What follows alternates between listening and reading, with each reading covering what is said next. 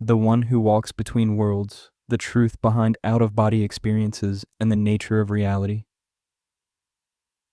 Audio version. Note: written by Muhammad Al-Amassi. The audio edition of this work was produced using advanced artificial intelligence narration tools, with the aim of making the book accessible to a wider audience of readers and listeners. However, slight variations in the pronunciation of certain names or words may occur due to the nature of the automated voice system used. Therefore, if any ambiguity arises, or if you wish to verify a pronunciation or meaning, it is recommended to consult the digital or printed version of the book, which serves as the primary authoritative source. Note: this book is the English translation of the original Arabic work, The One Who Walks Between Worlds, by the same author. Table of Contents, Dedication and Acknowledgements. Introduction to the book. Overview of the book's content and the importance of the research. Chapter 1. Introduction to Out-of-Body Experiences. Chapter 2. The History of Out-of-Body Experiences. Chapter 3. My Personal Out-of-Body Experiences. Chapter 4. Neuroscience and the Phenomena of Consciousness. Chapter 5. Psychology and Unconscious Interpretations. Chapter 6. Quantum Mechanics and the Nature of Reality. Chapter 7. A Critique of the Reductionist Materialist Model. Chapter 8. Conscientiology as a Comprehensive Alternative. Chapter 9. A Practical Guide to Conscious Projection. Conclusion and Final Words. The body is a hindrance to the soul in the acquisition of knowledge. Only when the soul is freed from the body can it attain truth in its purest form. Plato, 427 BCE, 347 BCE, Phaedo. Dedication and appreciation. To my beloved earthly family, whose constant support has sustained me throughout this life, I dedicate this book. To my mother and father, in gratitude for the life of integrity and the education they provided for me and my siblings. Though intellectual and spiritual pursuits were not central to their world, their love and presence became the foundation of my journey. To my eldest sister, whose unwavering support and boundless affection have accompanied me through every stage of life, no words can truly express my gratitude. To my departed brother, who speaks volumes in his silence. Though absent, he left a lasting mark on my heart and inspired my search for the mysteries of life and what lies beyond. I also dedicate this work to my spiritual family, who accompanied me throughout my journey of exploration and discovery, whose profound contribution I came to recognize ever more deeply as my awareness expanded over the years. My sincere thanks to Alexandra for the hours he spent reviewing my chapters and for his invaluable feedback. A special thanks to my friends and colleagues at Mindscape Academy and beyond, Amal, Amir, Omar, Amani, Wala, and others among the supporters and students who accompanied me throughout the unfolding of my spiritual and intellectual path. My heartfelt appreciation also goes to my colleagues at Apex and other Conscientiology institutions exploring consciousness worldwide, especially Lucci, Analu, Liliana, Kim, Eduardo, and Fatima. To all who contributed, even in the smallest way, to the completion of this work, thank you. Finally, I dedicate this book to you, dear reader. May it serve as a light for your path, as it did for mine, guiding you toward a deeper understanding of yourself and the world around you through out-of-body experiences. May it fill your life with peace, contentment, and wisdom. With all love and appreciation, Muhammad. Al-Amassi, Abu Dhabi, July 2025. Turksamin. Preface. Your experience of awakening during the day and your out-of-body experience during sleep are highly positive indicators of your spiritual growth. Brand. Deepak Chopra, physician and spiritual leader. More than 2 decades ago, I suddenly found myself outside my own body, consumed by terror, convinced that I had died. For a moment, I believed I had been seized by some dark presence, or caught in a strange, supernatural event beyond human comprehension. Only later did I learn that what I had experienced was known as an out-of-body experience, a phenomenon recorded throughout history, woven into countless spiritual and religious traditions, often described as a glimpse into the greater dimensions of existence. That realization set me on a long path, of self-discovery and spiritual inquiry. Yet, my curiosity soon turned towards science. I longed for an explanation that could satisfy both the intellect and the soul. At the time, modern neuroscience offered only a narrow view, reducing such experiences to mere byproducts of brain activity. Influenced by this, I came to regard my experiences as nothing more than lucid dreams or hallucinations of the mind. My interest then shifted to the practical side, how to induce these states safely, control them, and explore whether they might hold any practical value in daily life.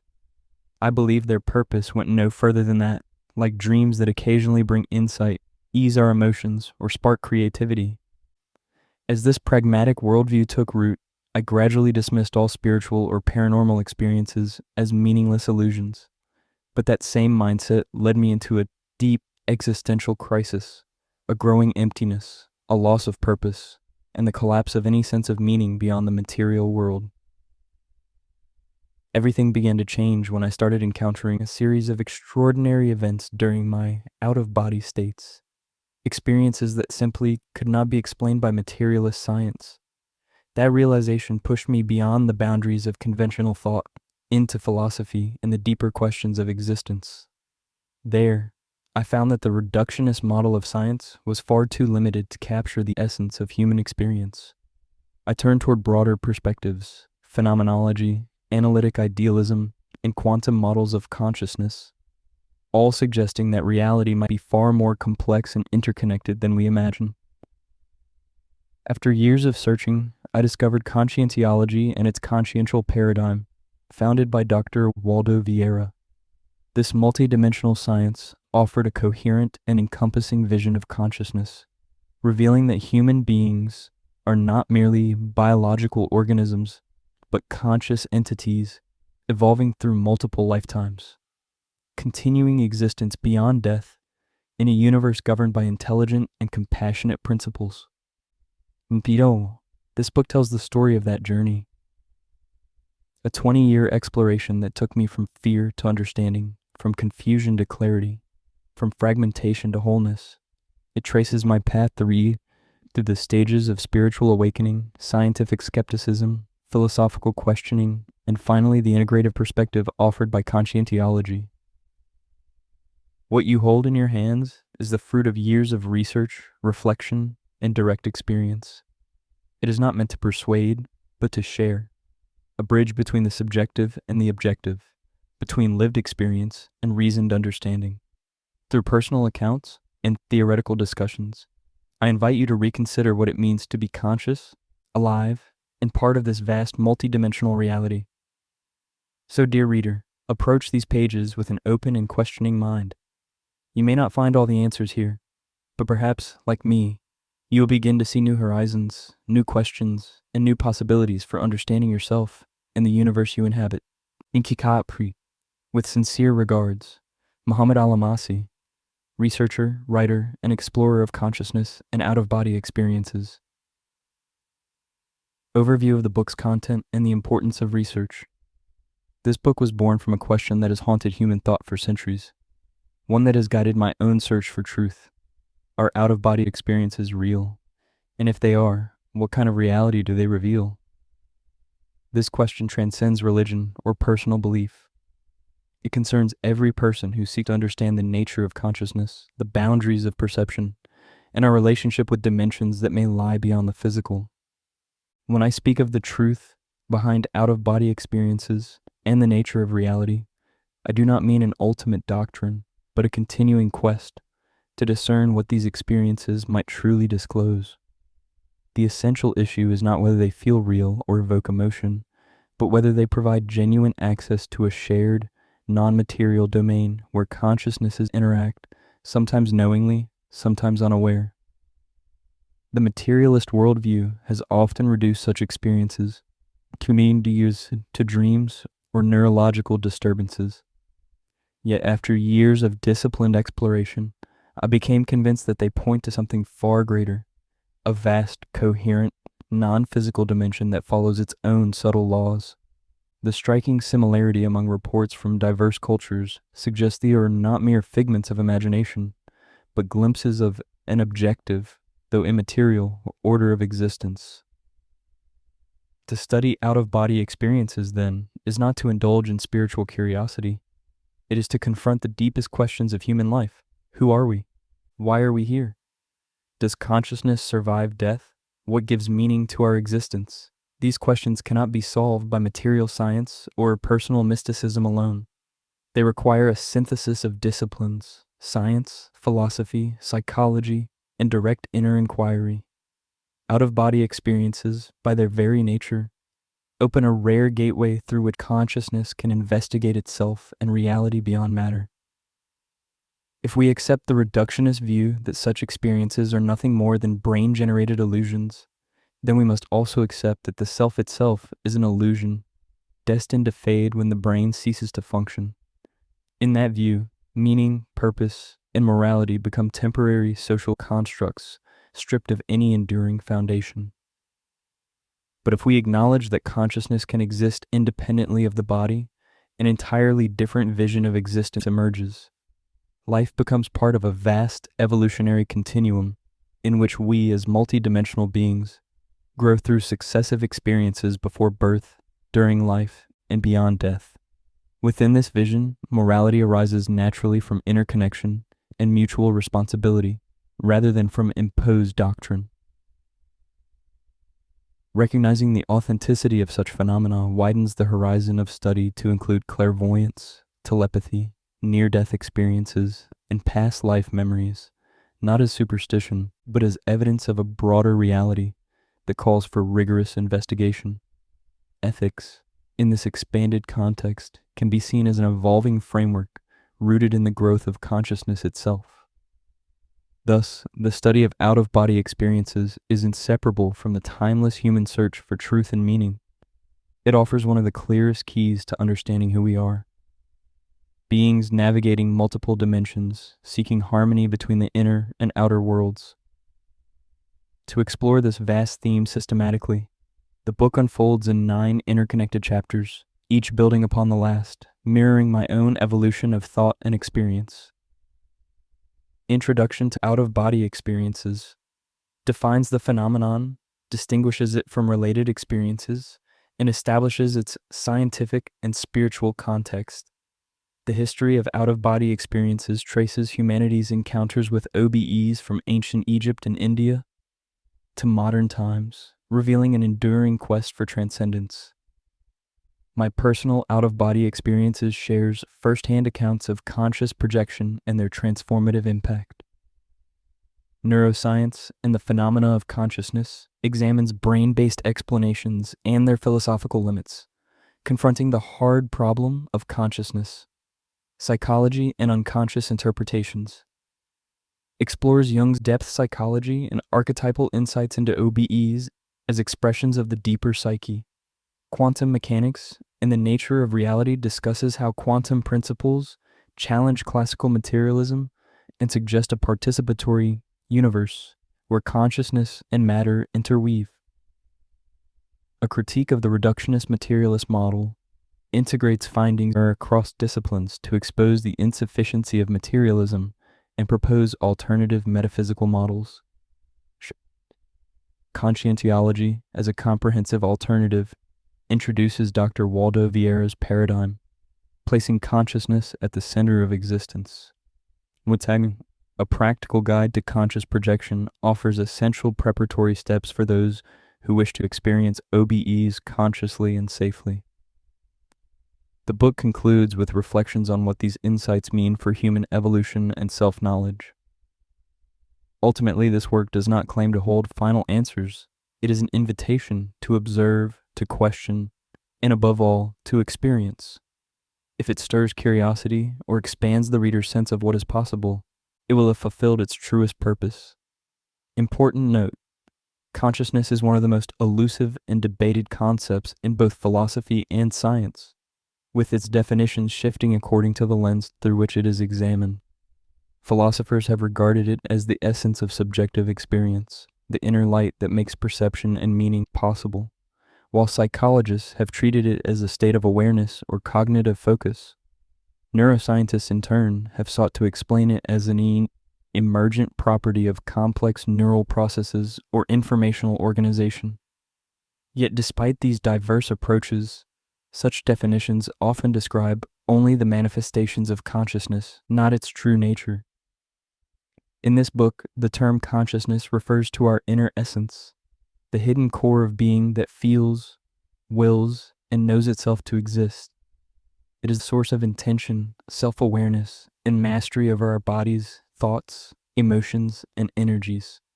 This understanding aligns closely with the Conscientiology view of consciousness as the intelligent, self-determined principle that manifests through multiple vehicles of expression rather than a fleeting state of awareness. However, when the discussion draws on scientific or philosophical perspectives outside conscientiology, the term should be understood according to the specific framework or context being addressed. Chapter 1. Introduction to Out-of-Body Experiences. The feeling that your consciousness is clear, natural, and logical is a distinctive feature of the out-of-body experience. People feel completely awake, fully conscious, and yet they find themselves floating up to the ceiling. Therefore, they automatically assume that this cannot be happening. Charles Tart, American psychologist and parapsychology expert. Out-of-body experiences, OBEs, have long captivated both scientific minds and spiritual seekers. Traces of these phenomena appear across civilizations and centuries, hinting at a mystery as old as human self-awareness itself. At their essence, OBEs involve a striking perception. The individual experiences consciousness as distinct from the physical body, observing their surroundings from an external vantage point, sometimes hovering above their own form, other times exploring distant or unknown locations. Reading. This seemingly simple event opens a labyrinth of questions about the nature of consciousness and the structure of reality. For some, it challenges the very boundary between life and death, mind and matter, perception and truth. In this chapter, we will explore the definitions and types of OBEs, their unique features, and their relation to phenomena such as near-death experiences and lucid dreams. This foundation will serve as a guide for deeper inquiry, an invitation to look beyond appearances and question what these experiences might reveal about the true dimensions of consciousness and reality itself. What are out-of-body experiences? Out-of-body experiences, or OBEs, a term first coined by mathematician and parapsychologist G.N.M. Terrell in his 1943 book Apparitions, refers to a state in which a person perceives their consciousness as having separated from the physical body, observing the world from an external point of view, as though awareness itself had shifted to another location. Another more detailed definition of an out-of-body experience, OBE, is offered by Graham Nichols, who describes it as a clear state of consciousness in which a person feels completely separate from the physical body, while retaining the ability to perceive, see, and think. It often includes seeing the body from the outside, traveling to distant places, and interacting with people or entities, and may sometimes lead to what appear to be other levels of reality. This experience is typically described as being as real as, or even more real than, ordinary waking life. These definitions do not assume whether the experience is real or illusory, material or immaterial. It merely describes what the individual perceives. Such usage prevails in psychology and parapsychology, where the term out-of-body carries no metaphysical claim. Researchers examine the sensation of separation from perceptual and neurological perspectives, seeking to understand how consciousness and bodily awareness interrelate without presuming any external or transcendent dimension. Spiritual and theosophical traditions, by contrast, regard OBEs as evidence of a non-physical soul or subtle self capable of traveling through higher planes of reality. Within these schools, terms such as astral projection and etheric projection are common. The word astral, from the Greek astron, star, became prominent in theosophical writings, especially those of Alfred Edward Powell, who described the astral body as an emotional vehicle moving through non-physical realms called the astral planes. The concept of etheric projection traces back to Greek philosophy's ether, the fifth luminous element thought to animate life and soul, later linked in Eastern thought to prana, the universal life force. From this theosophical view, one may consciously separate from the body, using the astral or etheric vehicle to explore other worlds, realms serving as stages of evolution and self-discovery. The Theosophical Society of the 19th century popularized this interpretation, inspiring later esoteric and mystical movements. Conscientiology, founded by Dr. Waldo Vieira, reframed the phenomenon through a scientific lens. It employs the term conscious projection to describe the temporary displacement of consciousness from the physical body soma to subtler vehicles such as the psychosoma, emotional body, or mental soma, mental body. While the notion of subtle vehicles is ancient, conscientiology introduced a systematic methodology, treating the OBE as a laboratory for consciousness research within a multi-dimensional paradigm that acknowledges realities beyond ordinary perception. Vieira emphasized that conscious projection is a natural, universal process comparable to sleep, experienced by all humans to varying degrees. With practice, it could be distinguished from dream or hallucinations by its clarity and continuity of awareness, offering direct experiential evidence of our multidimensional nature. Despite diverse interpretations, psychological, spiritual, or conscientiological, all agree on one core element: the felt separation of consciousness from the physical body, often with the sense of viewing from an external point. For psychology, it may be a perceptual illusion; for theosophy, a spiritual journey; for conscientiology, a scientific tool for self-research. Yet all acknowledge the same distinctive state in which awareness appears to transcend the limits of flesh.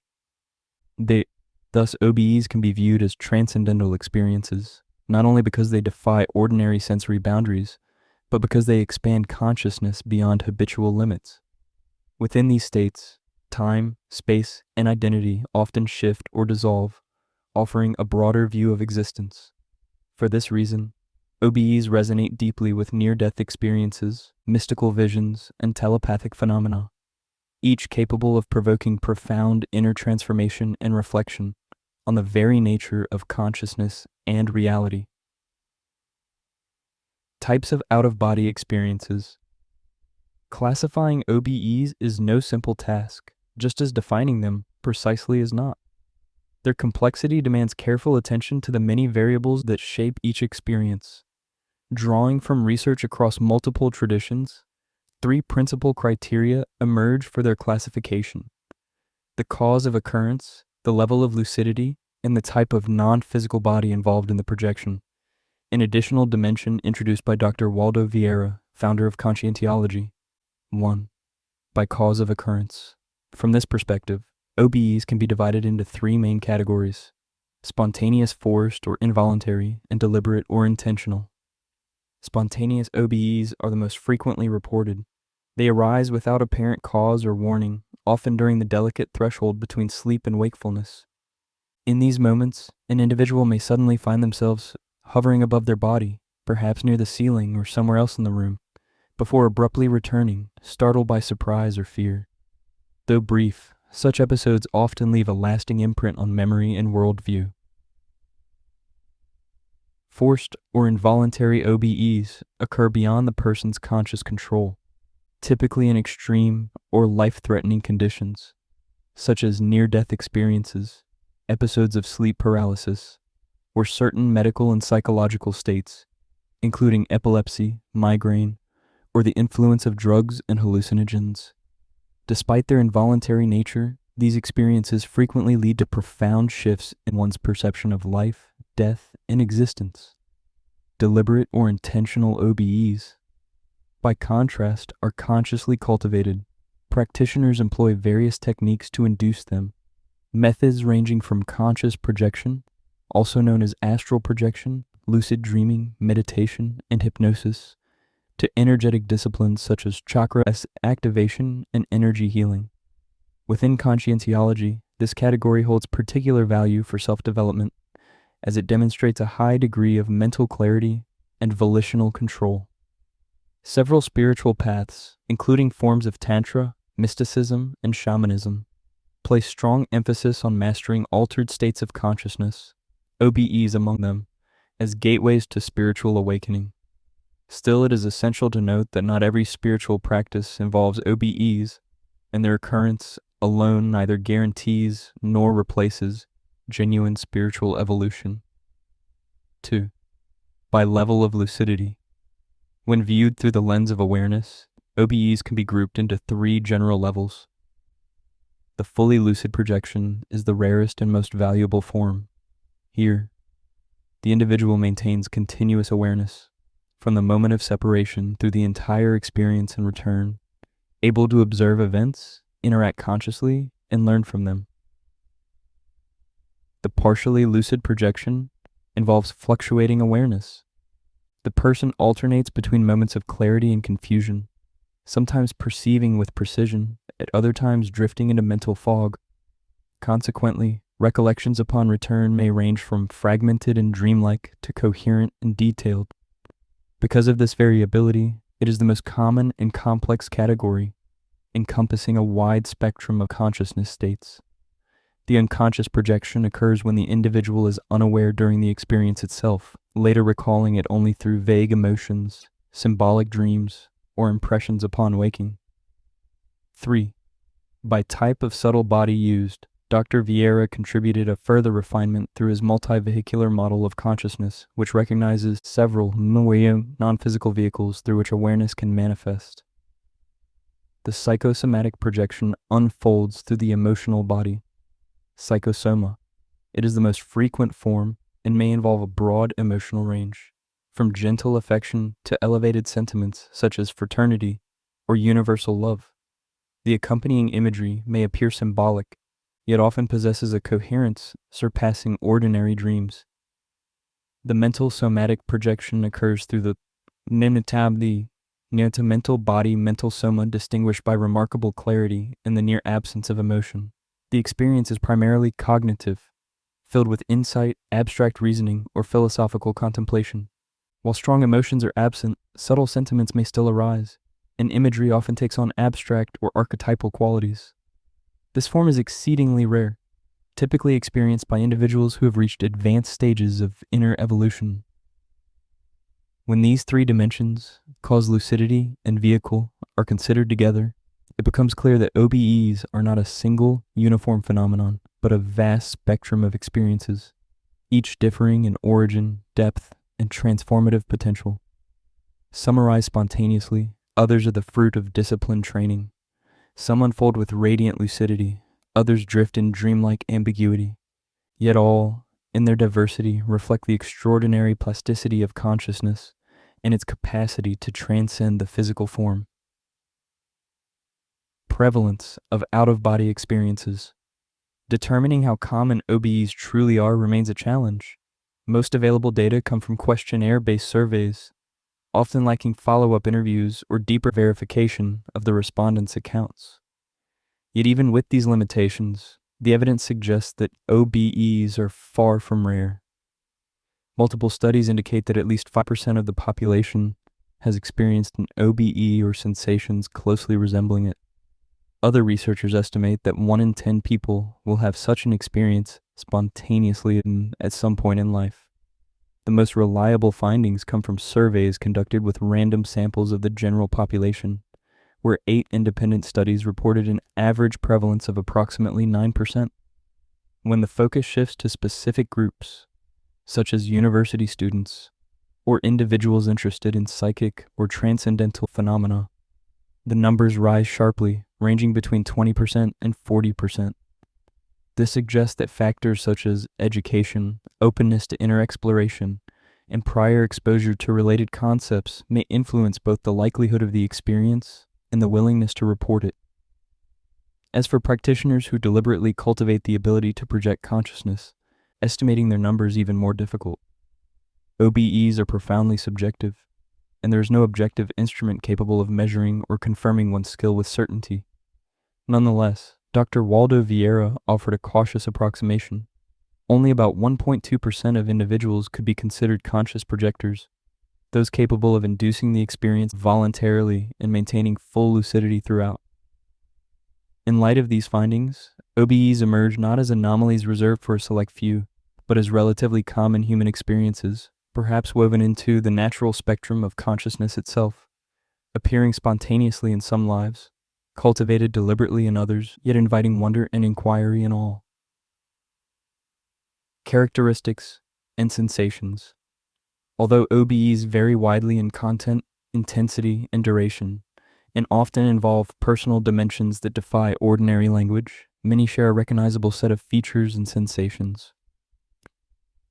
Foremost among these is the distinct feeling of consciousness separating from the physical body, accompanied by sensations of floating, drifting upward, or gliding through space, sometimes even passing effortlessly through solid walls or ceilings. The perception of space frequently changes. Individuals describe viewing their surroundings from above, from unexpected angles, or as if they could see through opaque surfaces. A remarkable number of experiencers report a heightened sense of clarity and awareness, as though their perception had sharpened beyond normal limits, bringing with it an unusual focus and profound understanding. Many also describe rich sensory phenomena, vivid visual and auditory impressions, occasional synesthetic experiences, and even perception through senses normally absent, such as reports of blind individuals who were able to see during the episode. Alterations in the perception of time and space are common. Time may seem to expand or contract, and objects can appear to change in scale or distance. These moments are often imbued with deep peace and detachment, a soothing release from the weight of daily life. Some experiencers speak of merging with their surroundings, a dissolution of boundaries between self and world, producing a sense of unity that feels ineffably real. Above all, OBEs are typically described as intensely lifelike, so convincing that those who undergo them insist they were not dreaming or hallucinating, but encountering a reality at least as tangible as waking life. Empirical studies reveal the relative frequency of these sensations among experiencers. An out-of-body form resembling the physical body, 76%, perceiving the same environment as the physical body, 62%, sensations of energy, 55%, vibrations, 38%, perceiving the presence of other beings, 37%, altered sense of time, 33%, seeing a bright white light, 30%, feeling connected to the physical body, 21%. In some cases, individuals remain aware of the exact moment of separation and return, while in others, they simply find themselves already outside the body, unaware of how the transition occurred. Some report observing their own sleeping form, though this is not universal. Vision remains the most frequently reported sense, yet the range of perceptual modalities described is surprisingly diverse. During the separation phase, additional sensations are commonly noted. These may include the sudden falling jolt upon awakening numbness, or tingling sensations of floating or rocking muscle contractions, temporary paralysis, or unusual internal sounds within the head. Some describe a peculiar double perception, awareness of both the physical and non-physical perspectives at once, as well as heightened smell or hearing, feelings of cranial pressure or swelling, and the classic tunnel effect. It is important to emphasize that not every OBE includes all these sensations. Each experience is unique, shaped by the individual's psychological, energetic, and spiritual conditions. What do people see in the out-of-body experiences? In Projeciologia, Dr. Waldo Vieira compiled hundreds of reports from individuals who experienced out-of-body states, revealing a vast spectrum of perceptions that differ according to one's level of lucidity intent and type of projection. Among the most frequent observations is the astonishing sight of one's own physical body lying motionless, a moment that often marks the beginning of the experience and evokes feelings of awe, disbelief, or even reverence. Following this initial recognition, consciousness may drift into a variety of environments, each shaped by the projector's awareness and energetic state.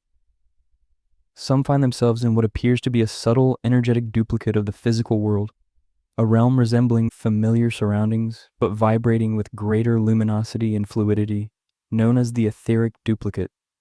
Others describe transitions to abstract extraphysical dimensions radiant and fluid, where the laws of physics seem suspended.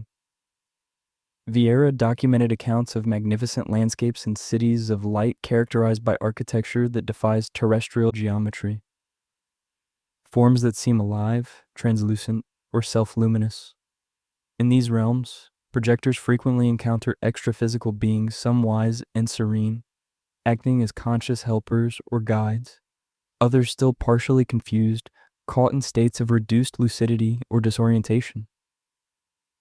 Reports also include experiences of passing effortlessly through walls, flying over cities, communicating with beings of light, and even participating in interdimensional volunteer work, acts of assistance beyond the limits of space and time. Some projectors perceive vibrant symbols, pulsating fields of light or communication through pure thought, where meaning flows directly without words. Dr. Vieira emphasized that such perceptions should not be dismissed as hallucinations. Instead, they represent direct contact with a multidimensional reality, one that transcends ordinary sensory boundaries and invites consciousness to explore its true essence and evolutionary purpose. Beyond the experience itself, OBEs often leave lasting marks on the individual's psyche and worldview. In one study, about 10% of respondents reported meaningful changes in their beliefs and overall quality of life following an OBE. Another study found that 86% of participants noticed an increased awareness of reality, while 78% described enduring benefits, such as a greater sense of purpose, inner peace, or expanded understanding of existence. Together, these findings reveal that OBEs can profoundly transform attitudes, thought patterns, and personal convictions. They echo Dr. Vieira's insight that lucid and controlled projections play a vital role in expanding awareness, liberating the individual from narrow conceptions of life and death, deepening self-knowledge, and fostering maturity of consciousness. Through such experiences, many come to perceive life not as a single, linear journey confined to the body, but as part of a vast, multidimensional continuum, where existence unfolds in multiple planes, and consciousness continues to evolve, explore, and learn beyond the boundaries of matter. Phenomena. Similar to out-of-body experiences, many phenomena resemble OBEs in their alteration of consciousness and sense of self. Though diverse in nature, they share overlapping characteristics, such as the feeling of separation from the body or a shift in perspective of identity. The most frequently discussed of these are altered states of consciousness, autoscopy, near-death experiences, sleep paralysis, and lucid dreams. It is essential to study each carefully to avoid confusing them with conscious projection, since every phenomenon possesses its own mechanisms, effects, and underlying causes. Clear scientific differentiation is crucial for a proper understanding of OBEs, altered states of consciousness. One of the most closely related categories is that of altered states of consciousness, any significant change in the normal waking pattern of awareness. Such states may arise through meditation, sensory deprivation or overload, fatigue, sleep, intense physical activity, or the use of psychoactive substances. OBEs can certainly be seen as part of this broader spectrum, since they involve a profound shift in lucidity and perception. Yet, as Dr. Waldo Vieira emphasized in Projectiology, 1997, they form a unique subtype within it, qualitatively distinct from most others. While altered states generally involve changes in awareness that remain within the confines of brain activity, OBEs are marked by the unmistakable sensation of consciousness, leaving the body and operating in non-physical dimensions. For this reason, Vieira placed them in a special category, altered, yes, but multidimensional, transcending intraphysical experience and extending into extraphysical reality. Autoscopy. Another phenomenon often mistaken for an OBE is autoscopy, literally meaning self-seeing. In autoscopy, an individual perceives an image or double of their own body from an external perspective. Despite this resemblance, the two differ profoundly. In autoscopy, consciousness remains anchored within the physical body. There's no genuine sensation of separation. The person perceives an external duplicate, but does not experience movement or freedom beyond it. Autoscopic episodes are generally associated with neurological or psychological conditions and are often accompanied by confusion, depersonalization, or fear. Unlike the typically serene and enlightening nature of OBEs, autoscopy tends to occur within a pathological context and rarely brings positive after effects, near-death experiences, NDEs.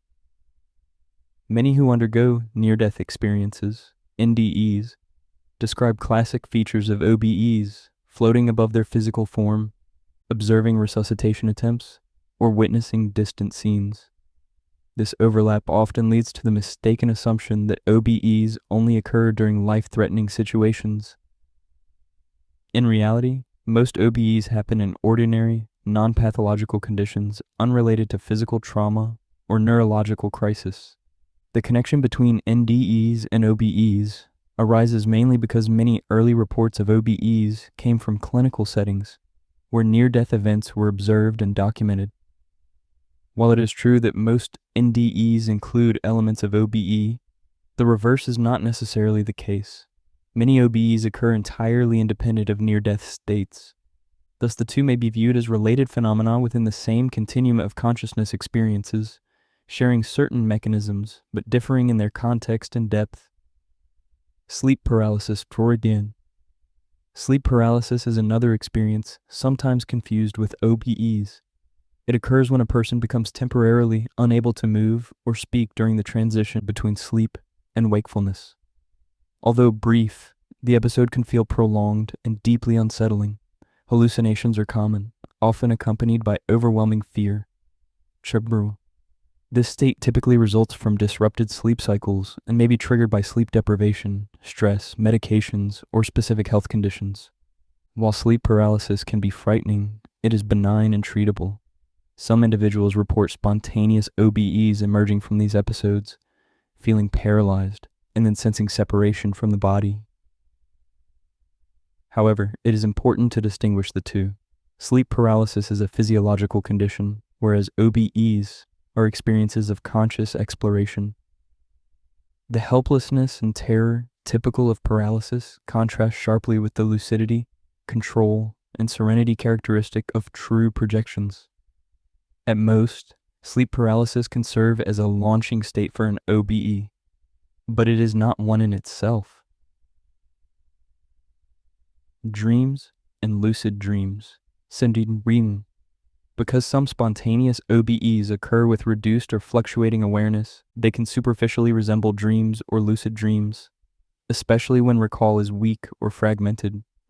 Yet, in conscious projection, the distinction becomes unmistakable. The experiencer remains fully aware, lucid, and in control throughout the process, retaining memory continuity from separation to reintegration with the body. In lucid dreams, awareness is elevated but remains confined within an internal, symbolic world. In OBEs, perception extends into environments that feel external, objective, and stable, enabling conscious interaction and exploration.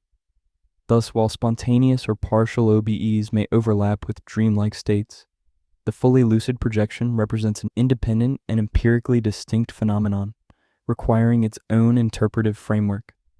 In his essay 17 Reasons that show the difference between lucid dreams and out-of-body experiences, Graham Nichols identified the sensation of complete separation as the defining feature of OBEs. Awareness feels detached from the body, whereas lucid dreamers remain situated within a dream construct. Nichols also highlighted key perceptual differences. In OBEs, the viewpoint is external, such as seeing one's own body or traveling to distant locations, while in lucid dreams, perception is typically internal and unstable. OBEs often feature remarkable clarity, continuous memory, and lasting psychological impact, while lucid dreams tend to fade quickly unless documented immediately after waking. One striking test proposed by Nichols is text reading in lucid dreams. Written words distort or shift when reread. In OBEs, they tend to remain stable, indicating a higher degree of perceptual consistency. In conclusion, Distinguishing OBEs from these related states depends not only on lucidity and control, but also on the quality of perception, continuity of memory, and the realistic coherence of the experience. While borderline cases exist, conscious projection clearly stands apart as a phenomenon of its own, one that transcends both dream and hallucination, inviting us to reconsider the very boundaries of consciousness and reality itself. Chapter Summary.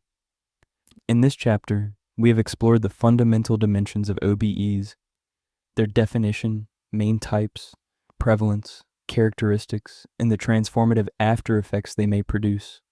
We examined how OBEs manifest spontaneously or deliberately, how levels of lucidity and types of non-physical vehicles shape the experience, and how they can influence personal growth and perception. We also discussed a range of related phenomena, from general, altered states of consciousness, such as those induced by meditation, trance, or psychoactive substances, to more specific conditions including autoscopy, near-death experiences, sleep paralysis, and dreams. While these may share certain features with OBEs, we highlighted the essential distinctions that set conscious projection apart, particularly its clarity, coherence, and multidimensional scope. In the next chapter, we will journey through time to trace the history of OBEs across cultures and civilizations. This exploration will reveal how humanity's understanding of such experiences has evolved, from ancient spiritual interpretations to modern scientific inquiry, and how these perspectives continue to shape our comprehension of consciousness and the nature of reality itself. Chapter 2. The History of Out-of-Body Experiences. Human beings have reported out-of-body experiences since ancient times, with descriptions of this complex phenomenon in most cultures. Thomas Metzinger, German philosopher specializing in philosophy of mind and cognitive science. Contrary to the modern assumption that OBEs belong exclusively to contemporary spirituality, evidence shows that this phenomenon reaches back to the earliest chapters of human history.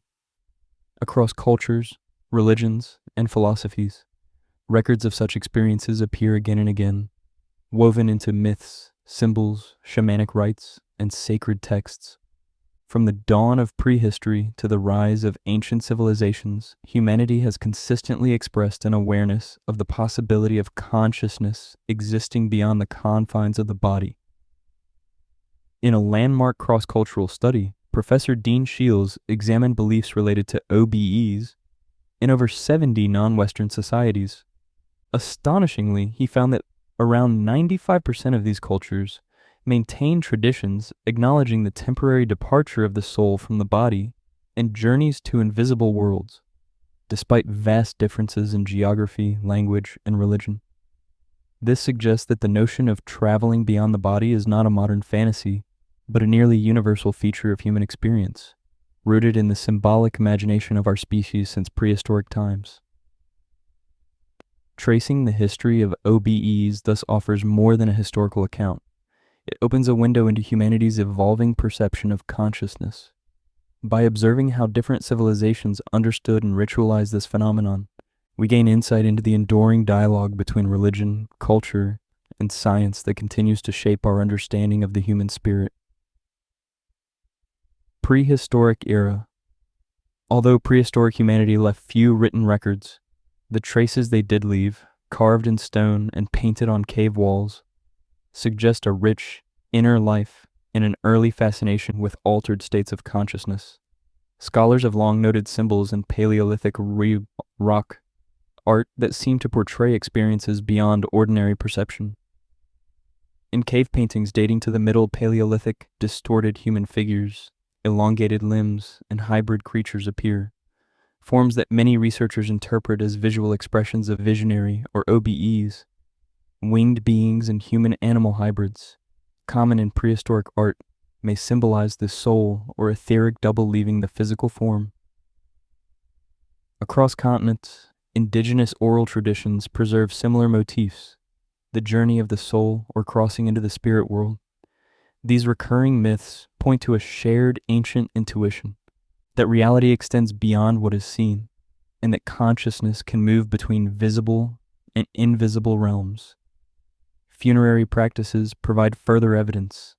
Graves adorned with symbolic items, tools, food, and ornaments reflect early humans' belief in life after death, suggesting an awareness that consciousness continues beyond bodily dissolution. Anthropologist David Lewis Williams proposed that many of these visionary depictions stem from altered states induced by environmental or ritual conditions, sensory deprivation in dark caves, rhythmic drumming, or the ingestion of psychoactive plants. These methods may have triggered experiences akin to modern OBEs, later immortalized through art. Together, this evidence paints a compelling picture. Far from being a modern curiosity, the experience of perceiving reality from beyond the body may be among humanity's oldest spiritual expressions, a response to the existential mystery of life and death, rendered in art and ritual. Shamanism, archaeology, and anthropology reveal that ancient communities developed highly sophisticated spiritual systems, now collectively known as shamanism. These traditions were founded upon the conviction that spirits and unseen forces coexist and interact with the human world. Within this cosmology, every element of nature, animal, stone, or storm, was animated by conscious essence. The term shaman likely originates from the Evenki language of Siberia, meaning one who knows. Some scholars have also drawn parallels to the Sanskrit sramana, ascetic or wandering monk, though the connection remains debated. Regardless of etymology, the shaman embodies the archetype of the mediator, a bridge between the material and the invisible, capable of healing, guidance, and revelation. Through rhythmic drumming, chanting, fasting, or the ingestion of psychoactive substances such as soma in India, yagi, and peyote in the Americas, shamans induced ecstatic states that allowed their consciousness to travel beyond the body. In these altered states, the shaman's awareness was believed to venture through multiple layers of existence, communing with benevolent spirits, ancestors, or guiding entities. The anthropologist Michael Harner, one of the foremost modern authorities on shamanism, emphasized that such experiences are not symptoms of delusion, but ancient technologies of consciousness, structured methods for expanding perception and harmonizing with nature's subtle forces. Thus, the shamanic journey, essentially an out-of-body exploration, can be seen as one of humanity's earliest attempts to map a multi-dimensional universe. To the shaman, the body was not a prison, but a vessel, and leaving it consciously was a sacred act of service, discovery, and healing. Ancient Mesopotamian civilization. The Mesopotamian civilization flourishing between the Tigris and Euphrates is often hailed as the cradle of civilization, alongside monumental achievements in law, writing, and architecture. The Mesopotamians cultivated a worldview that seamlessly intertwined the material and the spiritual. The dreams occupied a privileged role in this worldview. They were regarded not as illusions of the mind, but as authentic spiritual journeys. During sleep, it was believed, the soul left the body ascending to celestial realms or descending to the underworld to receive messages from divine beings. These nocturnal journeys served as conduits of prophecy, shaping political and military decisions. Kings and priests engaged in rituals of incubation, spending nights in temple sanctuaries, such as the temple of Inanna in Uruk, seeking direct communication with the gods through dreams. These visions, often interpreted by temple diviners, guided the fate of entire empires. One striking example dates from the reign of King Ashurbanipal, 668-626 BCE. During a military campaign, his troops hesitated to cross the raging Idida River. That night, multiple soldiers reported the same vision. The goddess Ishtar, radiant and formidable, appeared to them, proclaiming, "I will go before Ashurbanipal, the king whom I myself created." This shared vision was interpreted as divine confirmation of the king's protection, transforming fear into courage. The next day, the soldiers crossed the river, inspired by the conviction that celestial forces marched with them. Such accounts reveal that ancient Mesopotamians viewed dreams and visions as real encounters between worlds. Higher dreams were believed to originate from the gods, while disturbing ones were thought to come from darker entities of the underworld. Both, however, affirm the reality of a soul capable of leaving the body and traveling through layered planes of existence. Though Mesopotamian texts do not describe techniques for conscious projection in modern terms, their spiritual framework clearly rested on the belief in a mobile soul, one that could journey, learn, and return with wisdom. In this sense, Mesopotamian cosmology represents an early and sophisticated form of what we now recognize as the OBEs. Ancient Egyptian civilization. Among the civilizations of antiquity, Egypt stands out for its profound and systematic understanding of consciousness as something capable of existing independently from the physical body. The ancient Egyptians regarded life, death, and the afterlife not as distinct realms, but as continuous stages of a single cosmic journey. Their religious and funerary texts, especially the Book of Coming Forth by Day, later known as the Book of the Dead, offer a remarkably detailed account of this multidimensional view of the soul. According to these teachings, the human being was composed of several spiritual elements, each serving a unique role in the drama of existence. Chief among them were the Kaaba and Akh, three aspects of consciousness whose interactions defined both earthly life and post-mortem destiny. Naturdur, the Ka represented the vital essence, the animating life force that distinguished the living from the dead. It remained close to the body after death, dependent on offerings of food and drink to sustain itself. This belief explains the Egyptians' meticulous funerary customs.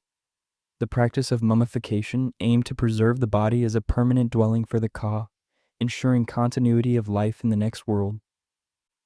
The Ba embodied the personal, mobile aspect of the soul, the unique individuality of a person. Often portrayed in art as a bird with a human head, it was believed possessed the ability to leave the body during sleep or after death, traveling freely between the realms of the living and the dead. After death, the Ba embarked on a perilous journey through the underworld to the Hall of Mat, where the heart of the deceased was weighed against the feather of truth and justice. If found pure, the Ba could return to reunite with the Ka, granting the soul new vitality. Akh was the luminous, immortal spirit born from the successful union of the Ka and Ba.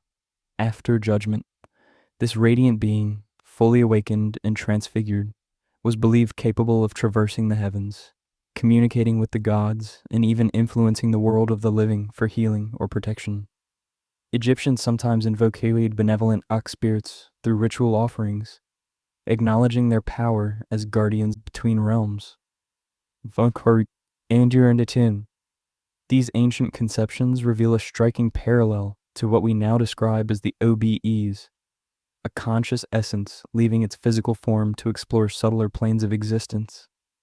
Though rooted in a religious and funerary framework, the imagery of spiritual travel, interdimensional movement, and contact with non-physical beings resonates deeply with shamanic and transcendental traditions across cultures.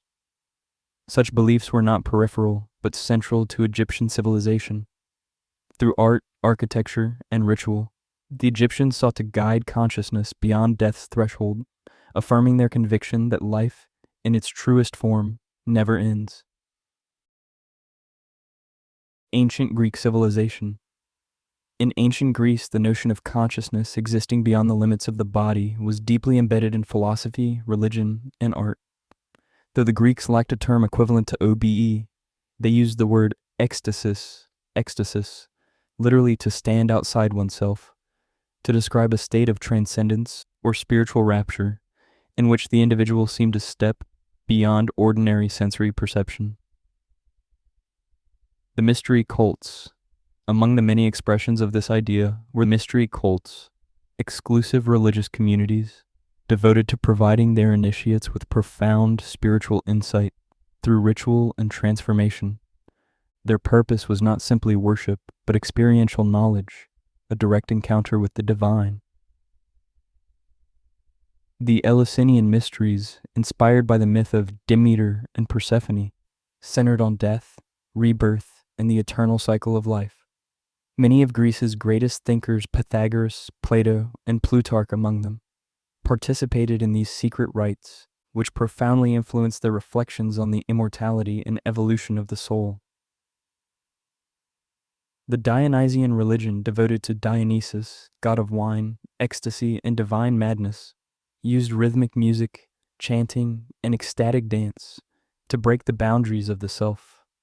These frenzied rites were meant to dissolve individuality, inducing states of liberation in which worshippers experienced unity with nature and the gods. The Orphic tradition, founded on the mythical teachings of Orpheus, emphasized the soul's immortality and its repeated incarnations through the cycle of births and deaths. Orphism urged purification and self-mastery as the means to escape material bondage and return to divine origin. Its myths, such as Orpheus's descent into the underworld, Catabasis, to rescue Eurydice, symbolize the temporary separation of the soul from the body and its passage through other dimensions of existence. These ancient rites often included fasting, ritual chanting, rhythmic movement, and occasionally natural hallucinogens, all designed to expand awareness and evoke states akin to conscious projection. The Greeks inherited much of this spiritual foundation from older cultures, especially Egyptian and Near Eastern civilizations, whose wisdom shaped the birth of Hermetic mysticism attributed to Hermes. Trismegistus, the fusion of the Egyptian Thoth and Greek Hermes. This syncretic tradition united philosophy and spirituality, proposing a cosmos in which the soul continuously journeys between visible and invisible worlds. In this context, Greek culture did not sharply separate philosophy from religion or rational thought from mystical experience. Instead, it saw the temporary liberation of consciousness from the body as a legitimate path to truth, a way of approaching the divine, understanding the self, and grasping the deeper nature of reality. The Greek philosophy took this vision further, transforming mystical insight into rational inquiry about the soul's essence and destiny. Pythagoras, regarded as one of the first philosopher-scientists of the West, was said to have traveled to Egypt in search of esoteric knowledge before establishing his school. Deeply influenced by Orphic teachings, he viewed philosophy as a discipline of purification, a means for the soul to free itself from material attachments. Pythagoras taught that the soul was immortal and reincarnated through multiple lifetimes for spiritual refinement. His cosmology revolved around harmony and proportion, symbolized in the concept of the music of the spheres, which expressed the belief that the entire universe resonated with mathematical and spiritual order. Through meditation, fasting, and contemplative silence, he believed the soul could temporarily depart the body to commune with higher realms of wisdom. Plato, inheriting and refining these ideas, regarded the soul as the true self, eternal, intelligent, and divine. In Phaedo and the Republic, he distinguished between the world of sensory appearances and the higher world of forms, accessible only to the intellect. For Plato, philosophical contemplation was a rehearsal for death, the liberation of the soul from bodily limitation. The myth of Air concluding the Republic vividly illustrates this belief. A warrior slain in battle, revives to describe what he witnessed beyond death. Souls ascending to celestial realms or descending to places of punishment, guided by the cosmic spindle of necessity, turned by the fates. In this transcendent realm, souls choose their next incarnations according to the moral weight of their lives. Upon awakening on his funeral pyre, recounts his vision as proof of the soul's immortality and its accountability for ethical choices. Through such allegories, Plato merged philosophical reason with spiritual revelation, portraying the soul's journey beyond the body as a path of moral evolution and cosmic justice. Aristotle, Plato's student, took a markedly different approach. In De Anima, he defined the soul as the form or essence of a living body inseparable from it, the first actuality of a natural body having life potentially. For him, the soul was not an independent traveler, but the organizing principle that animates life. Yet even within his naturalistic framework, Aristotle allowed for a dimension of transcendence in the active intellect, nous poietikos, which he suggested might be immortal or separable in some sense, though he avoided mystical interpretation. Unlike his teacher, Aristotle sought understanding through observation, logic, and ethics, rather than ecstatic experience.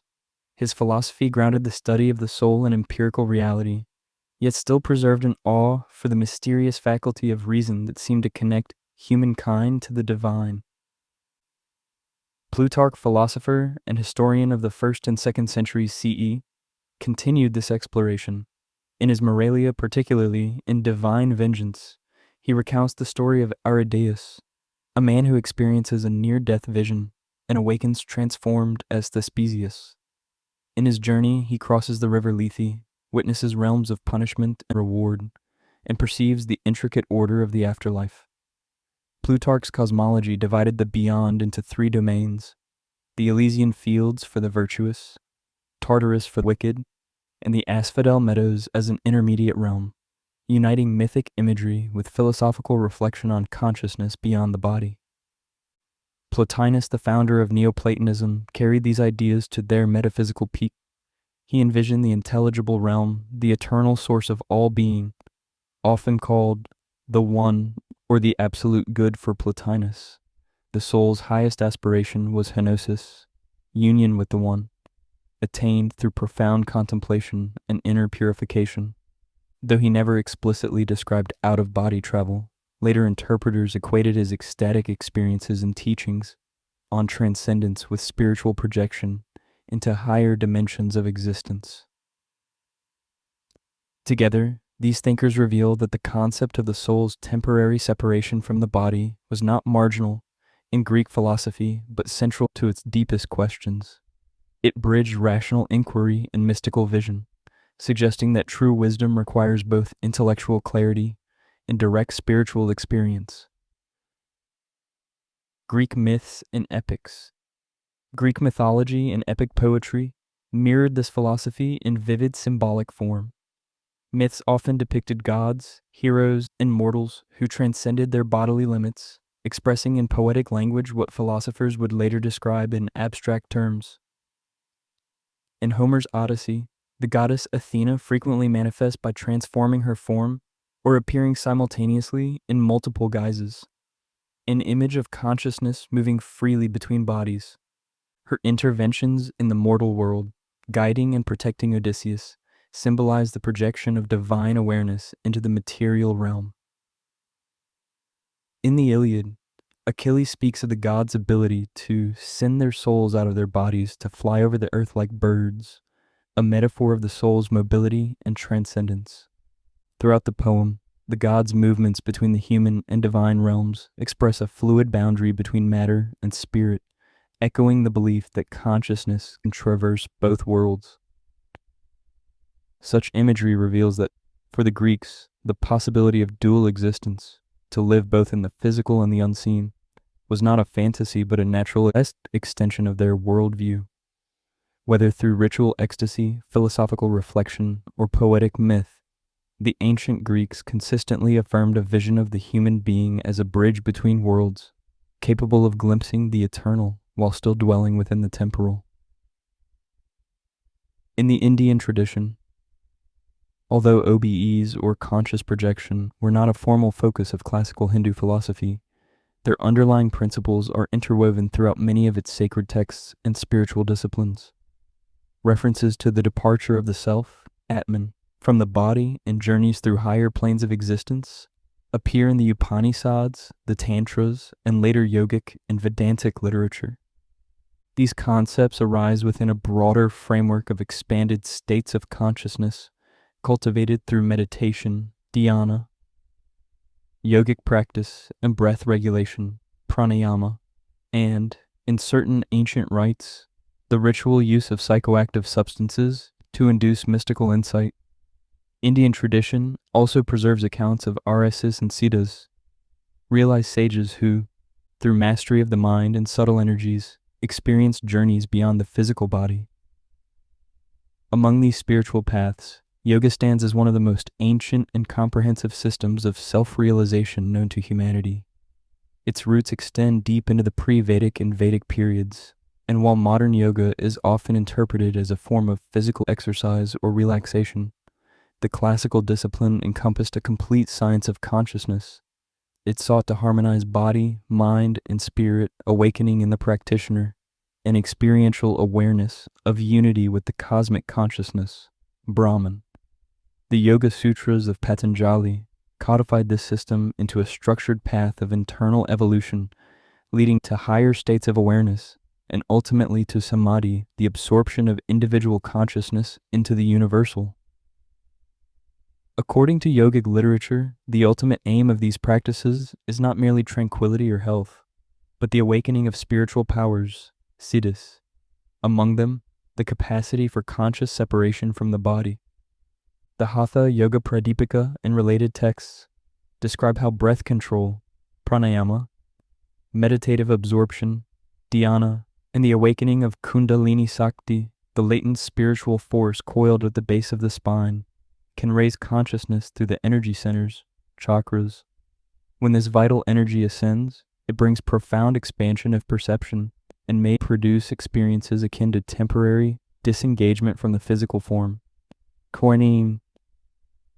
In yogic philosophy, breathing is far more than a biological process.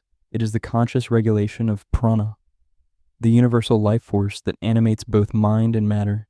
Through mastery of this subtle energy, practitioners are said to access refined levels of awareness, perceiving inner realities and attaining transcendental consciousness. Such descriptions, found across yogic and tantric literature, often bear striking resemblance to what modern accounts term OBEs. The concept of the linga sarira, the subtle body, articulated in texts such as the Yoga Vasista, also known as the Maharamayana, illustrates this principle with great clarity. This non-physical vehicle, composed of channels, nadis, and vital centers, chakras, is said to be capable of separating from the dense sthula sarira, gross body, and traversing spiritual dimensions. Through this subtle form, consciousness, CIT, is able to explore both inner and cosmic realms, experiencing existence beyond material limitations. In the modern era, several Indian spiritual figures have openly discussed such transcendent experiences. Among them is Paramahansa Yogananda, who brought the teachings of Kriya Yoga to the West in the early 20th century.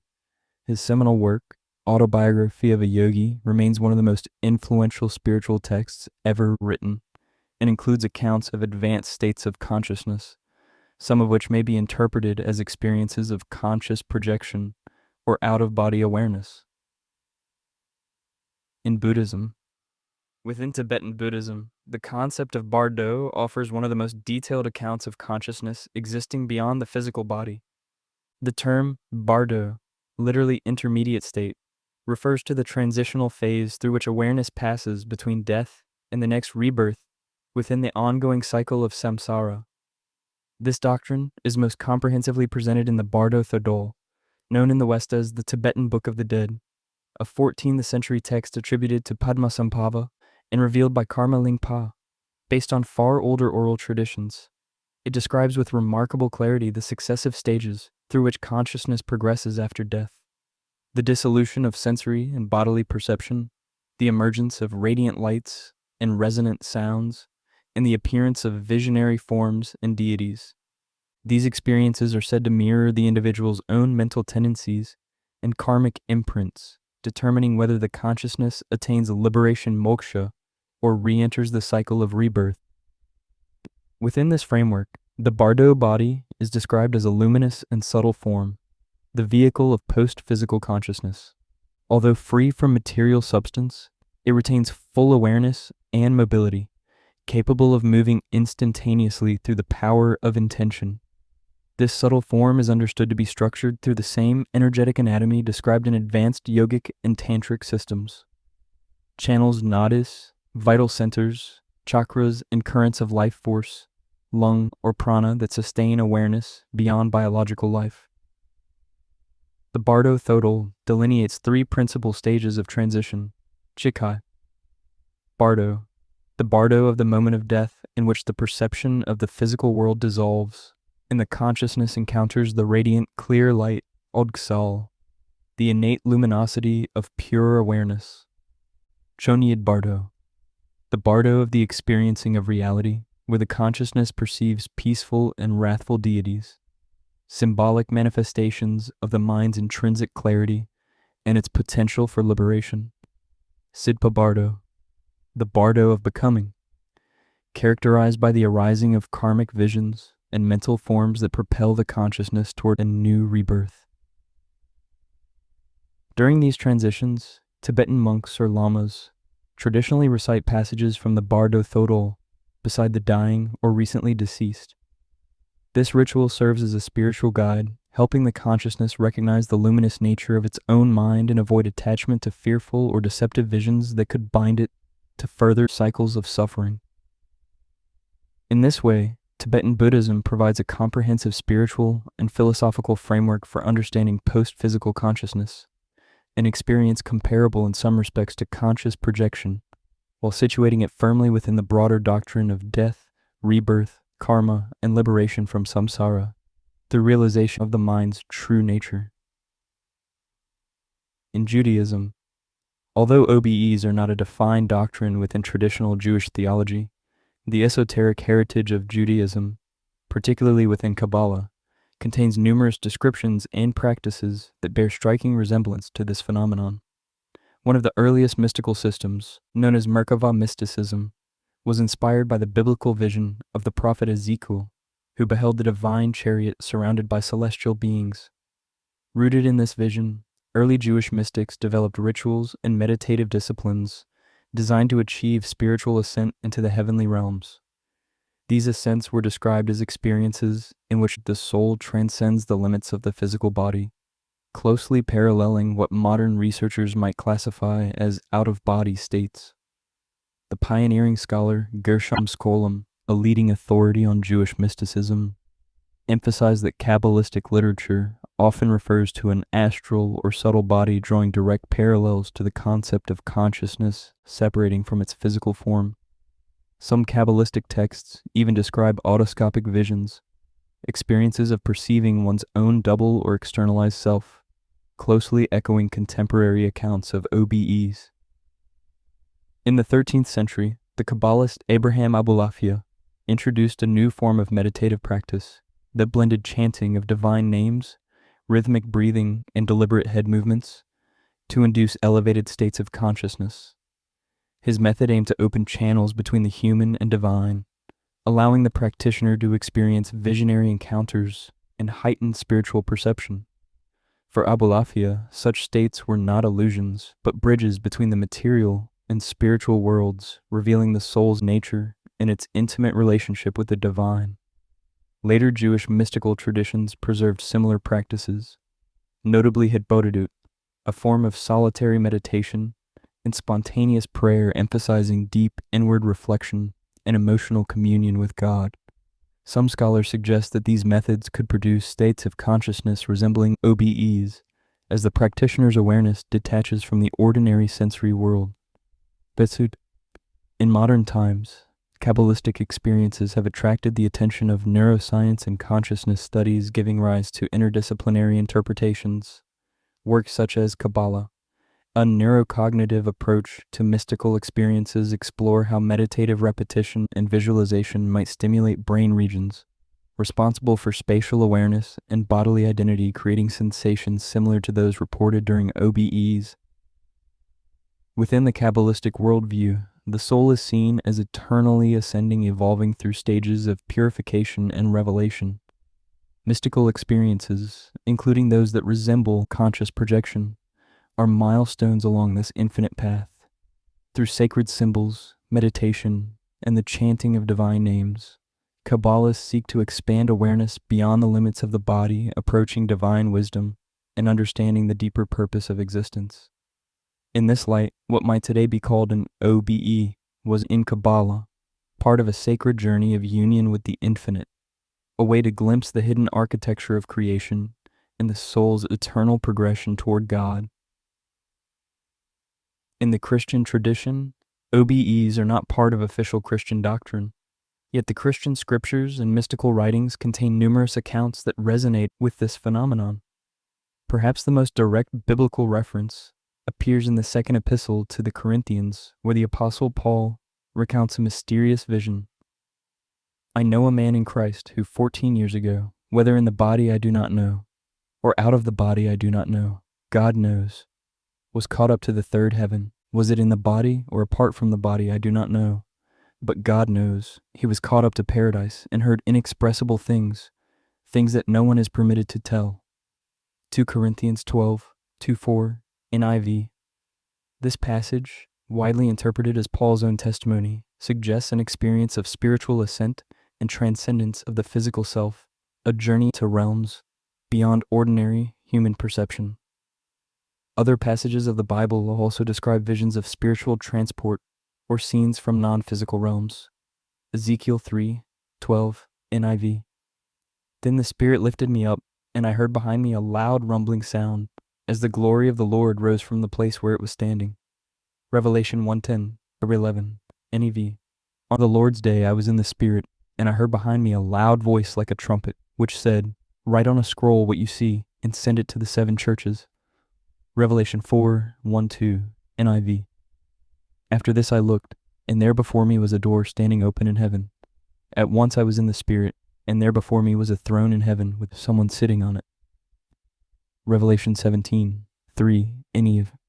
Then the angel carried me away in the Spirit into a wilderness. Revelation 21:10, NIV.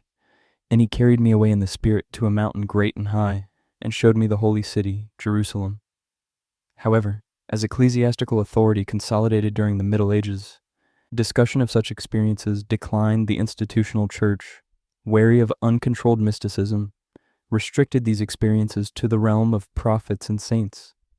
Practices resembling OBEs, particularly those involving trance or visionary travel, fell under suspicion, often condemned as heretical or associated with witchcraft. These prohibitions were rooted partly in Deuteronomic law, which forbade necromancy and spiritual trances, and were later reinforced by the Inquisition. As a result, knowledge of spiritual travel survived largely in secrecy, preserved by esoteric orders such as the Rosicrucians, the Golden Dawn, and certain Kabbalistic circles. Despite official suppression, spontaneous experiences continued among mystics, monks, and lay believers. Yet without the language or framework to understand them, many who had such experiences remained silent, fearful, or confused. A major shift occurred with the Italian Renaissance, when spiritual experience began to reemerge through art and literature. One of the most remarkable expressions is Dante Alighieri's Divine Comedy, a visionary journey through hell, purgatory, and paradise that blends theology, philosophy, and poetry. Written at the threshold between the Middle Ages and the Renaissance, Dante's epic describes with breathtaking vividness a journey of the soul beyond the body, guided by Beatrice and Virgil through realms that mirror both inner states of consciousness and metaphysical realities. In Dante's descriptions bear notable parallels to earlier depictions of the afterlife in Egyptian, Greek, and Tibetan traditions. Many scholars suggest that his visionary architecture of the cosmos may have been inspired by altered states of consciousness, perhaps dreams or meditative experiences, transmuted through his poetic genius into a work of eternal significance. In this way, Christian mysticism, though cautious and often expressed through symbolism, preserved the vision of the soul's ascent beyond the confines of the body. In Islam and Sufism, Muslims believe in the existence of multiple realms that transcend the material world, such as the Barzakh, intermediate realm, the world of the jinn, and the world of the angels. These realms are interconnected and operate by the will of Allah Almighty. Human perception is veiled from them by an unseen barrier that cannot be penetrated except by Allah's permission. Certain individuals, such as prophets and saints, may be granted the honor of witnessing these realms and undergoing spiritual experiences within them. Among the firmly rooted concepts in Islam is the idea that Allah takes the souls both at death and during sleep, the latter being described as the lesser death. The Quran states, "It is Allah who takes away the souls at the time of their death, and those that do not die during their sleep. He keeps those for whom he has decreed death and releases the others until an appointed term. Surely in this are signs for those who reflect." As Zumar 39:42. According to Al-Tabari's exegesis, this verse signifies that Allah gathers the souls of both the living and the dead during sleep. In this unseen state, he allows them to meet and interact according to his will. The souls of those whose appointed time has come are kept with him and not returned to their bodies, while the others, whose term of life has not yet ended, are sent back to awaken and continue their earthly existence until their destined moment arrives. This concept also appears vividly in the prophetic sunnah, which links sleep and awakening to the mystery of life, death, and resurrection. At bedtime, the prophet would say, "In your name, my Lord, I lay down my side, and by you I raise it. If you take my soul, then have mercy on it, and if you return it, then protect it as you protect your righteous servants." And upon awakening, he would proclaim, "Praise be to Allah who gave us life after causing us to die, and to him is the resurrection." One of the most celebrated spiritual events in Islam, the Isra and Miraj, echoes this idea on a grand cosmic scale. In a single night, the Prophet was miraculously transported from Al-Masjid al-Haram in Mecca to Al-Masjid al-Aqsa in Jerusalem, and from there ascended through the seven heavens. During this celestial journey, he met the prophets, beheld the signs of Allah, and reached Sidrat al-Muntaha, the lote tree of the utmost boundary, where he received the divine command of prayer. This journey bears resemblance to mystical ascents found in Jewish and Christian traditions, and modern interpreters sometimes compare it to spiritual projection or OBEs. However, the consensus of classical Muslim scholars maintains that the Isra and Miraj was a miracle encompassing both body and soul, a tangible event beyond the scope of human experience, not merely a spiritual or visionary state. While mainstream Islamic theology treats such matters with reverent caution, Sufism, the inner, experiential dimension of Islam, has long engaged with them more openly. Like Kabbalah in Judaism, Sufism regards extraordinary states of consciousness not as curiosities to be pursued, but as byproducts of divine remembrance and spiritual purification. Through intense dhikr, remembrance of Allah, khalwa, retreat, and muraqabah, meditative vigilance, Sufis seek not out-of-body phenomena themselves, but the direct experience of divine unity. Nonetheless, such practices have sometimes led to experiences akin to conscious projection. The great mystic Ibn Arabi, in his monumental Meccan Revelations, spoke of the soul's capacity to detach from the body and journey through higher realms of being. Similarly, accounts of Abu Yazid al-Bistami describe his ascent through the seven heavens, his encounters with angels, and his overwhelming state of ecstasy before returning to his earthly consciousness. For the Sufi, however, these visions are signposts, not destinations. They are glimpses of divine reality, manifestations of the traveler's longing to transcend sensory perception and draw nearer to Allah. True mastery lies not in leaving the body, but in annihilating the ego, unveiling the oneness of existence, and beholding the divine presence within all things. In this sense, Islam and Sufism affirm a vision of consciousness that is multidimensional yet always theocentric. The soul's movements, whether in wakefulness, sleep, or spiritual ascent, are not autonomous adventures, but sacred moments of grace, signs of a creator who allows his servants to witness, for an instant, the vastness of his unseen worlds. The modern era. The 18th and 19th centuries marked a turning point in humanity's exploration of OBEs. What had once belonged to the realm of mysticism and sacred vision began to be documented, analyzed, and even philosophically debated. Across Europe, thinkers, writers, and spiritual pioneers sought to reconcile the mystical with the rational, placing transcendental experience within a new intellectual and cultural context. Among the most influential figures of this era were Emanuel Swedenborg, Honoré de Balzac, Allan Kardec, and Helena Blavatsky, each, in their own way, bridging the divide between science, philosophy, and spirituality. Emanuel Swedenborg, 1688-1772, was a Swedish philosopher, scientist, and theologian whose life and writings profoundly influenced Western spirituality. Originally trained as an engineer and natural philosopher, Swedenborg later turned toward religion after a series of transformative, visionary experiences that he described with remarkable precision in works such as Heavenly Secrets and The Spiritual Diary. Swedenborg claimed that these experiences granted him direct access to non-physical realms, including heaven, hell, and intermediate dimensions populated by angels and spirits. He described in detail the separation of the soul or etheric body from the physical form and its ability to travel through these higher planes. Far from regarding these experiences as dreams or hallucinations, Swedenborg believed them to be empirical revelations of a parallel spiritual order underlying the material world. His accounts of communicating with spiritual beings and witnessing the structure of the afterlife shaped not only his theology but also his vision of divine justice and cosmic harmony. For Swedenborg, OBEs were not mere curiosities.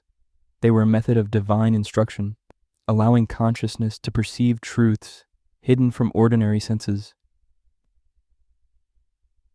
Honoré de Balzac, the French novelist Honoré de Balzac, 1799-1850, is best known for La Comédie Humaine, his vast and realistic portrayal of 19th century society.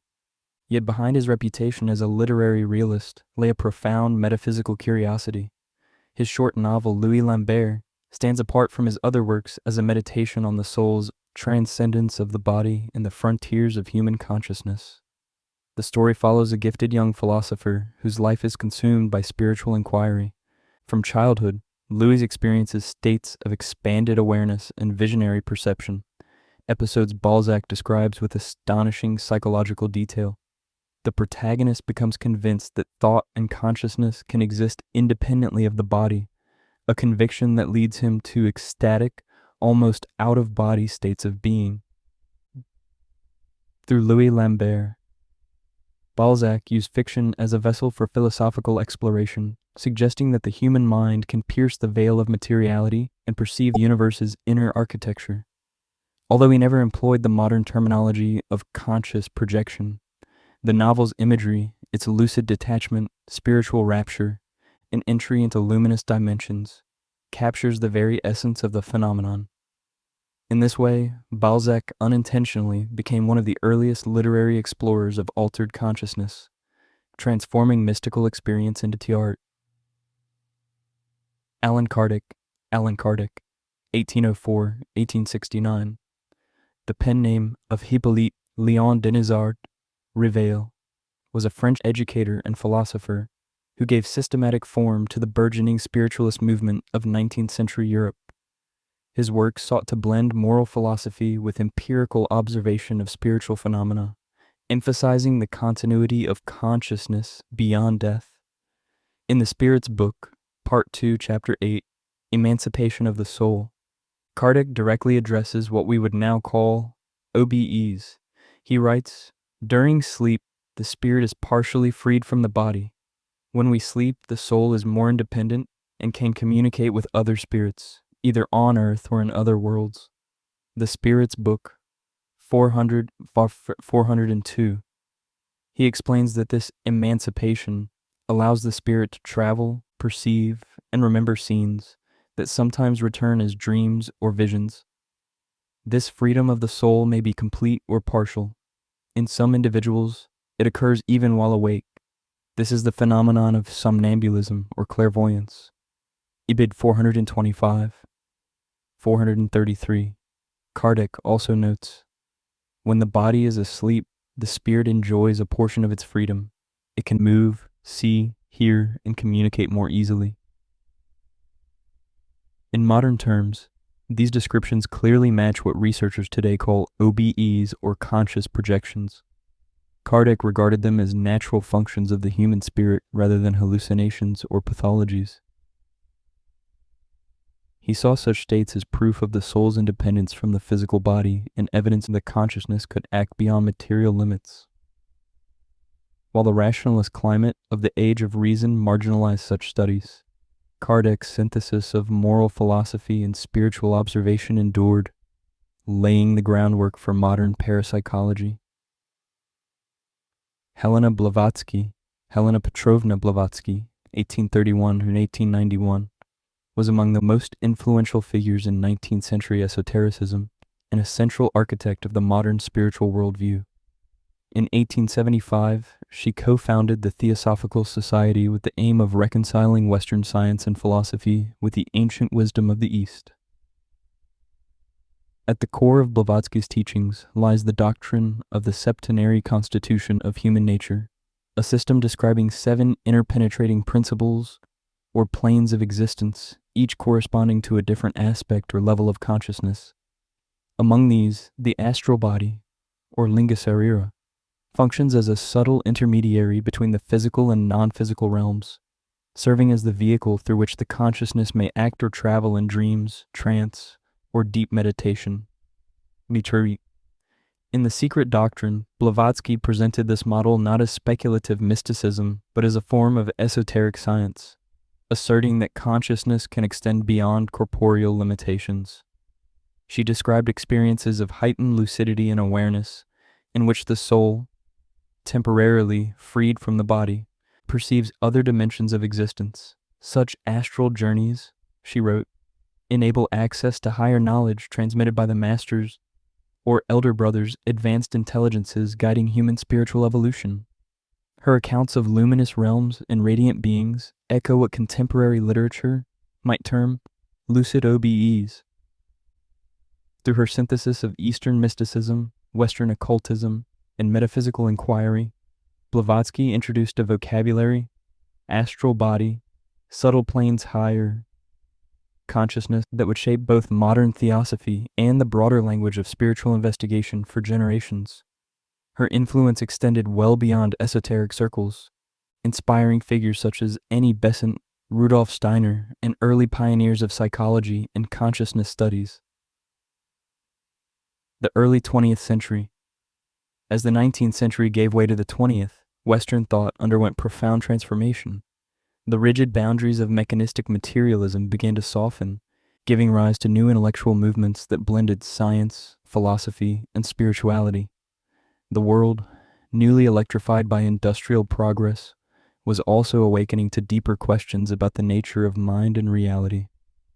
The spiritualist movement and emerging psychical research societies in Europe and America opened doors that had long been closed, creating, perhaps for the first time, a legitimate space for public and scholarly discussion of phenomena such as OBEs.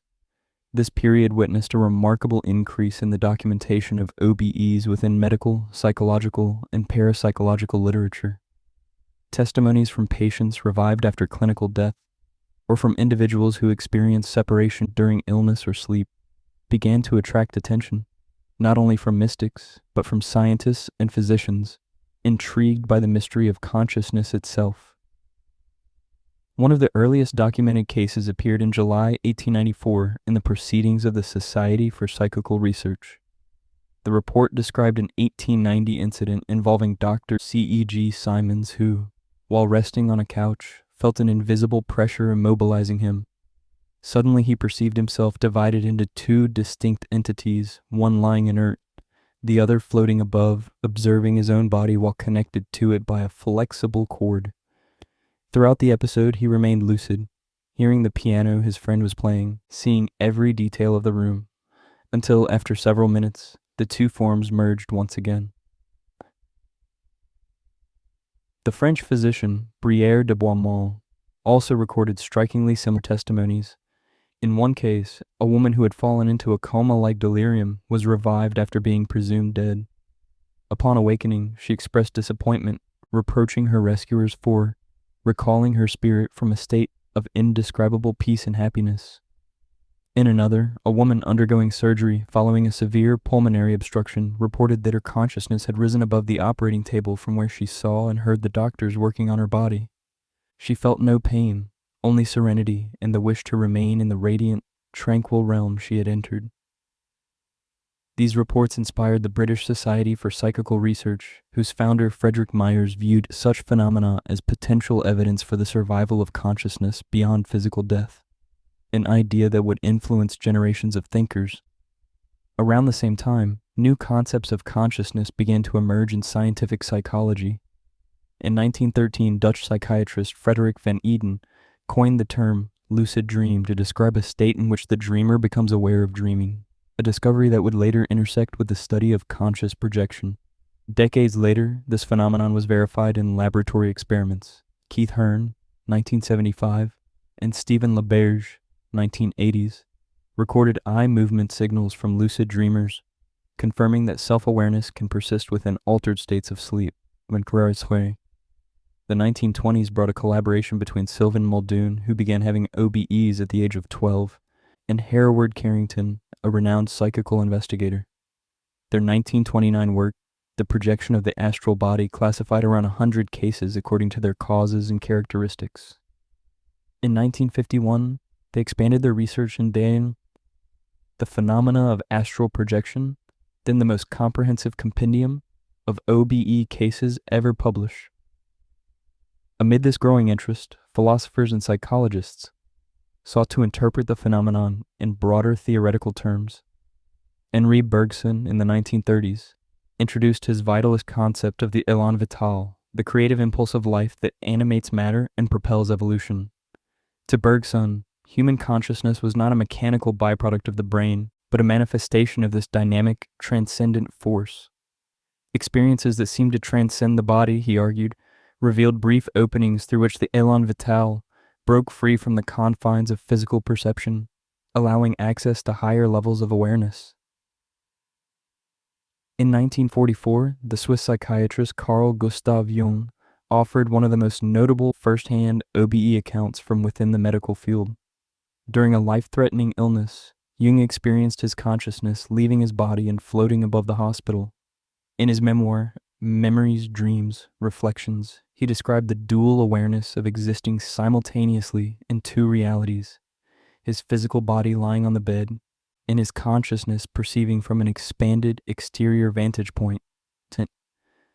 From the 1960s onward, the study of OBEs gained structure through the work of Robert Krukol, who published more than 20 volumes on the subject.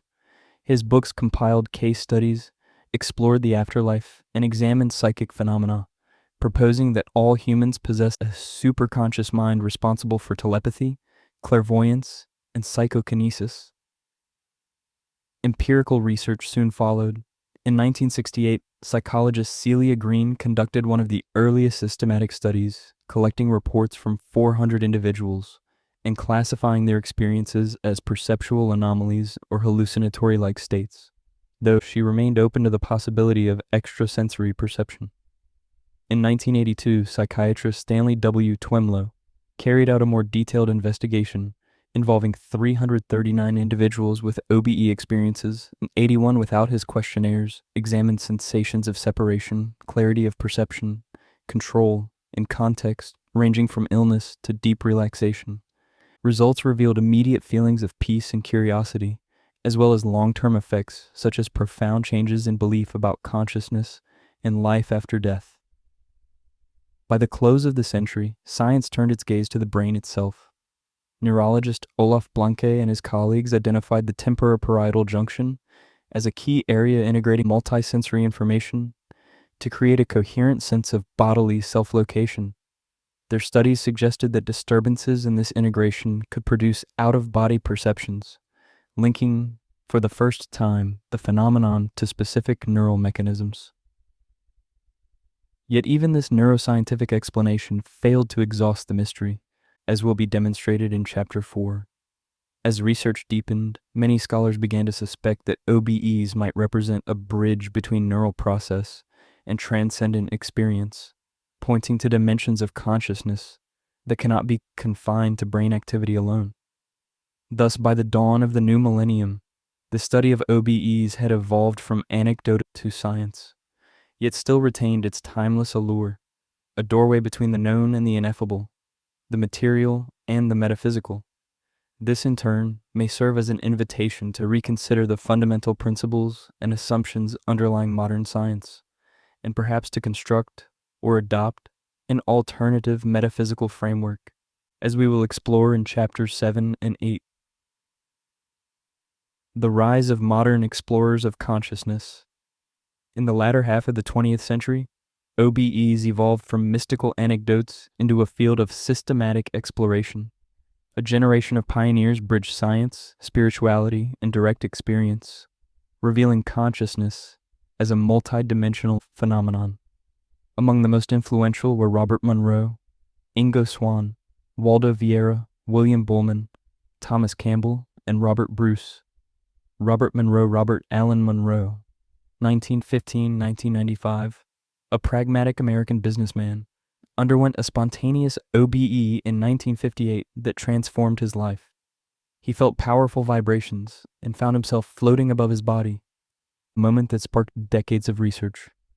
His book, Journeys Out of the Body, 1971, introduced the term OBEs to the world, while Far Journeys, 1985, and Ultimate Journey, 1994, described non-physical realms, locales 1, 2, and 3, each representing distinct levels of reality. Psychologist Charles Tart studied Monroe under laboratory conditions, and in the 1970s, Monroe founded the Monroe Institute, developing the hemisync method to induce altered states. His work established a global community devoted to exploring consciousness. Ingo Douglas Swann, 1933 and 2013, an artist and psychic, was central to linking OBEs with extrasensory perception. In the 1970s, he joined the CIA's secret Stargate program, which studied remote viewing for intelligence use. In Penetration, Swann detailed these experiments and argued that psychic phenomena had long drawn government interest. His research, both scientific and controversial, demonstrated that perception may extend beyond the physical senses. Waldo Vieira, Brazilian physician Waldo Vieira, 1932-2015, founded Conscientiology and Projectiology, establishing a post-religious science of consciousness. His monumental Projectiology classified projection phenomena and introduced the holosoma, the integration of physical, energetic, emotional, and mental vehicles.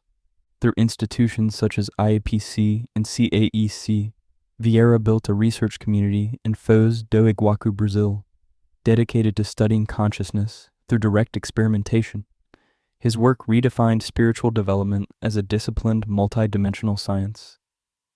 William Buhlman, American author William Buhlman, made OBE practice accessible through the Adventures Beyond the Body and the Secret of the Soul. Combining affirmations, visualization, and energy control, he taught projection as a means for inner growth and self-realization rather than escape. Thomas Campbell, physicist Thomas W. Campbell, author of My Big Toe, Theory of Everything, proposed a digital model of reality where consciousness is fundamental. A former Monroe Institute researcher, he viewed OBEs as tools for testing this informational universe, merging physics with first-hand experience. Robert Bruce, 1955-2024, Australian author and energy researcher, developed New Energy Ways, a tactile system to stimulate energy flow and induce conscious projection. His books, Astral Dynamics and Energy Work, remain key guides blending esoteric insight with practical training. Bruce's teaching inspired a new generation of explorers who regard OBEs as experiential science. A global awakening as knowledge has become global and communication open.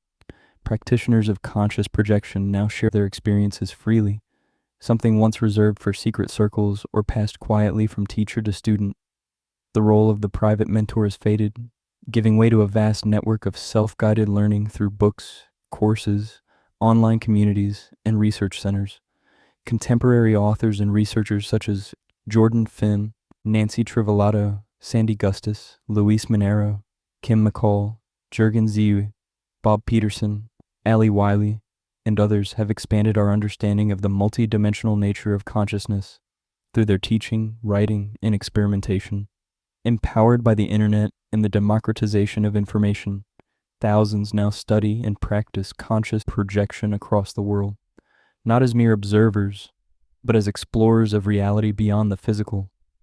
What was once a hidden art has evolved into a collective pursuit of humankind's deeper, multidimensional essence. Chapter Summary. The story of OBEs stretches across millennia, reflecting humanity's enduring quest to transcend physical boundaries. From prehistoric shamans who journeyed between worlds, to the Egyptians' concepts of the Ba and Ka, to Greek philosophers exploring the soul's immortality, every culture recognized consciousness as capable of existing beyond the body. The Abrahamic faiths interpreted such journeys as divine encounters, while Hinduism and Buddhism developed intricate teachings on subtle bodies and the continuity of consciousness after death. In the 20th century, OBEs moved from myth to method. Early pioneers like Sylvan Muldoon and Oliver Fox documented their experiences systematically, followed by Robert Crookl's comprehensive classifications. Robert Monroe then brought the subject into mainstream awareness through his research in the Monroe Institute, while Dr. Waldo Vieira advanced it further by founding Projectiology and Conscientiology, sciences devoted to multidimensional consciousness. Across all ages and civilizations, the OBE endures as more than a curiosity. It is a timeless expression of the human spirit's capacity to explore realities beyond the physical. Understanding it fully demands an integration of science, philosophy, and spirituality, a synthesis that reveals consciousness as the true frontier of human evolution. Chapter 3: My Personal Out-of-Body Experiences.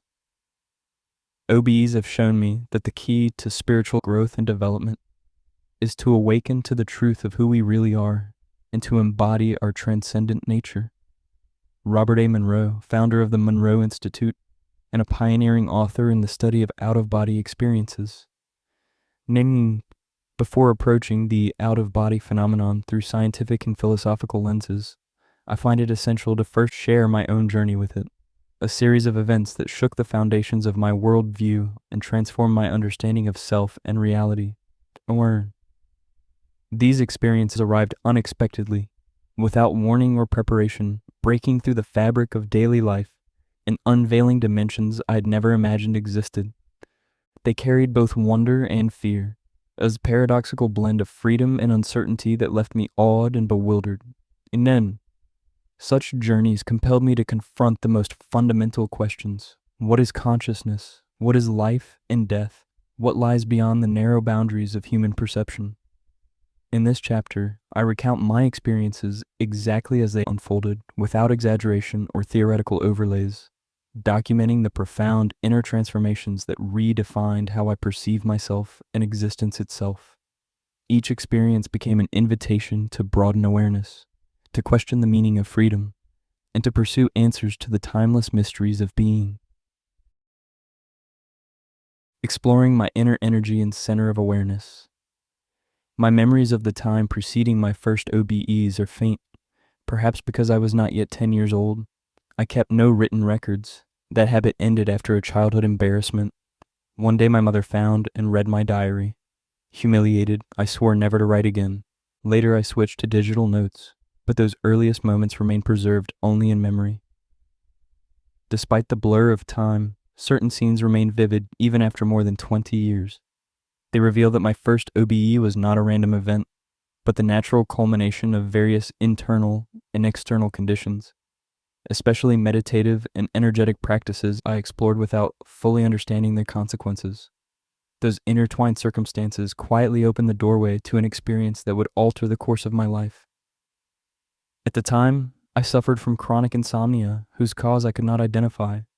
It may have stemmed from the physical exercises I performed before bed, which often caused painful muscle cramps at night. Mental restlessness also played its part, school concerns, family tensions, unspoken fears. Together they created a cycle of exhaustion and sleeplessness.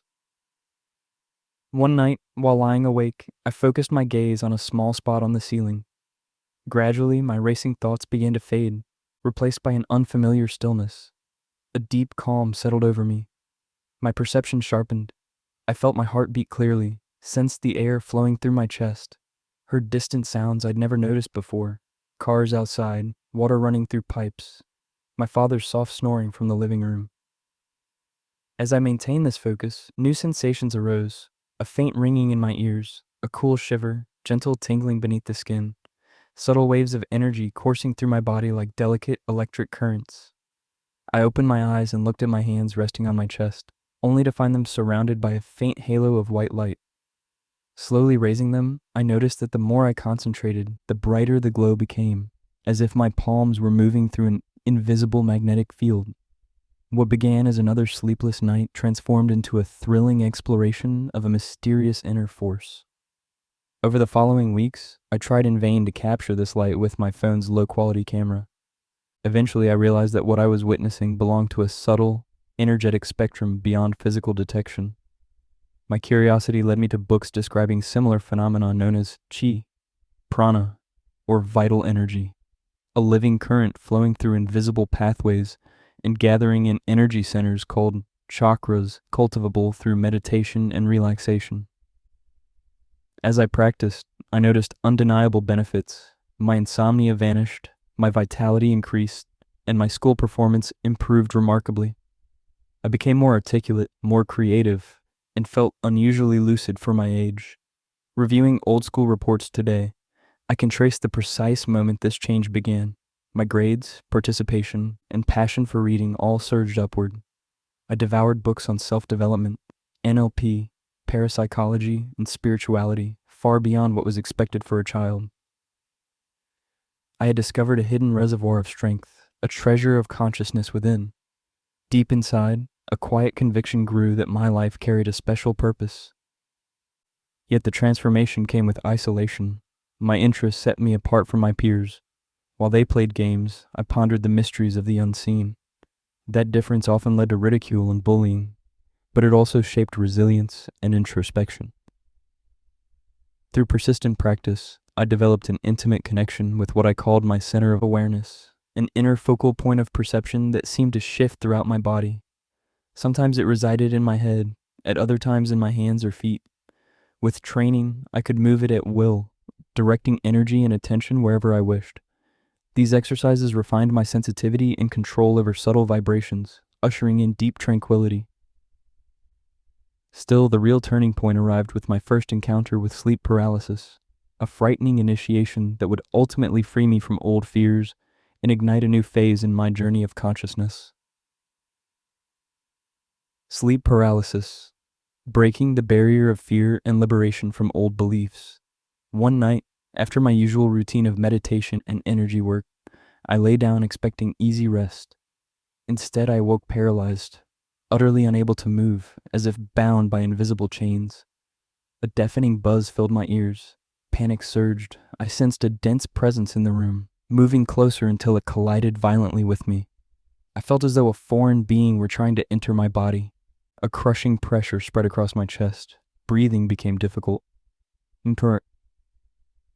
When I managed to look down, I saw what appeared to be a glowing blue face, angry, distorted, pressing against my chest.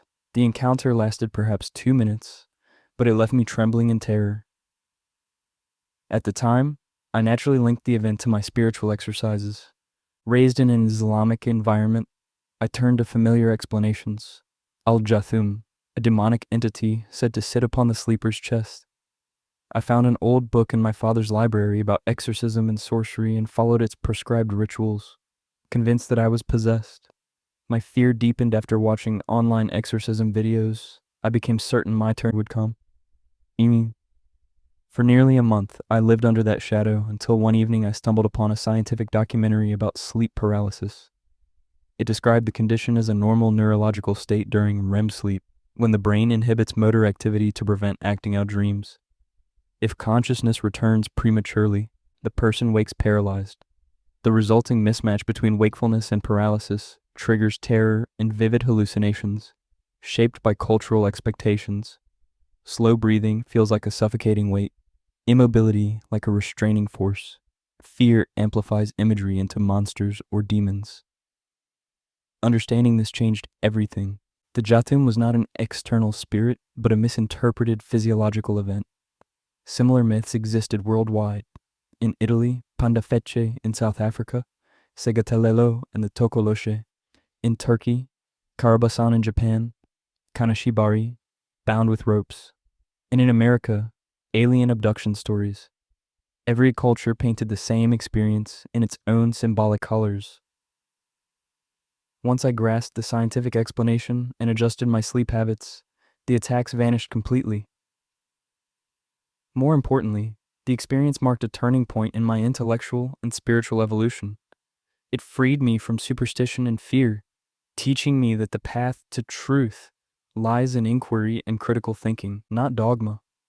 It awakened an independence of thought that emboldened me to question authority, at home, at school, and in society. From that moment, I sought knowledge through self-directed exploration rather than conformity, determined to follow evidence and experience wherever they led. My first out-of-body experience.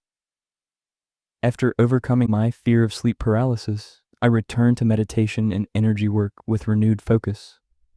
Through consistent practice, I began reaching extraordinary depths of mental and physical relaxation, a state where my body felt heavy and almost rigid, while my mind hovered between wakefulness and sleep.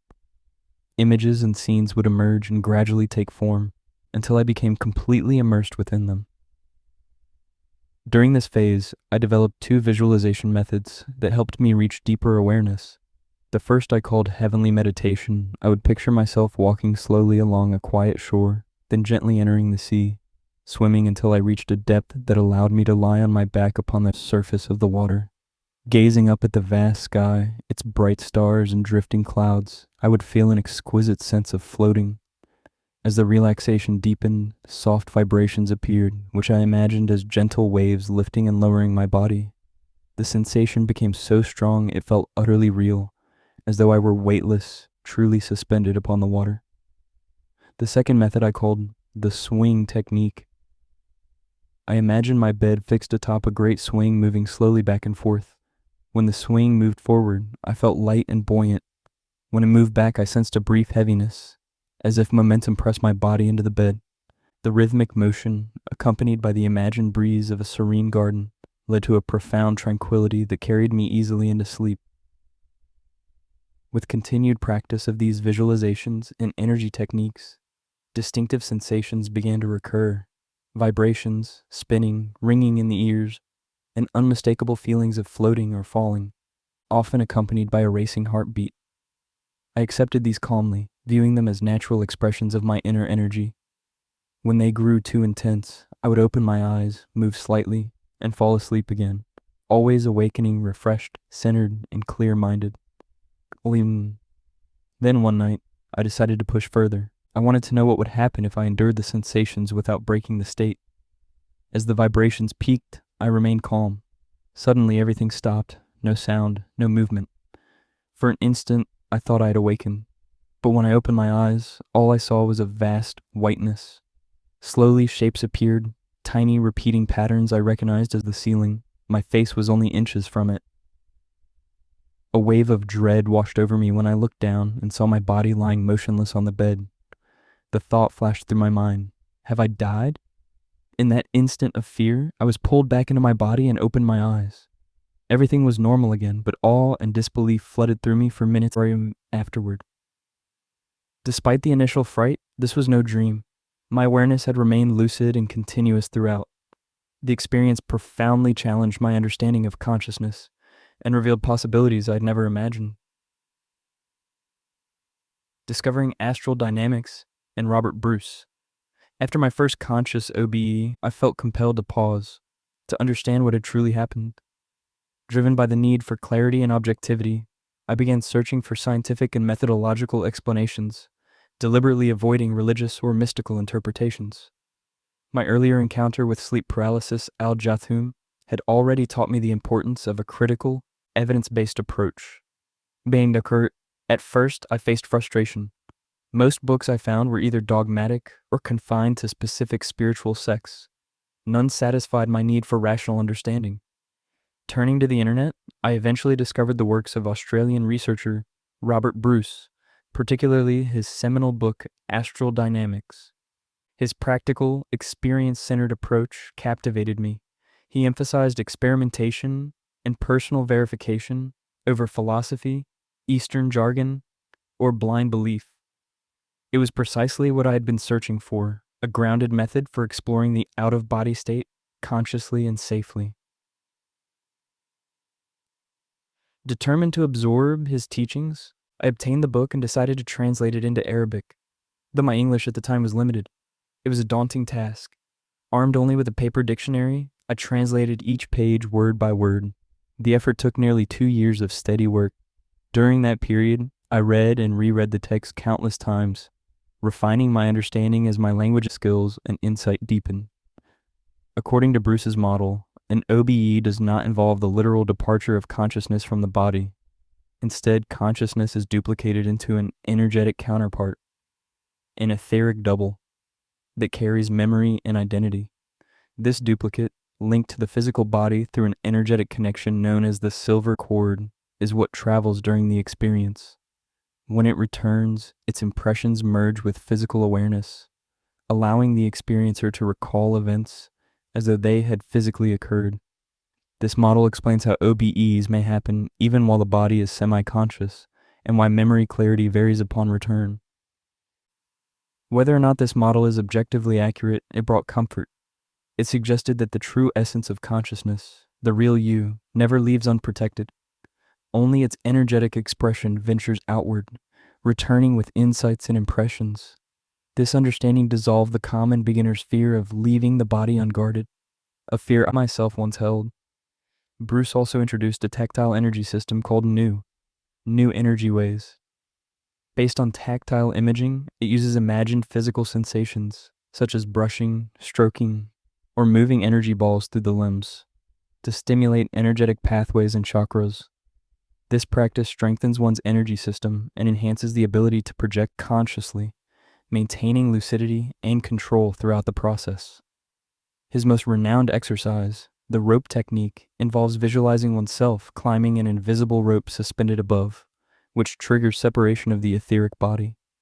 He described other effective methods as well: deep relaxation, energy circulation, and dynamic visualization techniques, such as the swing and the falling method, all designed to create the ideal state for projection. According to Bruce, the out-of-body environment consists of multiple dimensions, planes of consciousness that vary in density and responsiveness. These realms are sensitive to the traveler's thoughts and emotions, meaning that one's inner state can influence certain aspects of the experience, such as its clarity, stability, and tone. Yet the environment also possesses an independent structure that the explorer can gradually learn to navigate with practice, unveiling deeper insights into the nature of self and reality. For many years, astral dynamics and the New system became my main guides in the art of conscious projection. They helped me overcome difficulties, refine control, and achieve remarkable experiences. During this period, when around early 2008, I began writing online, sharing my insights and first-hand accounts, hoping to help others awaken to the vast potential of consciousness beyond the physical form. How my early out-of-body experiences unfolded. As I ventured further into OBEs with growing confidence, each new journey became both a challenge and a revelation. These early attempts were far from simple or neatly defined. They felt like entering a mysterious realm governed by laws entirely its own, strange, shifting, and demanding great patience and mental discipline to understand.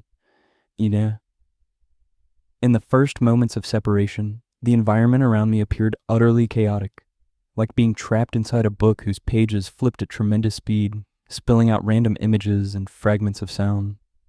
Sometimes I seemed to receive streams of thoughts and memories that did not belong to me, or to stand amid a noisy crowd where countless voices spoke at once. Later, while reading Robert Bruce's Astral Dynamics and the works of Robert Monroe, I learned that this turbulent layer is known as the real-time zone, or the M-band noise, a dense energetic dimension closest to the physical world, saturated with the collective mental activity of humanity. The body I inhabited in those moments, what Bruce called the etheric body, was translucent and faintly luminous, tinted with soft blue light. It mirrored my physical body in form, yet felt far more elastic and fluid. I began to suspect that during my earlier sleep paralysis episode, Alja Thum, the glowing human head I had seen might actually have been my own etheric form, struggling to reintegrate with its physical counterpart. I soon discovered that this body did not move through muscular effort but through directed thought. I had to imagine the sensation of motion in order to move. Attempting to walk or turn as I would in the physical world instantly caused reintegration. What fascinated me most was the radical distortion of time and space. There were no fixed directions. Vision was spherical, seeing all around at once, and I could perceive what lay behind or above me without turning. It felt like being inside a three-dimensional video game viewed from multiple angles simultaneously, though movement was discontinuous, more like teleporting than walking. At times, a single thought of a familiar place would transport me there instantly, confirming that the non-physical environment was tightly linked to mind and memory. Still, this was merely my experience. Other practitioners describe their movement as fluid and effortless, similar to ordinary locomotion, while some find the area near the physical body denser and more resistant, requiring stronger willpower or refined energy work to disengage. Each individual's stage of development, mindset, and energetic balance shapes how they perceive motion and orientation beyond the body. During the first months, I often repeated the same scenario. I would separate, rush excitedly through the corridors of my house, only to crash into a wall or sink slowly back into my body as my energy waned. Frustrated, I wondered why my stamina was so limited and why lucidity faded so quickly. Later, I learned from astral dynamics that both issues stemmed from weak energetic conditioning, something I had neglected while studying abroad, and that memory loss occurred because I slipped directly into deep sleep afterward, causing OBE memories to merge with ordinary dreams. To correct this, I renewed my commitment to daily energy and meditation exercises. I began documenting each experience immediately upon waking and adjusted my sleeping position by placing pillows under my knees or neck to maintain slight physical discomfort, just enough to prevent sinking into deep sleep. This simple change greatly improved clarity of recall. With 6 months of consistent training, my projections became steadier. I could now achieve at least one successful OBE every week or two. As my competence grew, new phenomena appeared, most notably encounters with non-physical entities. Some looked like insects or parasites. Others took animal-like shapes. The most troubling, however, were what I called the black entities. Dark humanoid figures with elongated limbs and bestial faces that seemed intent on disrupting my journeys. At first, their presence filled me with fear, yet further study revealed them to be low-level consciousnesses that feed on fear and dense emotion. The key, I learned, was detachment, neither fighting nor focusing on them. Once I stopped reacting, they lost power and gradually vanished from my experiences. These encounters became profound lessons in emotional mastery. Each time I faced them calmly, my confidence and energetic control deepened. My fear diminished, and my awareness expanded. Soon I began exploring more refined extra-physical environments, new regions, new forms of consciousness, and subtler layers of reality. With this period also coincided with a major improvement in my English, which opened vast new horizons of research in OBEs, parapsychology, and consciousness studies. Around this time, after returning to my homeland, Palestine, Gaza, I began sharing my knowledge more systematically. While completing my university studies, I offered remote courses on OBE techniques, helping others embark on their own journeys of discovery. What had begun as a personal experiment evolved into a life mission, an ongoing exploration of consciousness that continues to this day. Humans in out-of-body experiences. One of the most fascinating aspects of my later OBEs was encountering what appeared to be the etheric bodies of other human beings, some likely the subtle counterparts of living people in deep sleep, others seemingly the spirits of the deceased. They drifted aimlessly through the air, especially around tall buildings and densely populated neighborhoods. Most seemed unaware of their condition, their consciousness dimmed, moving without direction or recognition of their surroundings. At times, I tried to interact with them, to awaken their awareness, but their reactions were often startling and sometimes aggressive, which quickly discouraged further attempts. Some vanished and reappeared unpredictably, while others dissolved into shifting shadows. The strangeness of it filled me with unease, and soon I preferred to remain above ground, gliding at higher levels. My flight was not smooth or effortless. It felt more like leaping through space or lightly defying gravity, occasionally needing to touch the ground or a nearby structure to regain stability. In one vivid experience, I decided to ascend vertically with great force. As I rose higher, the city below shimmered with neon-like lights. Suddenly, a massive shopping mall appeared directly in my path, as though floating toward me, its metallic fragments, cars, and furniture hurtling through the air. Within it, etheric figures tumbled helplessly, as if unconscious or sedated. I collided with the structure and momentarily lost awareness. When I regained consciousness, I found myself inside the same mall, but now everything appeared utterly real. I sat by a fountain, dressed in a black suit, surrounded by people who moved naturally as soft music played. Confused, I tested the solidity of the walls and tables. They felt tangible. Some passers-by noticed my bewilderment and asked if I was all right. Catching my breath, I told them calmly that none of this was real, that they were likely dreaming. They smiled kindly, untroubled as I began to fade, returning to my body. For reasons I cannot fully explain, I was convinced these people were deceased, and that this shopping mall was a thought form, a mental construct they had created to linger in the extra-physical realm, sustaining the illusion of normal life before moving on to another plane of existence.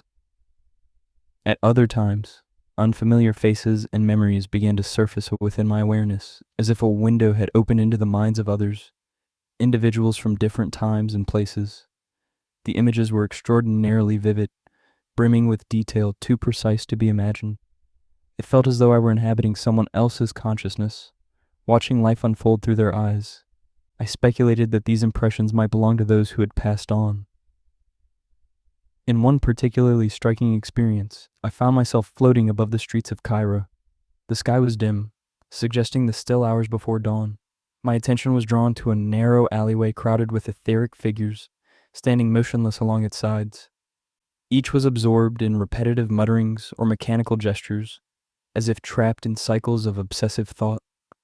Approaching one man in particular, a middle-aged figure in plain clothes, from what looked like the 1970s, I sensed a strong field of mental energy radiating from him. Using telepathic perception, a skill I had developed in earlier projections, I tuned into his stream of thoughts. Instantly, I understood that he had once been part of a radical religious movement during the rule of President Anwar Sadat in Egypt. That was a turbulent era of political unrest, when many dissidents were imprisoned, tortured, or killed. I perceived with unsettling clarity that this man had died under torture, refusing to recant his beliefs. Even in death, he remained trapped within that moment, endlessly trying to convince invisible passers-by that their way of prayer was wrong, insisting on the correct method he had defended in life. He seemed imprisoned in a self-created loop of conviction, replaying his argument for eternity. His passion, unyielding faith, and mental fixation held him captive in a timeless echo of his final hours. As I moved further down the alley, I realized that each figure I saw was likewise bound by a personal obsession or memory, echoes of lives they could not let go. It struck me that many consciousnesses in the extra-physical world might cling to their earthly attachments just as fiercely as the living, replaying the patterns that once defined them. In another experience, I found myself in Central Europe, entering an ancient castle with towering stone walls and dim corridors. The rooms were lined with decaying furniture, their curtains torn and drifting like ghosts in the air. Suddenly the atmosphere changed. The air grew dense, heavy, electric. Turning slowly, I saw before me a young girl floating in midair, her long black hair framing a pale, expressionless face surrounded by a faintly glowing dark aura. Her gaze pierced me, cold and ancient. As I stared, the floor beneath her began to crumble, spreading outward in a wave of decay. The air shimmered strangely. I realized that time itself was unraveling. Objects around her, flowers, furniture, even the walls, withered, cracked, and reformed at impossible speed, as though centuries were passing within seconds. The girl, once terrifying, began to change. Her features softened, her expression grew calm, almost peaceful. Slowly she pointed toward a broken bed. There, I saw the body of a dying child, her body dissolving before my eyes as time accelerated. In a single breath, I understood her story. A family devastated by war, a father who never returned, poverty consuming the household, a mother who left to find a doctor but never came back. The girl had perished alone, waiting endlessly for her mother's return. Her longing, stronger than death, had trapped her within this bubble of accelerated time where centuries passed as she waited in vain. A deep sadness filled me. I tried telepathically to tell her that her mother would not return, that she could finally let go. But she could not hear me, or perhaps refused to. Her hope had become her prison. As the scene dissolved and the world around me faded into nothingness, I awoke in my bed, breathing heavily, carrying in my chest both her sorrow and a reverence for the unfathomable depth of the unseen world. In another experience, I suddenly found myself in rural America, surrounded by endless cornfields stretching toward the horizon. The air crackled with tension. Before me stood a small farmhouse, its stillness broken by screams and bursts of gunfire. Compelled by a mixture of fear and curiosity, I entered. Inside, a young girl hid beneath a wooden bed, trembling as an enraged man outside the door pounded furiously to break in. The scene was unbearable, chaotic, raw, terrifying. Boing. Hovering invisibly above, I could see everything, yet no one could see me. The shouts and gunshots echoed through the rooms like a storm of madness. Desperate, I fled outside. Near the entrance, I noticed an old car with a green license plate, the numbers etched vividly in my mind as if branded there. At that moment, I was certain I was witnessing an actual event, a crime fixed in time, perhaps from the 1980s or 1990s. The realism was overwhelming. My heart pounded violently. Then suddenly, silence. The noise ceased, replaced by stillness so complete it felt sacred. When I re-entered, I found the chaos frozen into horror. Bodies sprawled across the floors, lifeless faces staring into eternity. The air was heavy with grief and violence, as though time itself had stopped to preserve that instant of tragedy. I awoke shaken and breathless, tears on my face. For days afterward, the images haunted me, too vivid, too real to dismiss as imagination.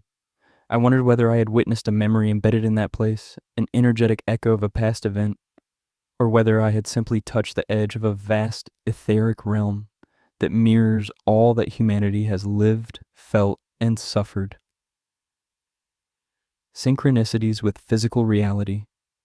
Although most of my OBEs unfolded in realms difficult to verify, either because they took place in distant locations or in dimensions not clearly belonging to the physical world, some stood out for their distinct sense of reality. A few experiences carried such vividness and coherence that they seemed more than internal visions or symbolic projections. They felt like genuine synchronizations, brief alignments between consciousness and the tangible world. Two of them remain engraved in my memory. A shared projection with my brother. For months, my brother and I had discussed OBEs. He was curious but had not yet developed the ability to project consciously, so we agreed to attempt a joint experiment. I would try to reach him during his sleep. We never set an exact time, but one restless night, unable to fall asleep, I sensed the opportunity. I activated my usual energy techniques, entered deep relaxation, and soon felt the familiar sensations of separation. Floating free, I directed my intention toward his room. Yet instead of finding him, I appeared in an entirely different setting, a large corporate office. I was seated before a computer, dressed like an employee. Realizing this might be a dreamlike environment, I stood, walked toward the elevator, and focused on my goal, locating my brother. When the elevator doors opened, I stepped into a bright hall resembling a bank lobby. There, at its center, stood my brother, motionless, staring blankly ahead. I called out, but he did not respond. I raised my voice, and at once an alarm sounded. Chaos erupted, gunfire, explosions, and men in dark clothing storming the hall. Gripped by fear, I grabbed his hand and pulled him under a table for cover. The intensity of terror was enough to break the state. I awoke abruptly, disoriented, convinced the attempt had failed. But the next morning my brother approached me puzzled. "Did you try to contact me last night? I saw you in a strange dream. There was heavy gunfire." My heart skipped. As we compared our memories, the layout of the hall, the clothing of the attackers, even the flashes of the explosions, everything matched. There was no rational explanation. Perhaps it was a genuine shared projection, a form of energetic coupling at a distance, or an extraordinary coincidence of dreams. Whatever the mechanism, the synchronization was too precise to dismiss. It remained one of the most baffling and compelling proofs that consciousness can transcend individual boundaries. The etheric cat in the favela. In another experience, unplanned and spontaneous, I left my body and found myself floating above a mountainous coastal city. Houses clung precariously to narrow terraces, stacked one atop another in chaotic beauty. The place felt unfamiliar, yet I was irresistibly drawn to explore it. As I glided over a winding alleyway, something unusual caught my attention. A cat, but not an ordinary one. Its body shimmered with a faint halo of light, its outline translucent, its presence undeniably etheric. It was the first time I had encountered a non-human creature in the extra-physical realm with such realism. Curious, I descended and gently lifted it. The sensation was extraordinary, light yet tangible, delicate yet alive. The cat hissed, twisting and clawing in protest. Feeling guilty, I carried it into an abandoned warehouse, phasing effortlessly through the walls. After setting it down, I stepped outside to observe. To my surprise, the cat did not phase through the wall as I had. It behaved as if still bound to physical laws, confused, trapped, unaware of its non-physical condition. I re-entered to calm it, but it leapt toward me in panic and bit my hand. The pain was not physical in the ordinary sense, yet it was sharp enough to break the experience. I jolted awake, heart pounding. Weeks later, while browsing the internet, I came across photographs of a place called a favela in Rio de Janeiro. I froze. The architecture, the steep slopes, the irregular brick houses, the tangled alleys, matched exactly what I had seen. I had never heard the term favela before, or seen any image resembling that landscape. The realization struck me deeply. I had apparently visited a real place I did not know existed before ever seeing it on a map. These two experiences convinced me that not all OBEs remain confined to inner or symbolic realms. Some intersect with physical reality in ways that challenge conventional explanation.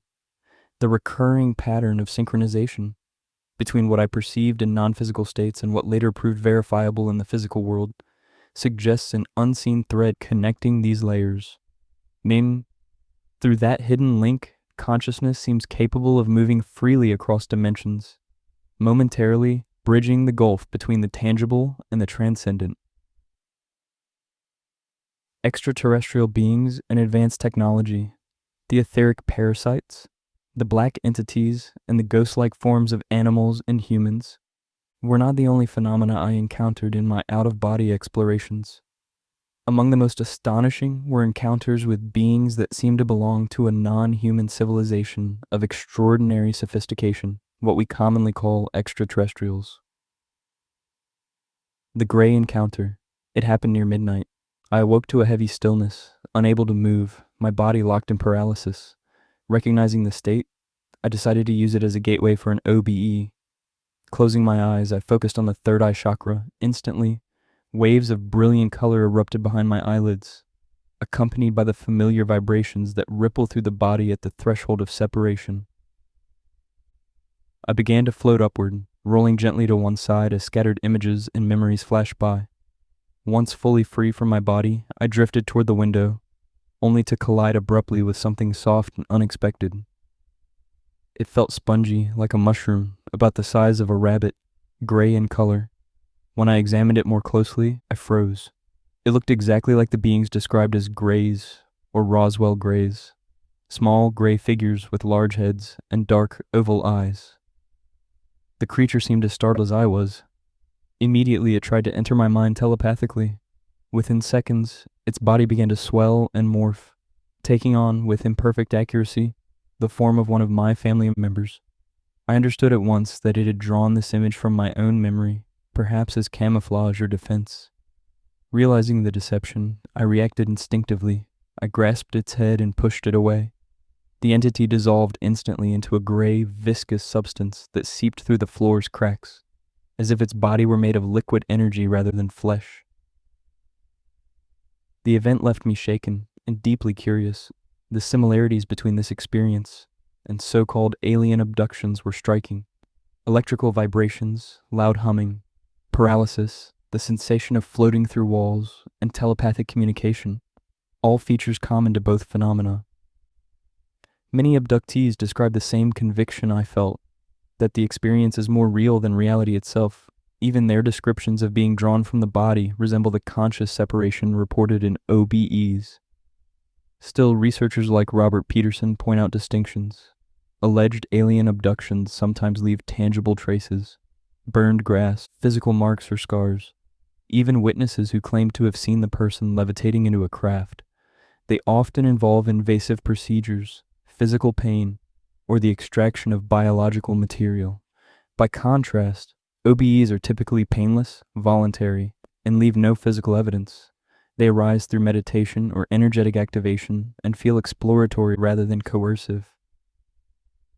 Some researchers propose a synthesis that extraterrestrial beings have mastered or naturally possess the ability to move across dimensions of consciousness. From this perspective, abduction may not involve the physical body at all, but rather the projection of consciousness into a controlled energetic domain, where communication occurs on extra-physical levels. Practitioners of conscious projection might traverse similar pathways, but by their own volition. A mission on another world. One later experience added even greater complexity. I found myself on what seemed to be a distant planet, participating in a scientific mission alongside non-human beings. They stood upright like humans, but their skin was blue-green, and their heads bore curved horns ending in soft luminous orbs. Their collective purpose was noble, to prevent a planetary catastrophe that threatened to tear their world apart. The atmosphere was charged with urgency. Their technology, though advanced, was insufficient to halt the planet's self-destruction. The world began to disintegrate. Amid the chaos, I witnessed panic and despair, creatures running for their lives, a mother shielding her 2 children before being swept away by the stampede. When I returned to my body, the emotion persisted for days, a haunting mixture of awe and grief, as though I had lived through an alien apocalypse. It did not feel symbolic or dreamlike. It felt historical, as if I had been transported to a parallel reality with its own culture, science, and destiny. This experience, and others like it, stirred a profound question. If such civilizations truly exist on other planes, possessing technologies and spiritual abilities far beyond ours, could some human institutions, perhaps in secret, already be aware of them? Could they even have developed means to observe or interfere with etheric travelers like myself? The Area 51 experiment. Driven by curiosity, I decided to test a daring hypothesis. During one projection, I set a clear intention: to explore Area 51, the infamous U.S. military base long rumored to house extraterrestrial technology. Within moments of focusing, I found myself inside what appeared to be a vast underground complex. Metallic corridors stretched in every direction. The walls were gray, cold, industrial, suggesting an isolated facility buried deep beneath the desert. As I floated through the corridors, I saw rooms filled with strange machinery, sealed doors, and bright screens whose symbols I couldn't decipher. Suddenly, I felt the unmistakable sensation of being seen. A man in a black suit and dark glasses turned sharply toward me, followed by several others dressed identically. To my astonishment, they could perceive me, despite my non-physical state. One of them threw a small, disc-shaped object onto the floor. The moment it touched, a rippling blue electromagnetic field expanded outward, enveloping me like a net of luminous particles. I felt my awareness compress violently, my lucidity collapsing inward. I whispered in disbelief, "Damn, how did they do that?" Then everything went dark. I woke in my bed, heart pounding. I had no idea whether the technology I witnessed was extraterrestrial or human, but it convinced me of one thing: some intelligence, somewhere, may be aware of out-of-body travelers, and may already have the means to track or repel them. Some might regard these stories as imagination or dream imagery, but for me, they were more vivid than waking life, filled with texture, sound, and emotion that surpassed ordinary perception. The beings I encountered were not spectral illusions. They possessed intent, intelligence, and presence. I cannot say with certainty what they were: visitors from distant galaxies, entities from higher planes of consciousness, or something between the two. Yet what I witnessed, technology beyond comprehension, civilizations far ahead of our own, suggests that the universe of consciousness is vastly larger than we imagine, and that the beings we call extraterrestrials may indeed inhabit it. Peak experiences. After many years of meditation, energy work, and out-of-body exploration, I encountered an experience unlike anything that had come before. It began one quiet night as I lay on my back, reflecting on the path that had shaped me, the countless spiritual experiences, and the questions they left behind. Where do we come from, and why are we here? What exactly is the extra-physical world? What awaits us after we leave it? What in truth is the meaning of life? To calm my thoughts, I began my usual energy exercises, focusing on the stillness of the ceiling above me. Gradually, I slipped into a state of deep quiet. Signs of an approaching projection appeared. Vibrations, a racing heartbeat, a ringing in the ears, then something entirely new. A powerful, energetic current rising from the base of my spine, flooding each chakra in turn with indescribable bliss. Suddenly, I began to see through my closed eyelids. The ceiling shimmered with living colors, and from its center a white point expanded into a luminous ring, a portal opening to another world. More rings unfurled, drawing me inward. I felt a flicker of fear, but had no time to react. Within seconds, I was pulled through the vortex and carried into another dimension. The vibrations ceased. A vast, tranquil silence enveloped me. I looked around and found myself suspended in outer space, stars burning in the distance, galaxies swirling in radiant clouds, all around me an endless ocean of light. From afar, immense panels began to form, spiraling toward me until they aligned in a long, luminous row. Floating closer, I saw portraits of elderly men, their faces serene, illuminated by a golden glow. Beneath each was a plaque inscribed in an alphabet resembling ancient Greek. Further along, new panels appeared, holograms of vivid green light displaying geometric forms, formulas, and cosmic laws that unfolded as I gazed at them. I saw designs of inventions and ancient tools among them, a detailed sketch of Leonardo da Vinci's glider. Everything felt alive and responsive, as if intelligence itself were teaching through symbols. At the end of the row stood an old man resembling those in the portraits. He spoke to me words of immense importance that vanished from memory the moment I awoke, yet their meaning remained as knowing. Behind him, a doorway opened onto another realm. Bow. I saw men of classical Greece standing in a circle around a fire, part of some hidden order. Hovering unseen above them, I witnessed betrayal. Several men turned on their elder leader, striking him down. I tried to warn him, but I could not intervene. As he fell, our eyes met, and in that gaze I felt an ancient bond, as though part of me had lived and died in that moment before. A wave of emotion overtook me. I surrendered completely. Then light descended, a radiant force drawing me upward through what appeared to be a tunnel of white brilliance. My speed increased until it felt as if I were moving beyond light itself. When the motion stopped, I found myself in a small clearing surrounded by forest. Trees, flowers, streams, and rocks glowed with quiet life. The air carried the pure music of nature wind, whispering through branches, birds calling from afar, insects humming softly in the grass. Everything was familiar and yet utterly transformed, as if creation itself had been reborn in higher resolution. I gazed at a rock struck by flowing water, and in that instant I was the water, was the rock, and was the awareness beholding them both. The sense of separation dissolved completely. I became the totality of the scene, the trees, the sky, the pulse of life itself. Then came light, not shining upon me, but through me, until I felt I was no longer a person but a radiant sphere of consciousness, expanding in all directions within the mind of a greater being. I understood wordlessly what the mystics had meant by union with the cosmos. It was enlightenment itself, not as thought, but as presence. When I awoke in my room, the transition felt like falling from the summit of a sacred mountain back into a world drained of color. The difference between that realm and this one was absolute, as if returning from infinity into limitation, from pure essence into density. My body felt too small to contain what had passed through it. For a long time, I could not think or move. The mind had fallen silent. I simply sat there, watching the first light of dawn, feeling as though I had been reborn into a world I no longer fully belonged to. In the garden below, I pressed my feet into the earth, seeking to anchor myself. Words began to flow through my mind, like messages from a higher awareness, a voice without form speaking of love, of unity, of the living cosmos. Energy still surged through me, tingling across my scalp and spine like thousands of vibrating wings. At that exact moment, swarms of winged ants rose from the ground, filling the air with a solemn beauty that seemed orchestrated by the universe itself. I felt no fear, only reverence and intimacy with all life. For days afterward, the energy remained.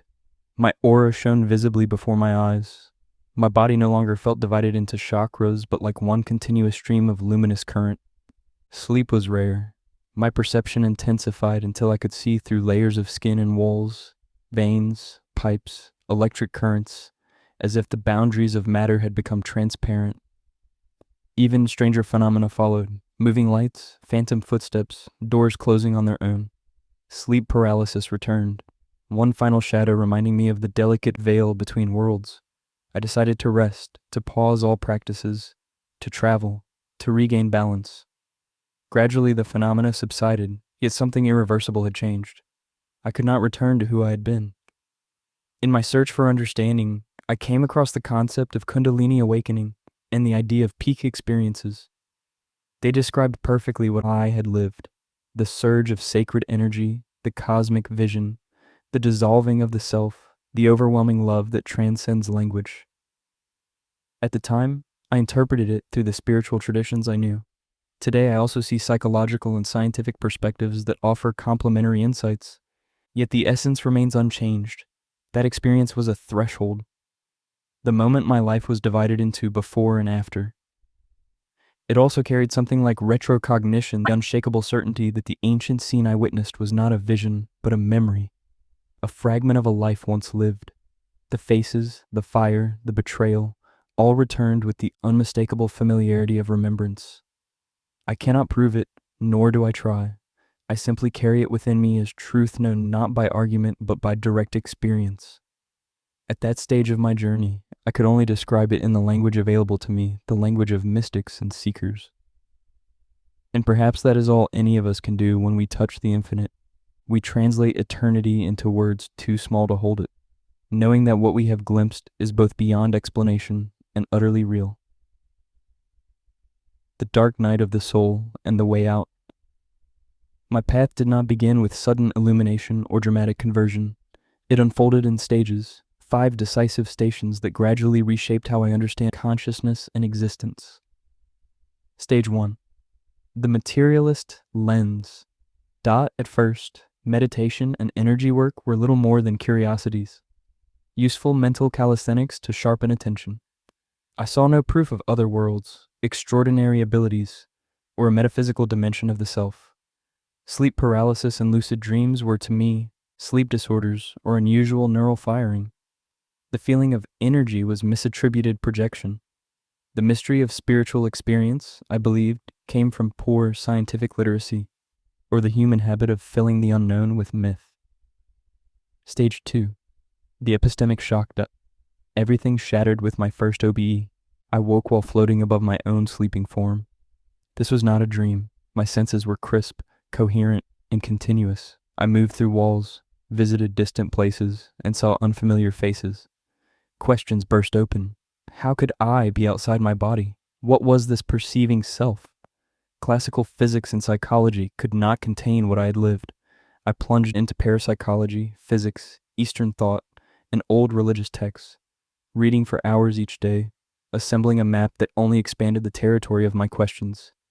Inside me, a conflict deepened, one part intoxicated by the luminous strangeness of these states, the other demanding evidence, repeatability, safeguards against delusion. The stalemate ended in a convulsion of consciousness, often called a Kundalini awakening. It was not another projection, but an inner detonation, a surge rising from spine to crown, blazing visions, unitive states, and scenes from other lives that felt more like recollection than metaphor. In one, an elder with a white beard led an esoteric circle in classical Greece. I first watched him from outside, until his eyes met mine and the distance collapsed. I was both beholder and beheld. The recognition struck like lightning. I was that man, later betrayed and assassinated by followers who had embraced a new faith.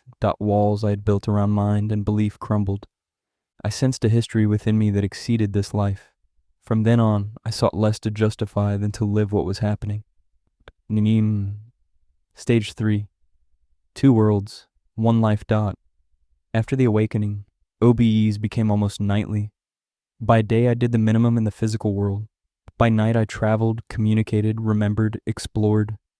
Balance eroded. I neglected my health, diet, studies, and social life. I spoke of consciousness and projections. A marriage proposal failed. I withdrew, recording experiences and reading the silence between them, until inactivity triggered a leg thrombosis, the body's first blunt warning. Illness followed, severe pneumonia, then a dimming of will. I could not meditate or summon energy. I felt forsaken by the very light I had pursued. What is the use of vision, I asked, if it cannot help us endure pain? Had I mistaken anesthetic for truth? In the trough of this depression, a young woman asked a disarming question. If the spiritual world is more beautiful than this one, why not end your life? I had no answer. Suspended between belief and disbelief, I entered what mystics call the dark night of the soul, a silence where meaning emptied out and the spirit wanted only to survive suffering. Year of Stage 4 quiet reconstruction. In 2016, I moved to the UAE. Work stabilized me. A warm, attentive relationship helped me re-inhabit ordinary life. Though it did not last, its imprint was healing. Slowly I began a sober re-examination of everything I believed. I read voraciously, neuroscience, psychology, philosophy, physics, seeking an account that would neither flatten experience nor worship it. 3 obstacles refused to fit inside reductive materialism. The hard problem of consciousness, the oddities that quantum mechanics reveals, and veridical elements and synchronicities in my experiences that resisted dismissal. Then the blow that altered the axis of my life, my brother's death. For years he had lived in inner isolation, stripped of meaning by a world that offered neither religious nor material refuge. You're lucky, he once told me. You can explore other worlds, but how do you know they're not in your head? I could not answer. The question became a charge I carried forward. Find a way, objective, careful, to show that OBEs are not mere fantasy, but a phenomenon worthy of study. Gaza, across 3 wars, 2008 to 2016, compounded the strain. After I left and he remained, the burdens grew. The reports could not declare it suicide conclusively, but he left a note speaking of choice. I bore the guilt of absence. I did not dare seek him through an OBE. I feared meeting only my projection, or a memory that would not forgive me. During the 2020 pandemic, I lost my job and turned to academic writing and translation. It became more than livelihood. It trained my eye to read research rigorously, to bridge science and language.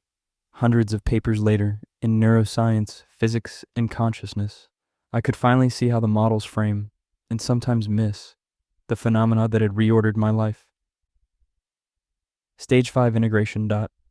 What emerged was not a sudden revelation, but a slow convergence, patience, study, and spaced-out experiences fermenting into an integrated view. I realized I did not need to choose between mind and spirit, science and experience. The spiritual work, properly understood, is not reason's enemy but its extension, once freed from the narrow corridor of reductionism. This reconciliation did not come from a single source, but from many. Partial bodily and psychological healing, development in philosophy of mind, careful contemplation of my experiences and those shared by the community that formed around my work, eventually the largest Arabic platform on OBEs and consciousness. The turning key arrived in 2023 Conscientiology. For the first time, the scattered strands of my journey, childhood meditation, revolt against inherited belief, trust in science, forays into other realms. Collapse and reemergence felt like preparation rather than detour. Conscientiology offered not just explanations, but a language, a coherent, multidimensional framework capable of integrating scientific, philosophical, and spiritual knowledge. It gave me a project through which experience could serve others. With it, the pattern snapped into focus. Every episode, exalting or wounding, had been a precise apprenticeship for a role I could not yet name. My brother, crushed by depression, might have needed only an interpretive bridge, a way to name his experiences, to transmute anxiety into meaning. Had I then possessed the vocabulary and tools I hold now, perhaps I could have helped him. I see clearly that none of it was wasted. Without repeat OBEs, I might never have believed a structured science could study them. Without reverence for science, I might have settled for easy doctrine. Without the peak experiences, I might have mistaken all for matter. Without the loss of my brother, I might not have grasped that evolution of awareness is a condition for surviving existential collapse. Without losing my job, I would not have honed the research skills that now help bring this knowledge into Arabic. Today I understand the assignment: to become a bridge, sharing the scientific and practical knowledge I've gained with all who seek a deeper understanding of their transcendental experiences, with those who have touched the same thresholds and long for a language to comprehend them, that nothing was pointless. The dark night did not end the journey. It taught me how to walk it. Chapter Summary. This chapter traced the course of my personal OBEs, journeys that began in childhood and evolved through the successive stages of my life. It recounted how these experiences unfolded and the many forms they took, traveling across distant places, encountering other consciousnesses, and engaging in experiences of profound emotional, spiritual, and even cosmic depth. Through them, my perception of self and reality was transformed. What once seemed abstract or speculative became direct experience, an intimate exploration of the nature of existence itself. These events ignited my pursuit of consciousness research, compelling me to bridge what I had personally lived with what science and philosophy attempt to describe about consciousness and its origins. Ultimately, the accumulated weight of these experiences led me toward a more integrated understanding of the human being, not as a purely physical organism, but as a multi-dimensional consciousness, whose life extends beyond the limits of matter and the reach of the physical senses. Chapter 4. Neuroscience and the Phenomena of Consciousness. The brain does not create thought, just as the wire does not create the electric current. Paul Brunton, British writer and philosopher. Introduction. In the preceding chapters, we explored a wide spectrum of testimonies concerning OBEs, from the author's personal encounters to narratives drawn from both historical and contemporary sources. These accounts are abundant and often rich in detail, yet personal testimony alone cannot satisfy those who seek validation through the strict standards of science. Within the traditional empirical framework of the natural sciences, knowledge is deemed reliable only when it can be measured, replicated, and independently verified. From this standpoint, no matter how sincere or transformative, personal experiences remain confined to the realm of subjectivity and fall short of what is considered objective evidence.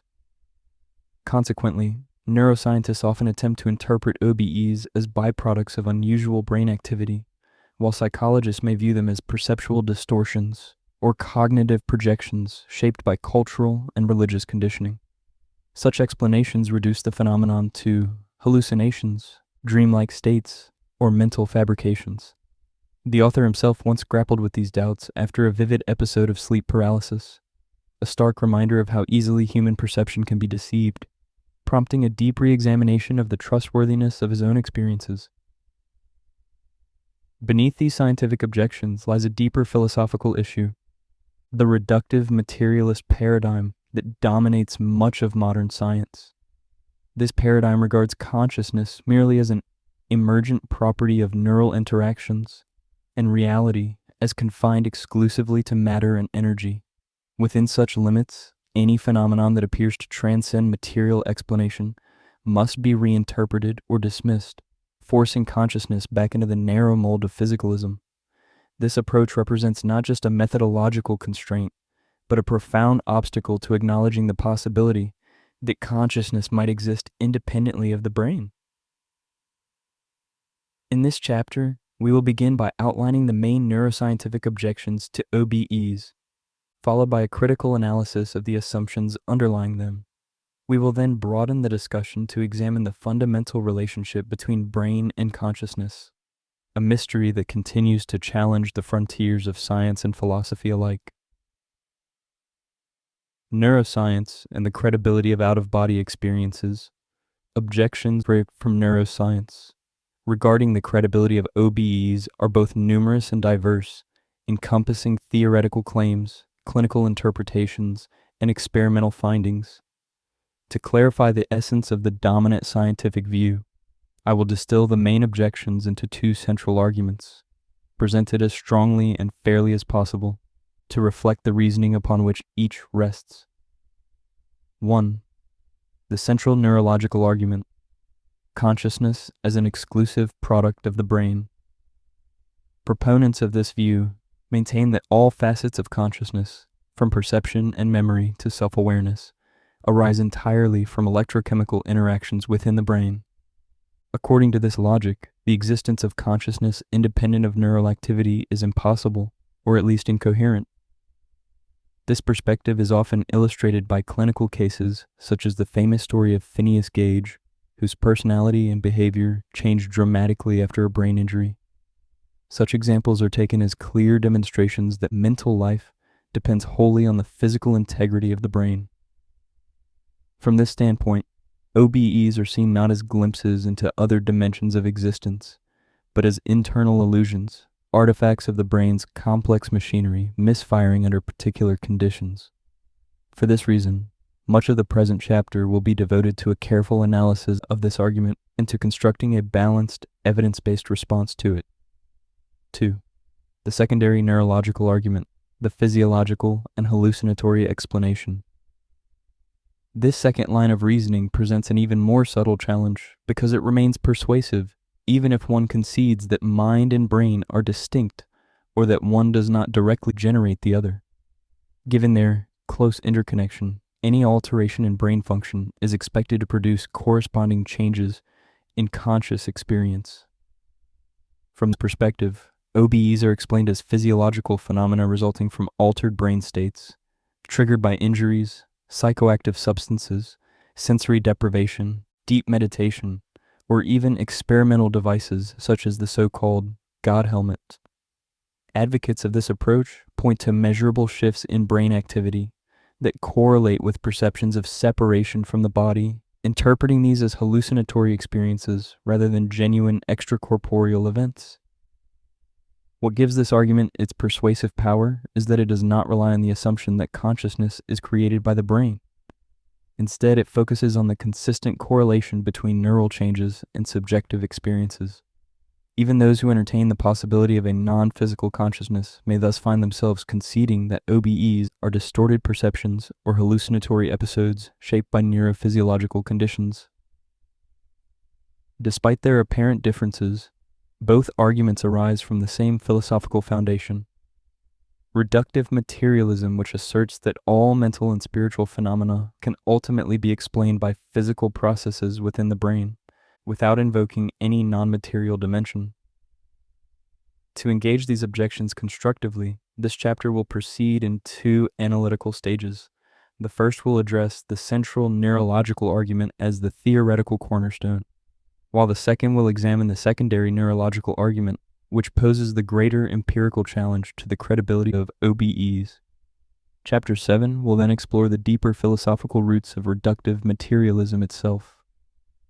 For simplicity, I will occasionally use the terms mind consciousness and soul interchangeably to refer to that inner, non-material essence that defines human existence, the dimension through which we experience thoughts, emotions, sensations, and self-awareness, and which this work aims to show is capable of existing beyond the physical brain.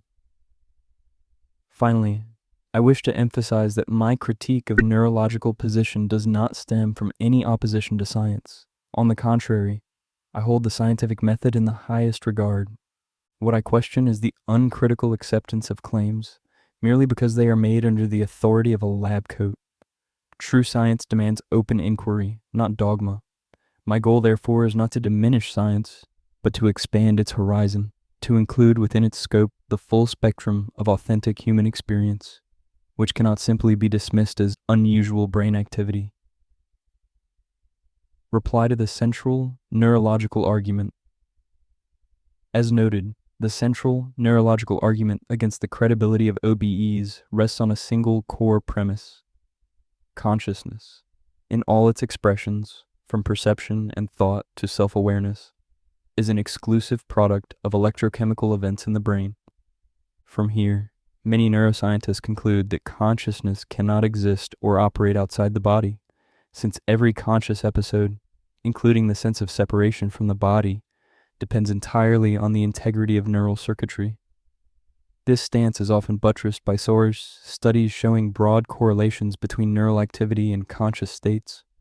Yet no research has demonstrated a strict one-to-one mapping between any specific brain region and a particular conscious experience. If it were decisively proven that consciousness arises only from the brain, imagining consciousness detaching from the body to perceive or act apart from the nervous system would indeed be unreasonable. However, despite its popularity and rhetorical force, this position faces serious tensions, especially when it encounters phenomena that resist a strictly neural accounting. In what follows, I deconstruct the premise and offer several lines of critique that reopen the question and challenge a reductionist view of mind. The absence of a material basis and the horror problem of consciousness. Despite striking advances in neuroscience, the origin of consciousness remains elusive. No materialist theory has yet explained how neural firings give rise to subjective experience, qualia such as the redness of red, the taste of coffee, or the scent of the sea. Electrical signals coursing through cortex bear no intrinsic resemblance to what we actually feel, and yet our lives are saturated with felt qualities. Crucially, beliefs or thoughts cannot be described as true or false in any chemical or electrical sense, nor can one scan a brain pattern and read off an epistemic verdict. Thoughts do not gather in a cortical corner with weight, size, or coordinates, and they do not obey the same kind of laws as voltages or ions. From this angle, consciousness appears to exceed the status of a mere material product, presenting itself as an irreducible dimension that lacks the physical properties of the brain. This is the crux of what David Chalmers termed the hard problem of consciousness, explaining how neural processes generate first-person experience. While neuroscience can correlate brain patterns with perceptions or moods, correlation is not explanation. The mystery persists at the edge of the explanatory gap. This mind-body tension is ancient. In the Phaedo, Plato treats the soul as an eternal entity distinct from the body. Aristotle, while emphasizing interdependence, treats soul as the form of the living body rather than as a separate substance. Eastern traditions likewise regard the soul, Atman, as immortal and separate from the body, with consciousness, Chaitanya, as an independent principle animating life and perception. In Buddhist philosophy, consciousness, vipassana, is explored as a mental state transcending material forms. René Descartes, 1596-1650, revived and systematized the distinction in Meditations on First Philosophy, arguing for a fundamental difference between mind and body. His dictum, I think, therefore I am, cogito, ergo sum, treats thought as evidence of a mind independent of the body. If mind and body can be distinctly conceived, he argued, they are distinct, a line of reasoning later aligned with Leibniz's law of the identity of indiscernibles. He further observed that the body occupies space, whereas mind does not. The two thus operate in categorically different ways. In modern times, many thinkers across disciplines have doubted that consciousness can be reduced to brain activity. As the Nobel laureate John Eccles noted, nowhere in the laws of physics or in the laws of the derivative sciences, chemistry and biology, is there any reference to consciousness or mind. Colin McGinn argued that materialism tries to build mind from properties, that refuse to add up to mentality. Jaegwon Kim pressed the same intuition. How could a series of physical events, little particles jostling against one another, electric currents rushing to and fro, suddenly blossom into a conscious experience? Why should any conscious experience emerge from molecular biological processes at all? Physicist Eugene Wigner concurred. At present, we have not even the faintest idea how to relate physical and chemical processes to the state of the mind. Sam Harris acknowledged that introspection never reveals how private consciousness could depend on voltage changes and chemical interactions. And even when the nervous system is perturbed, at no point does one gain a glimpse of the 100 trillion synapses supposedly generating these experiences. Sir John Maddox captured the stalemate. What consciousness consists of is a puzzle. Despite the splendid successes of neuroscience in the past century, we seem as far from understanding cognitive processes as we were a century ago. Thus, Chalmers' formulation of the hard problem persists, and Science magazine listed it among the great unsolved questions on its 125th anniversary. Importantly, the hard problem is not a failure to find neural correlates of consciousness. Such correlates are expected on any framework, materialist, dualist, or idealist. Neuroscience can show patterns that accompany experience, but accompaniment is not production. The live question is how physical events ever yield felt experience in the first place. Confusing correlation with causation is a familiar fallacy. That we wake and the sun rises does not mean sunrise depends on our waking. Likewise, stable neural correlates do not prove the brain produces consciousness. As Eccles and Chalmers emphasize, correlation is precisely what needs explaining, not a proof of reduction. Why then do some conflate brain with mind? One response, offered by materialists like Sean M. Carroll, is that our ignorance of the neural micromechanism does not imply incapacity. Just as one needn't grasp transistor microphysics to enjoy a smartphone, the brain might generate consciousness without our detailed understanding. But this is an argument from ignorance. We do fully understand how transistors produce images in games. By contrast, the mind-brain nexus involves a distinct explanatory leap that microphysics has not bridged. A related suggestion is that consciousness emerges from complexity. Yet no empirical law in biology or physics establishes that increasing complexity alone yields subjectivity. This complexity bias assumes radical novelty without specifying mechanisms that bridge objective process and subjective feel. Invoking unexplained emergence quietly abandons strict reductionism. Other thinkers, especially functionalists such as Daniel Dennett, attempt to preserve a materialist perspective by arguing that the absence of a center of consciousness in the brain is precisely the point. Consciousness is not localized. Instead, Dennett maintains that our brains contain a cobbled-together collection of specialized neural circuits that cooperate through learned habits and self-exploration to create a virtual sense of agency, a captain of the crew without any real commander. Yet Dennett's account, while rejecting the notion of an inner observer, offers no clear explanation of how such distributed processes could yield the unified subjective experience we call consciousness. His proposal remains speculative. David Barnett sharpens the point with an analogy. Imagine a billion tiny men, each following a simple rule. If a certain symbol appears and certain lights are on, press a given button. At scale, their actions replicate brain-like computation. Yet a billion microagents do not magically add up to a single self. That experiences claiming such an assembly becomes conscious is not an explanation, it is an appeal to magic. This problem surfaces inside neuroscience itself as the visual binding problem. Distinct cortical regions process color, shape, motion, and so on, but there is no known locus where these distributed features become the single, seamless perception we actually enjoy. As a 2013 Brain and Mind study noted, exhaustive cortical mapping has not revealed a site that explains perceptual unity. Models abound, but no experiment shows how the brain alone generates unified experience. Surgical evidence points the same way. Patients who lose portions of cortex do not become fractions of a person. Despite deficits, consciousness remains unified. Carl Lashley's classic rat studies likewise failed to localize memory. After maze training and diverse lesions, performance persisted regardless of lesion site, leading him to deny a neatly circumscribed memory store.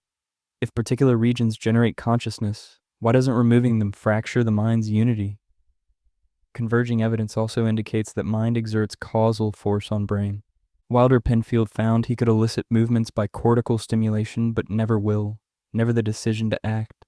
He concluded that the mind is not in the brain's chemistry. Modern work on top-down causation corroborates this. Social interaction reshapes face-selective neurons. Constraint-induced movement therapy remaps cortex after stroke. And Jeffrey Schwartz's OCD program shows that sustained mental practice measurably reorganizes brain activity, with clinical benefit tracking the mental effort invested. Dissociative identity disorder, DID, further illustrates mind-brain plasticity. Distinct alters can display different visual cortex activation, some blind, others sighted, alongside divergent handwriting, posture, and even allergies, all within one body. Michael Merzenich's work on attention-driven plasticity reaches a striking conclusion. This leaves us with a clear physiological fact. Moment by moment, we choose and sculpt how our ever-changing minds will work. We choose who we will be the next moment in a very real sense, and these choices are left embossed in the physical form on our material selves. Together, these considerations weigh against the claim that consciousness is merely a byproduct of neural chemistry. The hard problem, the explanatory gap, the binding problem, Penfield's limits, neuroplasticity, and top-down causation all suggest that consciousness outruns a purely reductionist story. Using neurological injuries and diseases as an argument against the independence of consciousness, materialists often treat neurological injury as decisive evidence that mind reduces to brain. Damage a region, change personality, memory, or values. Therefore, the mind is neural function. The Phineas Gage case, 1848, remains emblematic in neuroscience. When a tamping iron destroyed portions of his frontal lobe, his once balanced and responsible temperament gave way to impulsivity and irritability. Modern research associates the frontotemporal regions with executive control, inhibition, empathy, and even aspects of political orientation, functions that are markedly impaired when these areas are damaged. Similarly, in Understanding the Brain, Dr. Dowling describes the case of Jones, a successful businessman who developed Alzheimer's disease. As the condition progressed, he lost the ability to distinguish spatial orientation, confusing left from right, became disoriented even in familiar surroundings, and no longer recognized close family members. Because Alzheimer's gradually destroys neurons, materialist thinkers conclude, damage the brain and the mind deteriorates accordingly. But correlation is not causation. Breaking a radio antenna distorts reception without proving the antenna creates the broadcast. Damage can impede the expression of mind without establishing that matter produces it. On this view, echoing William James and Henry Bergson, the brain functions as instrument or filter, a reducing valve that constrains a broader consciousness to the bandwidth useful for life. Intriguingly, several lines of evidence suggest that consciousness can persist or even sharpen amid severe neural compromise. 1. Savant syndrome. Certain individuals with atypical neurological structures demonstrate remarkable domains of exceptional cognitive ability. Kim Peek, for instance, born without a corpus callosum, memorized more than 12,000 books, could instantly recall postal codes and detailed maps, and provided inner-city directions decades before the invention of GPS. His remarkable abilities inspired the film Rain Man, 1988, which went on to win an Academy Award.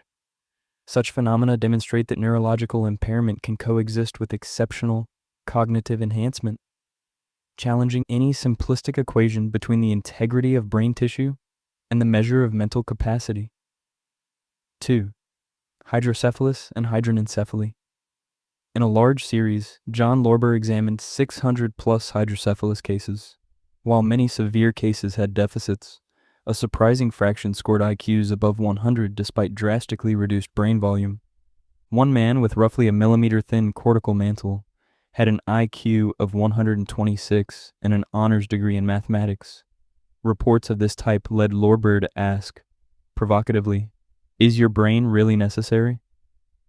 In hydranencephaly, where cerebral hemispheres are largely absent, standard neurophysiology predicts a vegetative state.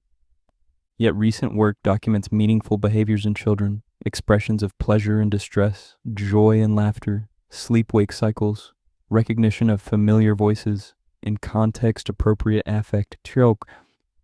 Such findings strain models that equate consciousness strictly with cortex. 3. Near-death experiences, NDEs.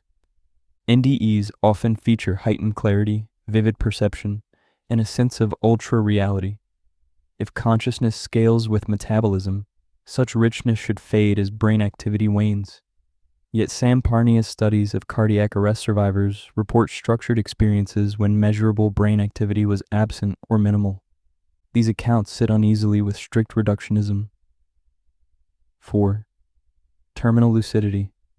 Patients with advanced dementia sometimes regain striking clarity shortly before death, recognizing loved ones and conversing coherently despite extensive neuropathology.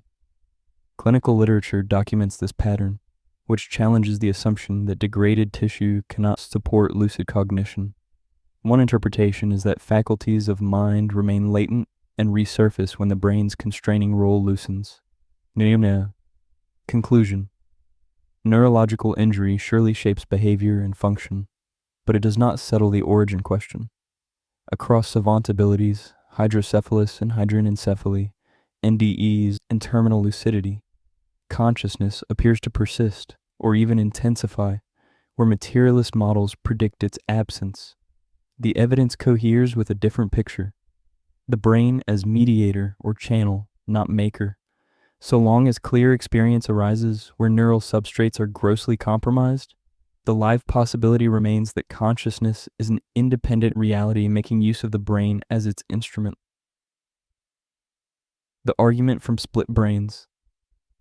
Some materialists cite split brain research as evidence that consciousness is divisible and reducible to brain processes.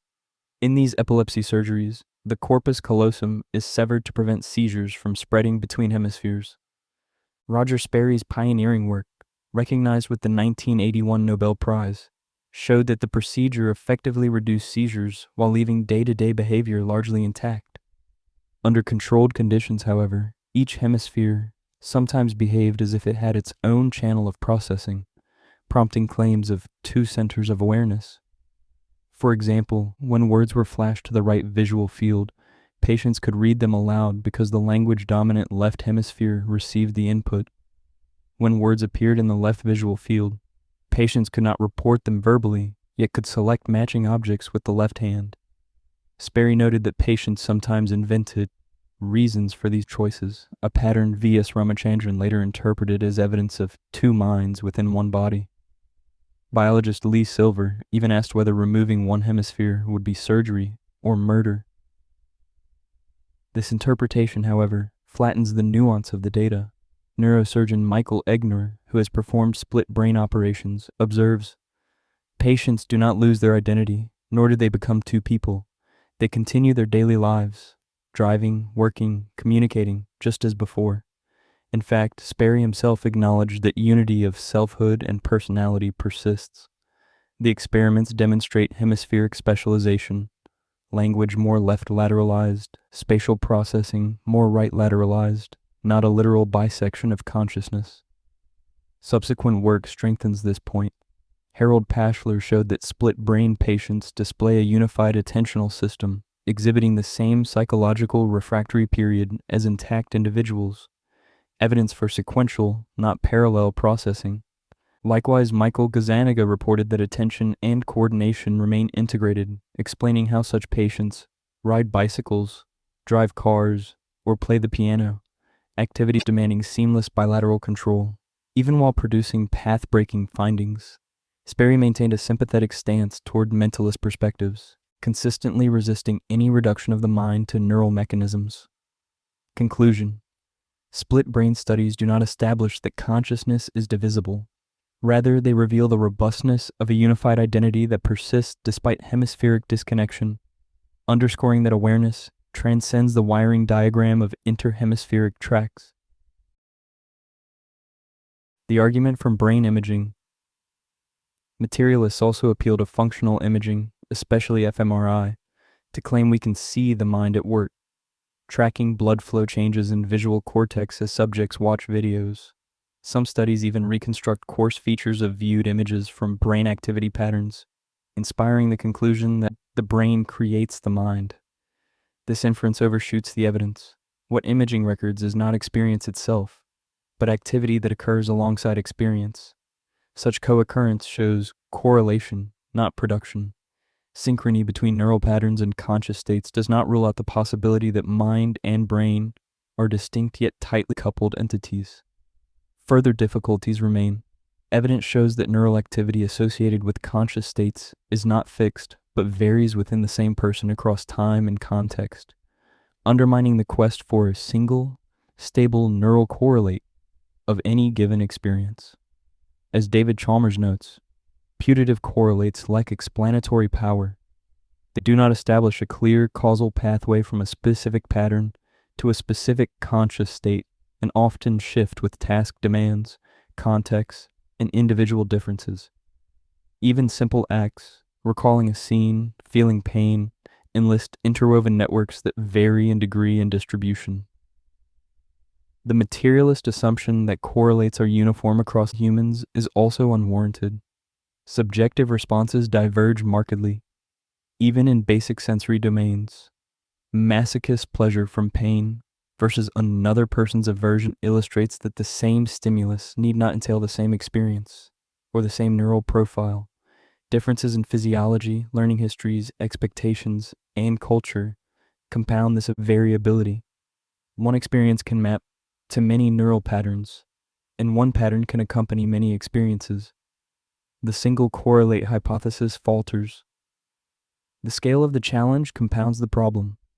Roughly 100 billion neurons and about 100 trillion synapses form the most intricate physical system known. fMRI, powerful as it is, samples a slow hemodynamic echo of fast electrical dynamics. In this living cosmos of interactions, pinpointing a precise locus that produces consciousness looks increasingly implausible and instead suggests broader, integrative processes that exceed reductionist explanation. Consistent with this, Elliott and colleagues, 2020, reported poor test-retest reliability for task-based fMRI signals, raising serious concerns about the stability of such measures for inferring mental states. Conclusion. Arguments from brain imaging assume precise, person-invariant correlates for each mental state. The research points the other way. Neural processes linked to consciousness are complex, overlapping, and context-dependent. Even where reliable correlates exist, they would still show only co-occurrence. Correlation is not causation.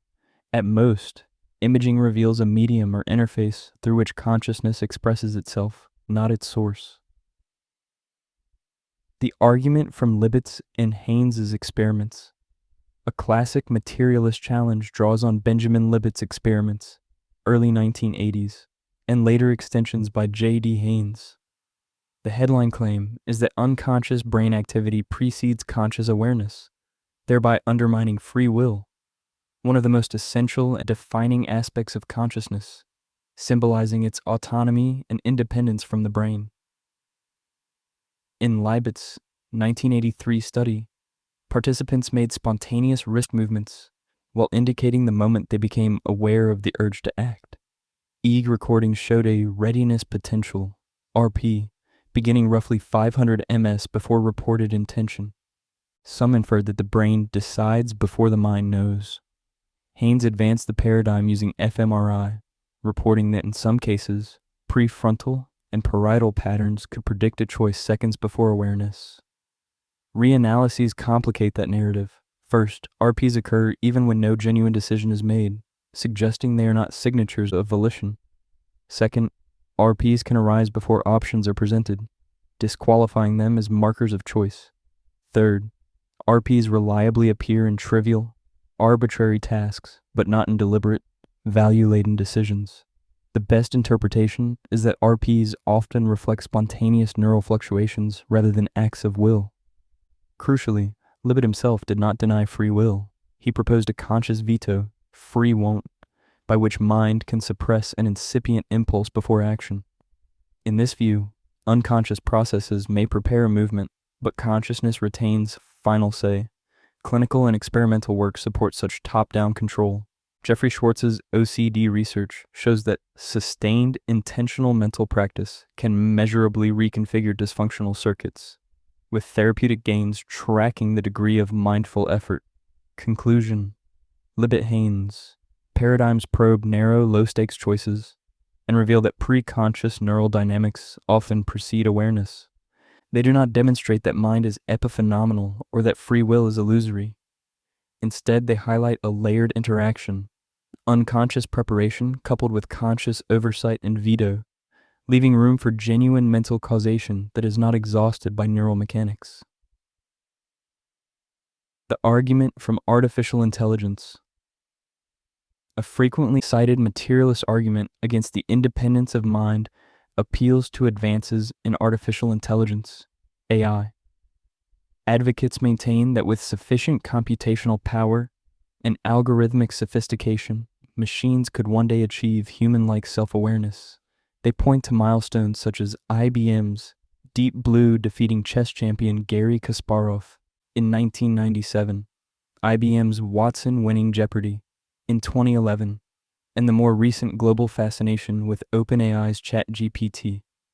These developments are often connected to the Turing test proposed by Alan Turing in 1950, which suggests that if a human interlocutor cannot reliably distinguish between the responses of a human and a machine, the machine may be considered intelligent. Yet the Turing test measures only outward performance, not subjective awareness. Even Turing himself acknowledged this limitation. In response to critics like Jeffrey Jefferson, who insisted that true intelligence must involve feelings and inner experience, Turing invoked the problem of other minds. Since we cannot directly verify another being's consciousness, behavioral criteria serve merely as a practical standard. His test, therefore, was meant as a pragmatic tool, not as evidence of genuine awareness. This distinction is vital. Simulating intelligent behavior is not equivalent to possessing consciousness. The famous philosophical zombie thought experiment captures this difference.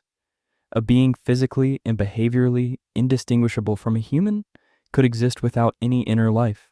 Likewise, today's AI systems may convincingly replicate human-like responses without offering any sign of actual subjectivity. John Searle's Chinese Room argument illustrates the issue with exceptional clarity. Imagine a person who does not understand Chinese locked inside a room. Through a slot, sheets covered with Chinese characters are passed in. The person consults an English rulebook explaining which symbols to copy, group, or return. By following these syntactic rules perfectly, the person produces responses indistinguishable from those of a native Chinese speaker. To an observer, it appears as though genuine understanding has occurred, but there is no comprehension at all, only rule following. Searle's conclusion is simple but profound. Computation, which manipulates symbols according to syntax, cannot by itself generate meaning, intentionality, or consciousness. Even the most advanced AI operates entirely at the syntactic level. It processes data, applies algorithms, and generates text, but it does not understand what it produces. It cannot ground its symbols in lived experience or attach significance to its outputs. The appearance of comprehension is an illusion created by complex programming. Edward Kelly and colleagues reinforce this point, noting that human cognition depends on holistic insight, contextual awareness, and intentionality, qualities wholly absent from digital systems. Computers rely on explicit data and formal rules. They cannot access meaning or qualia.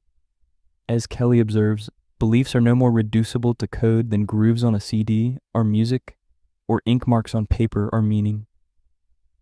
In conclusion, AI's achievements reveal the extraordinary potential of computation, but not the presence of consciousness. Machines simulate thought. They do not experience it. Their successes highlight the contrast, not the continuity between mechanical processing and genuine awareness. strengthening the argument that consciousness includes dimensions beyond the reach of material processes. The argument from anesthesia, or the switching off of consciousness. Another materialist claim holds that the temporary loss of consciousness during anesthesia or sleep proves the mind is merely a brain function. If chemicals or electrical interventions can switch off awareness and later switch it back on, then consciousness, it is argued, must be a mechanical process dependent on neural activity. This reasoning, however, is not decisive. Philosopher Bernardo Kastrup notes the everyday example of awakening from deep sleep with no recollection of any experience, only to remember a vivid dream moments later. One might assume one was unconscious, when in fact one merely failed to record the experience in memory. This demonstrates that absence of recall is not proof of absence of experience. Research on anesthesia supports this distinction. Many patients report dreamlike experiences under drugs thought to eliminate awareness. Moreover, the phenomenon of anesthesia awareness, in which patients under general anesthesia later recall hearing conversations or sensing pressure while immobilized, is well documented. Such cases suggest that consciousness may persist beneath the threshold of external expression. Even so-called dreamless sleep does not entail total unconsciousness. Neuroimaging shows continuous brain activity during deep sleep, and subjects sometimes report fleeting sensations or imagery upon awakening. The lack of recallable content does not necessarily mean the cessation of consciousness itself. In summary, the anesthesia argument confuses the interruption of memory or expression with the extinction of awareness. Anesthetics appear to alter or obscure consciousness, not eliminate it. Far from proving that mind is a switchable byproduct of neural chemistry, the evidence points to its persistence in subtler forms, beyond the grasp of ordinary memory or measurement. The argument from eliminative materialism. The final materialist position considered here is eliminative materialism or eliminativism. This view holds that the mystery of consciousness arises only because we are asking the wrong questions that mistakenly assume mind and consciousness refer to real entities distinct from the brain. According to eliminativists, these concepts are linguistic relics that should be discarded as science progresses. In this view, mental terms such as belief, desire, joy, or fear do not denote actual phenomena but outdated folk concepts comparable to pre-scientific notions like phlogiston. As neuroscience advances, it should replace these with purely neurobiological descriptions. For example, saying, "My amygdala activity increased," instead of "I feel fear." This radical redefinition has been championed by Paul Churchland in Matter and Consciousness, a contemporary introduction to the philosophy of mind, and Patricia Churchland in Neurophilosophy, toward a unified science of the mind-brain. Related positions have been endorsed by Daniel Dennett, Francis Crick, and others. It is essential to distinguish eliminativism from reductive materialism, which has been the main focus of critique in this chapter. Reductionism accepts the existence of consciousness, but seeks to explain it as a biological process generated by neural activity. Eliminativism goes further. It denies that consciousness, as commonly conceived, exists at all. Despite its notoriety, eliminative materialism remains a minority view. The overwhelming consensus among philosophers and neuroscientists affirms the undeniable reality of subjective experience. John Searle insisted that consciousness is a fundamental feature of existence, while David Chalmers emphasizes that the hard problem of explaining subjective experience cannot simply be dissolved by denying its existence. Even within neuroscience, researchers continue to grapple with understanding consciousness rather than eliminating it. In conclusion, eliminative materialism stands as one of the most speculative and least persuasive doctrines in the philosophy of mind. It fails to explain away the very phenomenon it denies, the undeniable immediacy of subjective experience, and thus holds a little influence in contemporary debate. Scientific bias against consciousness. Despite a steadily growing body of evidence suggesting that mind may not be merely a byproduct of the brain, challenging the materialist conception of consciousness is still regarded in many scientific circles as a kind of intellectual heresy. The prevailing dogma assumes that consciousness emerges from neural activity, that the brain somehow produces awareness in the same way the liver secretes bile. Yet this notion remains an unproven postulate, unsupported by a coherent explanatory framework and resistant to even the most basic modeling. As a result, some have argued that its standing today is closer to neuromythology than to genuine empirical science. This situation raises a difficult but necessary question. Why does such resistance persist? Why is the idea that consciousness might exist independently of biology met with such institutional hostility and entrenched bias? In One Mind Physician, Larry Dossey explores this very issue, identifying several reasons why the debate over consciousness remains so charged within the scientific community. 1. Structural resistance to new ideas. Science, like all human institutions, is conservative by nature. Philosopher Thomas Kuhn, in The Structure of Scientific Revolutions, showed that progress in science rarely unfolds as a smooth, cumulative process. Instead, it proceeds through abrupt paradigm shifts that are typically resisted by those invested in the reigning worldview. Acceptance of new frameworks often requires not persuasion, but replacement, a generational turnover. As Max Planck famously observed, a new scientific truth does not triumph by convincing its opponents, rather because its opponents gradually die off and a new generation grows familiar with it. 2. Personal interests and institutional domination. Modern science is not a neutral arena of ideas, but a network of institutions, funding agencies, journals, and peer review bodies, often controlled by adherents of the dominant paradigm. This creates what sociologists of science have called an invisible college. Originally referring to informal networks that advanced early modern science, the term now also describes the mechanisms through which orthodox ideas maintain authority and marginalize heterodox ones. In practice, these structures function as gatekeepers, ensuring that research aligned with materialism is amplified while dissenting approaches struggle to find publication or funding, regardless of empirical merit. The long history of intellectual conflict, resistance to paradigm shifts, is hardly new.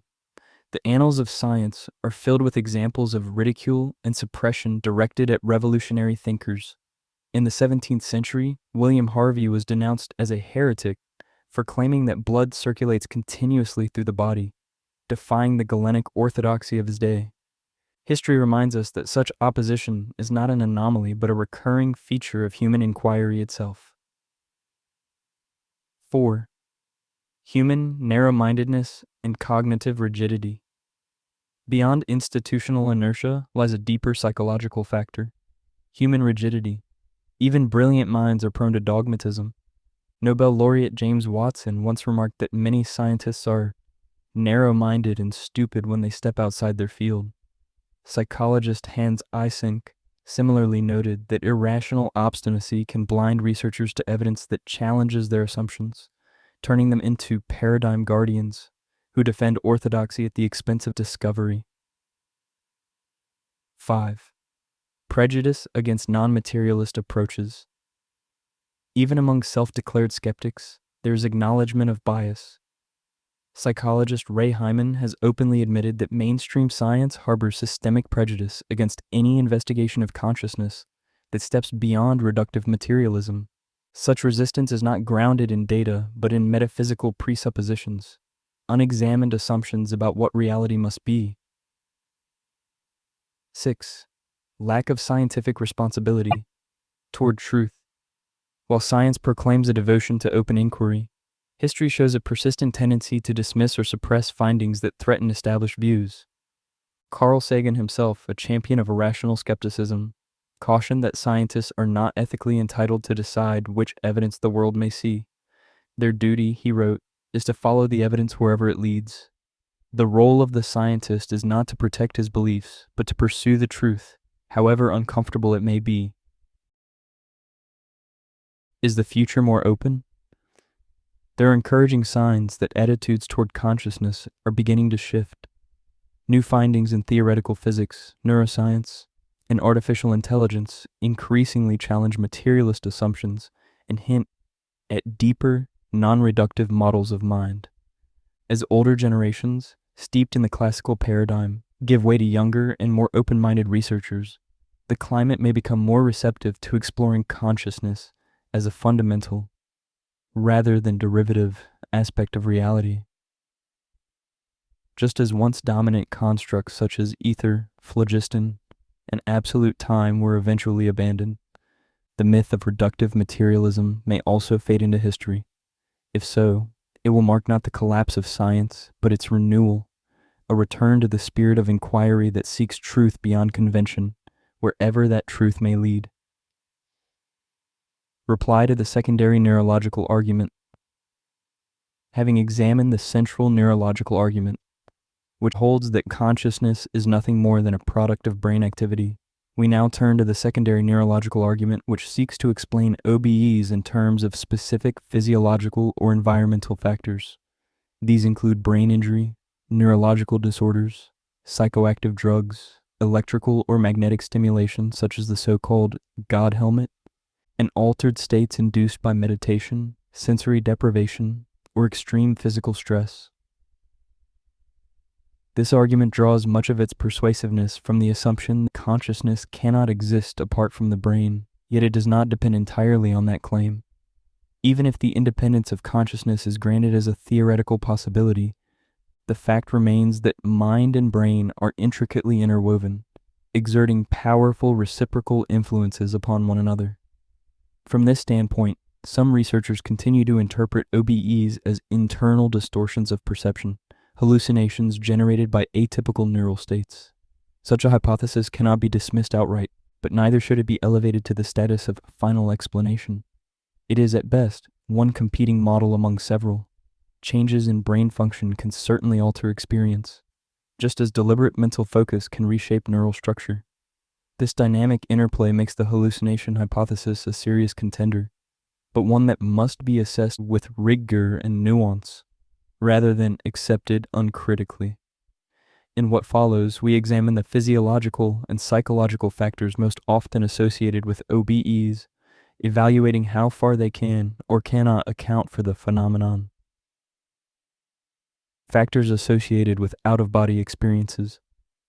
A wide range of physiological, psychological, and environmental conditions have been correlated with reports of OBEs. These associations, however, indicate circumstances of occurrence, not necessarily causes. They identify conditions that may facilitate OBEs, but not necessarily produce them. Among the most frequently cited are neurological illness or trauma, the use of hallucinogenic substances, anesthesia, magnetic or electrical brain stimulation, deep meditation, sensory deprivation, and life-threatening stress. Illness, injury, and stress. OBEs have often been reported in association with illness or physical trauma, particularly those affecting the temporal lobes. Patients with temporal lobe epilepsy, for instance, frequently describe intense spiritual or transcendental episodes that include OBEs. Similar experiences have been documented during acute pain, such as in serious accidents or surgical procedures, and in near-death circumstances. Women occasionally report OBEs during childbirth, a moment marked by both physical strain and heightened emotion. Among cardiac arrest survivors, approximately 18% describe OBE-like events, often accompanied by a profound sense of lucidity and transcendence. Comparable states occur under conditions of extreme psychological or physical stress. Dissociative sensations and feelings of leaving the body have been linked to sleep deprivation. Intense anxiety, depression, grief, interpersonal conflict, and childhood trauma. Even astronauts and fighter pilots exposed to extreme G-forces have reported such phenomena. During G-loss, G-force-induced loss of consciousness, reduced cerebral blood flow can trigger dreamlike states or OBEs, vividly recalled afterward. Colonel Dan Fulgham of the U.S. Air Force, who served in both the Korean and Vietnam Wars, described one such episode. I was there, but I wasn't there. I was floating. I was looking at myself from outside of myself. Anesthesia and hallucinogenic drugs. A substantial body of research links the use of hallucinogenic or dissociative substances with OBE-like experiences. Similar phenomena are reported by patients emerging from anesthesia who describe sensations of floating or observing themselves as they awaken.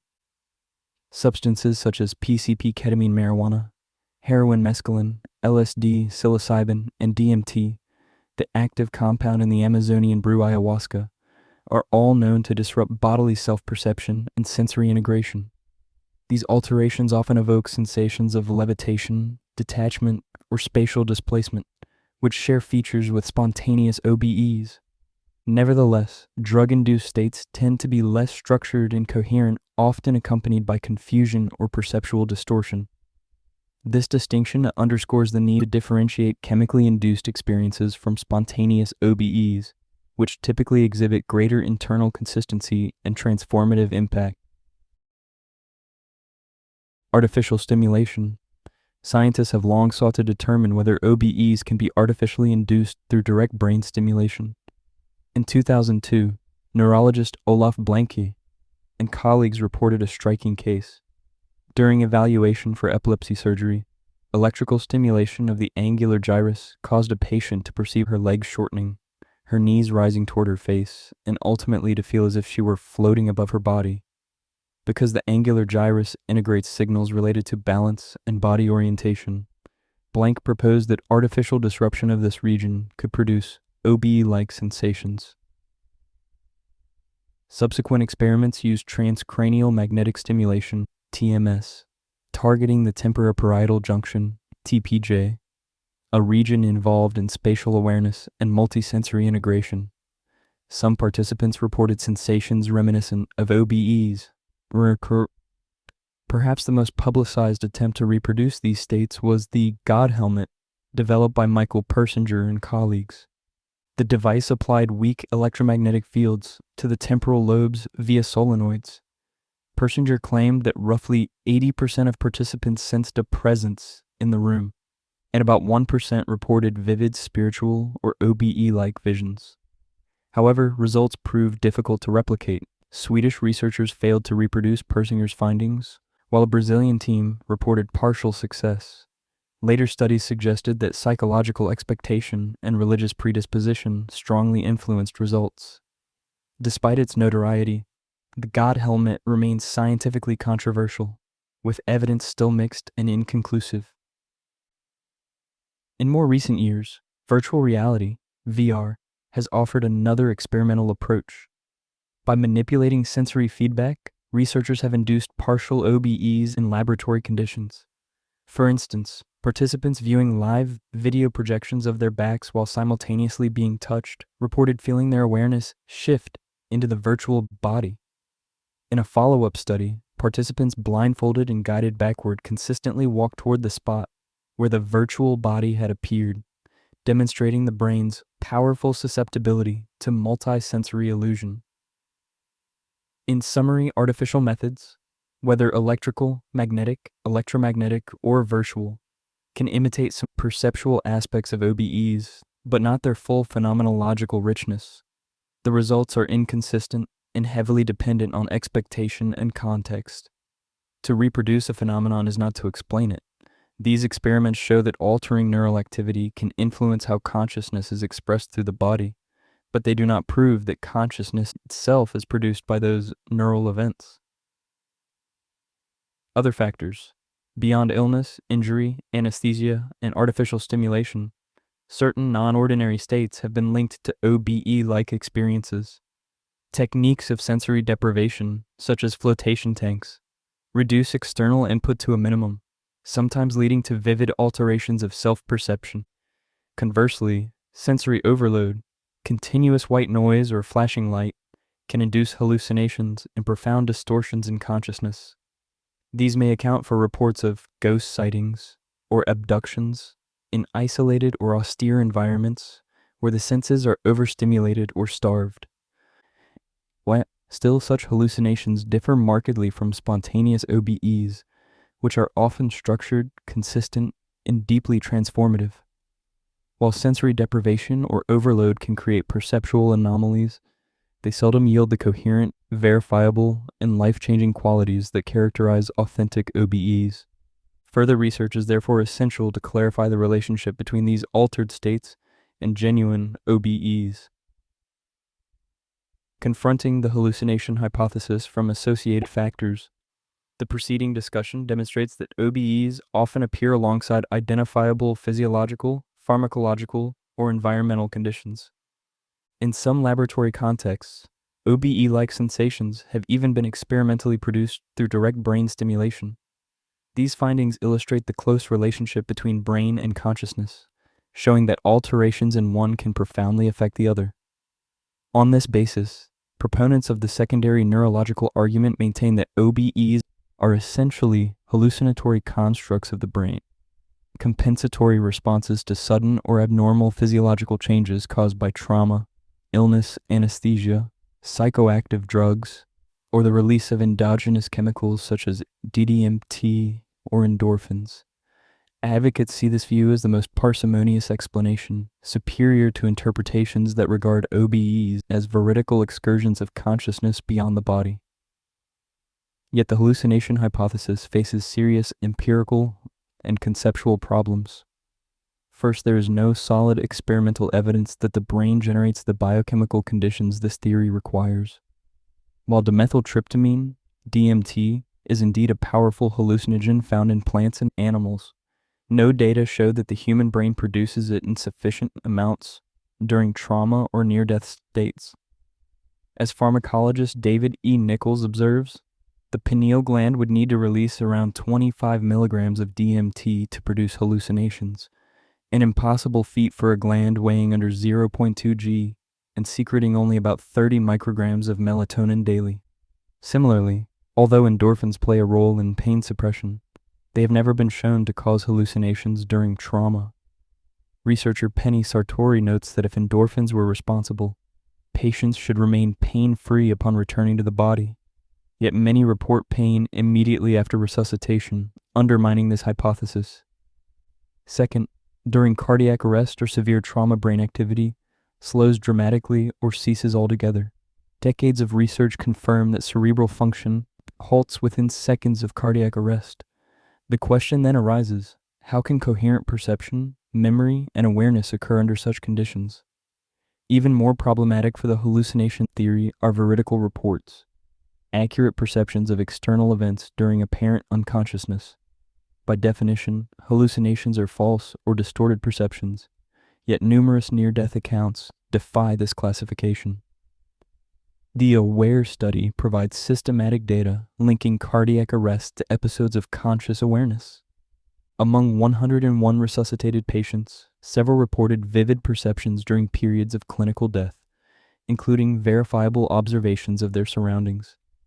Although labeled near-death experiences, NDEs, these episodes frequently include a central OBE component, awareness of separation from the physical body and perception of the environment from a detached vantage point. One particularly striking case from 2001 involved a patient who accurately described the location of his dentures during cardiac arrest, despite clinical signs of absent brain function. Earlier, cardiologist Michael Sabom compared 32 cardiac arrest patients who reported NDEs with 25 controls.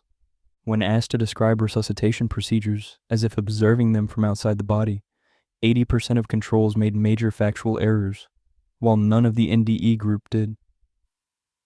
Subsequent studies have corroborated these findings. Penny Sartori observed similar accuracy among hospitalized resuscitation patients, and the famous Pam Reynolds case provided particularly compelling evidence.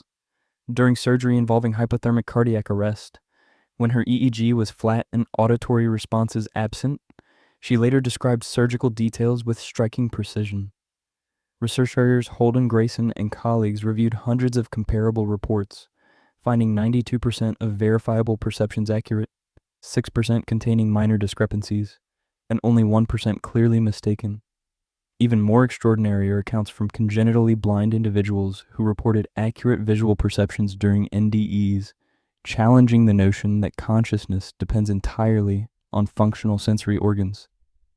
Drug-based explanations fare no better. Sartori noted that many resuscitated patients who had received hallucinogenic medications reported no experiences, while those who did report NDEs often had not been given such drugs. Of 12 patients describing incoherent hallucinations, 11 had indeed received sedatives or anesthetics, whereas authentic OBEs were coherent, structured, and transformative. A consistent qualitative distinction emerges.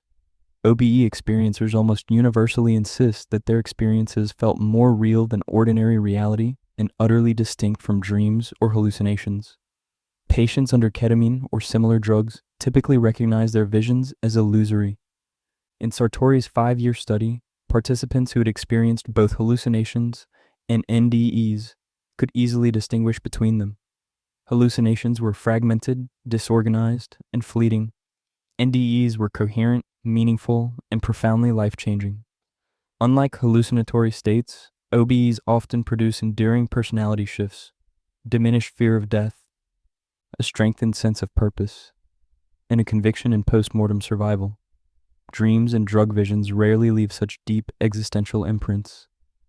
While OBEs and hallucinations may share superficial resemblances, they differ fundamentally in mechanism, structure, and subjective quality. Moreover, the ability to simulate certain features of an OBE in a laboratory setting does not disprove the reality of spontaneous experiences. As Graham Nichols aptly notes, hallucinating a car does not mean that cars do not exist. Similarly, artificially inducing OBE-like sensations does not invalidate the authenticity of naturally occurring OBEs. Taken together, these findings expose the weakness of the secondary neurological argument. We have seen that brain activity during near-death states is typically minimal or absent, making it implausible to attribute vivid, structured experiences to a non-functioning cortex. The neurochemical agents proposed, such as DMT and endorphins, are neither secreted in adequate quantities nor capable of reproducing OBE phenomenology. Numerous medically documented cases show accurate perception of real-world events during periods of clinical unresponsiveness. OBEs differ from hallucinations in coherence, phenomenology, and lasting psychological transformation. Artificial reproduction of OBE-like effects does not invalidate spontaneous experiences. In light of this multifaceted evidence, the hallucination hypothesis fails to withstand critical examination. OBEs cannot be adequately dismissed as neural illusions or pharmacological byproducts. They demand serious and open-minded investigation into the nature of consciousness itself. Chapter Summary. In this chapter, we examine the major neurological objections to the credibility of OBEs. We began with the central claim that consciousness is nothing more than a byproduct of brain activity, and then considered the secondary argument, which interprets OBEs as hallucinatory events triggered by physiological disturbances or environmental factors.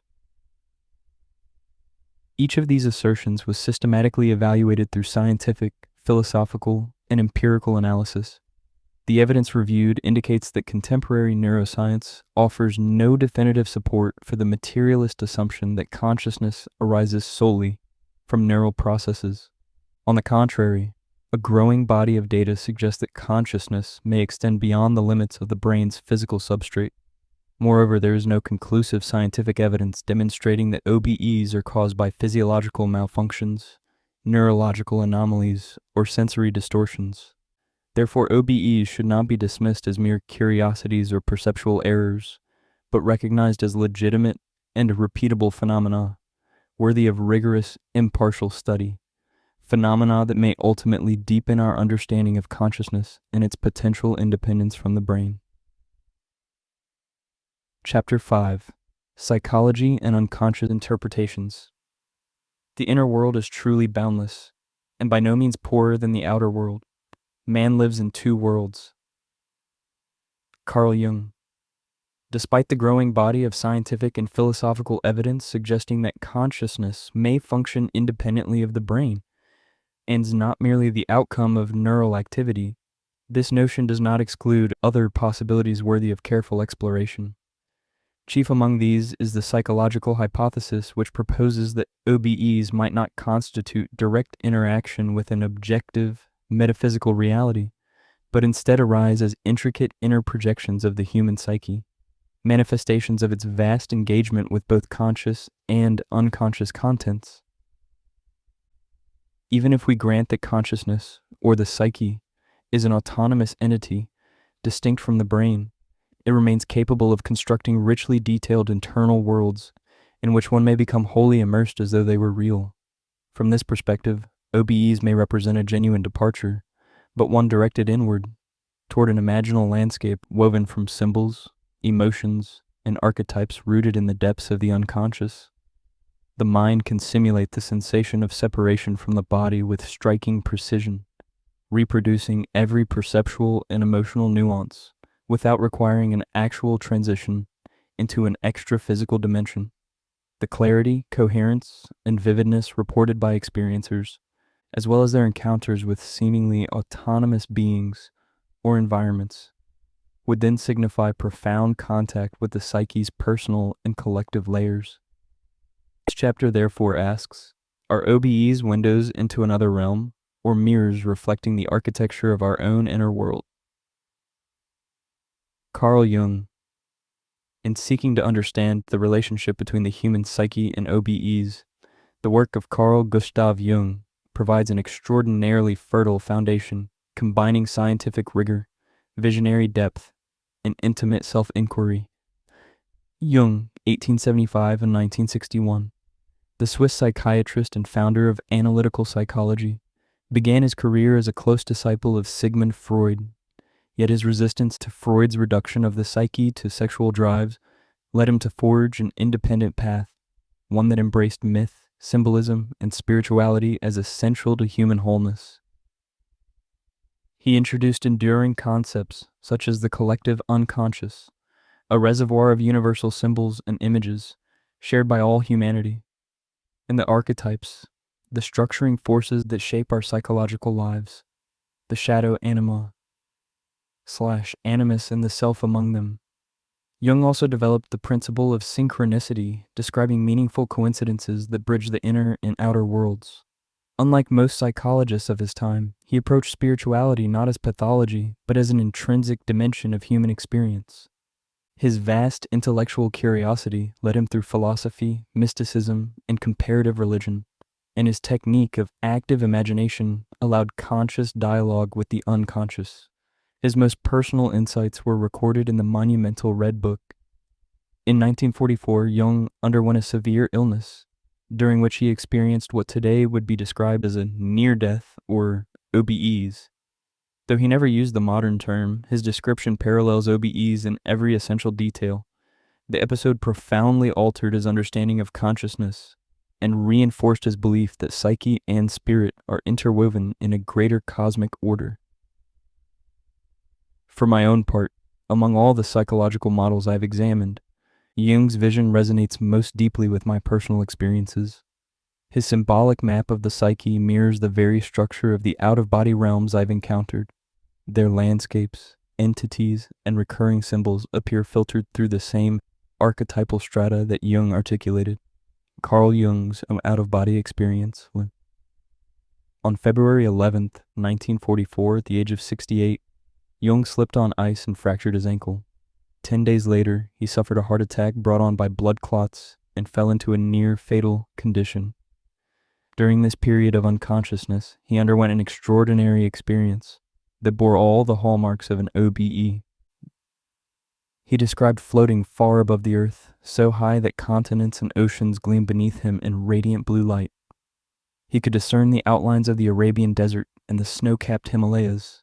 Drifting southward, he perceived a colossal black temple, luminous within and guarded by an Indian figure seated in meditation. Inside, countless candles shimmered. Jung felt every tie to the earthly realm dissolve, leaving only his essential being, the pure core of consciousness, stripped of all worldly attachments. He sensed that crossing the temple's threshold would reveal the ultimate secret of existence. But before he could enter, he saw the vision of his physician rising from Europe in the form of an arch, resembling Asclepius, the Greek god of healing.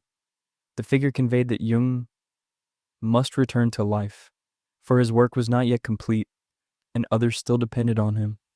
Jung felt deep sorrow. He had stood at the very brink of ultimate revelation. When he awoke, the emotional struggle was immense, the yearning for transcendence clashing with the duty of return.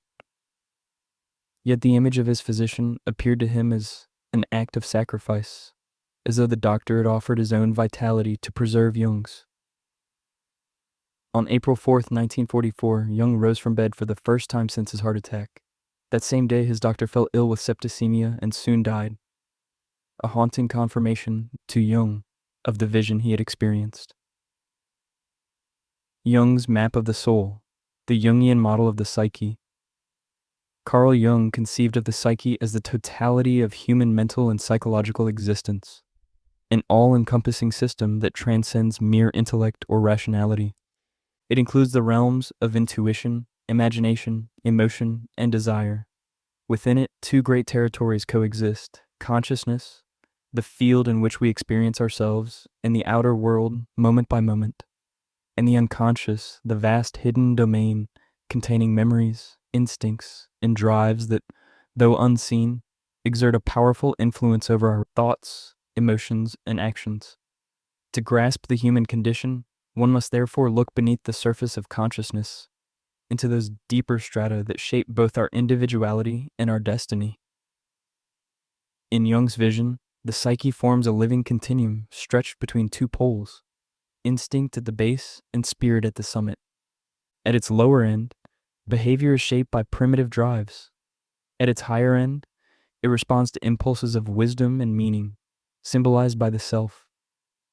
Thus, the psyche is not merely a battleground of inner conflicts, but a map of human existence in its full range, biological, emotional, and spiritual, where conscious and unconscious forces interact in the lifelong process of growth called individuation.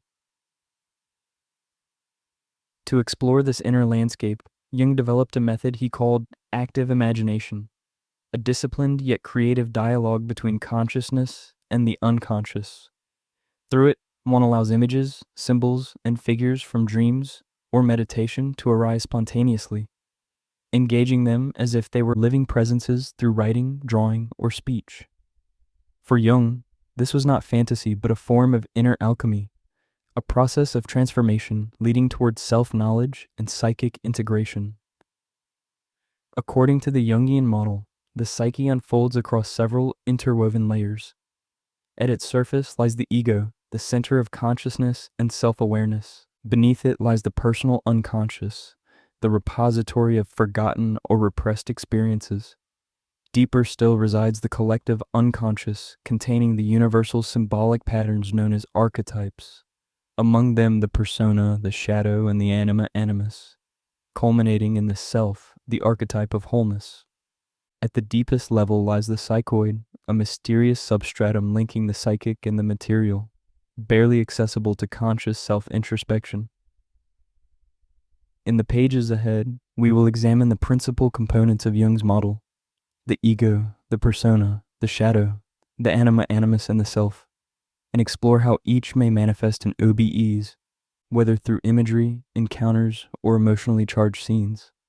Our goal is to illuminate how the psyche shapes such experiences and to evaluate how far the psychological model can account for the mysteries of OBEs. The ego.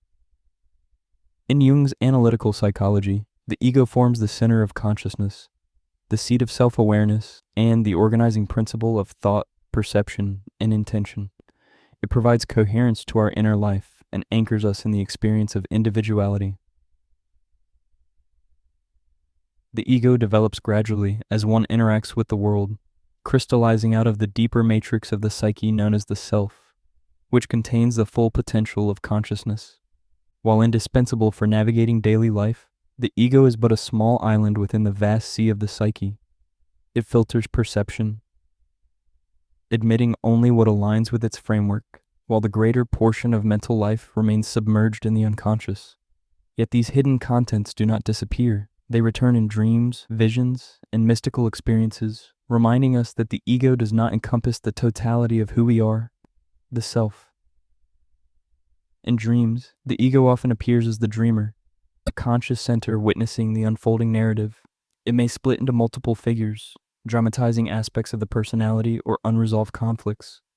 This dynamic reveals why, during certain altered states, such as deep meditation or OBEs, the ego may seem to dissolve or expand. Consciousness in these moments transcends its usual boundaries and unites with deeper layers of the psyche. The temporary fading of the ego, therefore, does not signify loss of awareness, but the awakening of a broader consciousness, one that approaches the self, the total, integrated being that includes both the conscious and unconscious dimensions. The persona, Jung defined the persona as the social facade of the psyche, the mask each person wears to meet the demands and expectations of the outer world. It is the adaptive role we play in family, career, and society, enabling coexistence within cultural norms. Though often misunderstood as falsehood, the persona is in fact necessary. It allows communication, cooperation, and mutual understanding.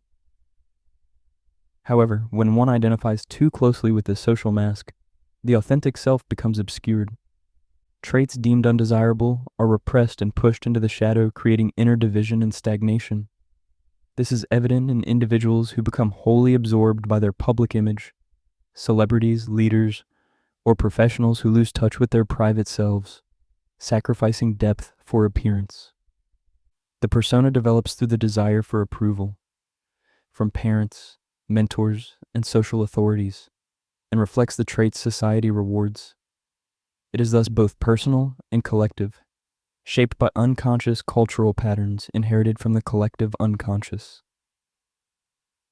Seen through this lens, OBEs may represent moments of liberation from the persona.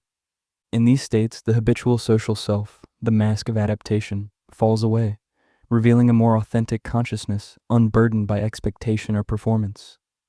Many experiencers describe this as a profound detachment, not only from the body, but from the roles and identities that define ordinary life. What remains is a direct encounter with the deeper layers of being, the personal and collective unconscious, and at times with the luminous presence of the inner self. The unconscious. The unconscious is one of modern psychology's foundational pillars, the hidden dimension of the psyche where memories and drives, desires, emotions, and thought patterns reside outside the direct governance of awareness, yet quietly shape our behavior, feeling, and cognition. Contemporary research suggests that more than 90% of mental activity unfolds at this level, making its study indispensable for any serious understanding of human nature. Though the unconscious emerged as a scientific concept in the 19th century, its philosophical roots are far older. Socrates, 470–399 BCE, noted that humans sometimes act against their better judgment, a paradox later formulated by Aristotle as akrasia, weakness of will, in the Nicomachean Ethics. Plotinus, 205–270 CE, hinted at unconscious processes when reflecting on phenomena like automatic writing, placing him among the earliest to anticipate the idea centuries before psychoanalysis. In German philosophy, Friedrich Schelling, 1775–1854, coined Unbewusste to denote unconscious mental activity, a term Samuel Coleridge later rendered in English as unconscious. By the 19th century, experimental psychologists Gustav Fechner, Wilhelm Wundt, Pierre Janet gave the concept increasing empirical precision, setting the stage for Freud and Jung. Sigmund Freud was the first to formalize the unconscious within a systematic therapeutic framework. He conceived it as a mental realm containing repressed wishes, often, though not exclusively, tied to instinctual drives, along with painful or conflict-laden memories excluded from consciousness, to protect the ego from anxiety. To reach these hidden contents, Freud developed clinical methods such as free association and dream interpretation, arguing that bringing unconscious material into consciousness is vital for relief and self-understanding. Among his major contributions was the notion of complexes organized constellations of thoughts, affects, and memories, frequently rooted in early development that can subtly direct behavior for years. Carl Jung, initially Freud's close collaborator, diverged by finding Freud's view too narrow and too centered on libido.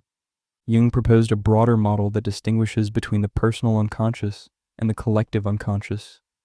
The personal unconscious contains forgotten memories, repressed experiences, and individual complexes, thus extending Freud's framework. The collective unconscious, by contrast, is a deeper inherited stratum housing universal symbols and archetypal patterns shared by humanity. These archetypes surface not only in dreams and altered states, but also in myth, art, religion, and cultural forms. As innate templates, they organize perception and experience, imparting meanings that transcend biography and culture. Consider the recurring symbol of the tree which appears in dreams reported across eras and civilizations. Majestic trees, trees of life, cosmic trees, consistently carrying themes of growth, renewal, and the linkage of worlds. The persistence of this image, often without direct personal or cultural exposure, cannot be explained by memory alone. It suggests the operation of an inherited archetype within the collective unconscious. Indeed, the tree's meanings echo through global traditions. Yggdrasil in Norse myth, the tree of life in the Hebrew Bible, Sidrat al-Muntaha in Islam, the Bodhi tree in Buddhist and Hindu contexts, and sacred trees in Native American lore. Such remarkable consistency, arising spontaneously in individuals lacking prior knowledge, strongly supports Jung's hypothesis of a transpersonal psychic layer infused with archetypes that have guided the human imagination since antiquity. Jung's recognition of the collective unconscious crystallized through three converging sources: profound inner visions, clinical observation, and comparative anthropology. A pivotal moment was a 1909 dream he found himself in a multi-storied house. The upper floor, modern, well-furnished, signified everyday consciousness. Descending, he encountered medieval rooms, then Roman chambers, until reaching a primitive cellar with rough stone, human bones, and pottery. The structure revealed itself as a symbolic map of the psyche, the surface as ego and contemporary awareness, each lower level an older layer of the unconscious, and the prehistoric foundation what he would name the collective unconscious. Clinically, Jung observed unfamiliar symbols in patients' dreams: snakes, dragons, world trees, black suns, savior figures that bore no relation to their personal histories, yet echoed motifs across ancient mythologies, from India to the Maya, Africa to Greece. Their recurrence suggested a source deeper than individual memory, a shared reservoir of archetypal images. Anthropology reinforced this insight. The German scholar Adolf Bastian described worldwide parallels in myth and folktale as elementary ideas, which Jung reinterpreted as archetypes. By linking this deep psychological stratum with both analysis and comparative anthropology, Jung reached a distinctive conclusion. The psyche is not merely the product of personal experience, but also contains an inherited, collective layer reaching back to humanity's earliest phases, even into prehistory. The collective unconscious thus stands as one of Jung's most consequential contributions, enlarging psychology to include not only the personally lived, but the species-wide inherited. This conception sheds light on cross-cultural similarities in certain OBEs, especially near-death episodes. Reports of a tunnel of light, encounters with familial or sacred figures, and calls to return to life recur with striking regularity across traditions. Such patterns imply that these images are not reducible to private fantasy. They reflect deeper symbolic architectures, rooted in the collective unconscious of humankind. For turn, archetypes. Archetypes are among Jung's most influential ideas. They are innate psychological structures, primordial patterns forming the foundation of the collective unconscious. Far from static abstractions, archetypes are dynamic, living forces that shape imagination, perception, and behavior across cultures and epochs. They offer essential keys to human nature, and their conscious recognition and integration are central tasks of individuation, the inner journey toward wholeness and freedom.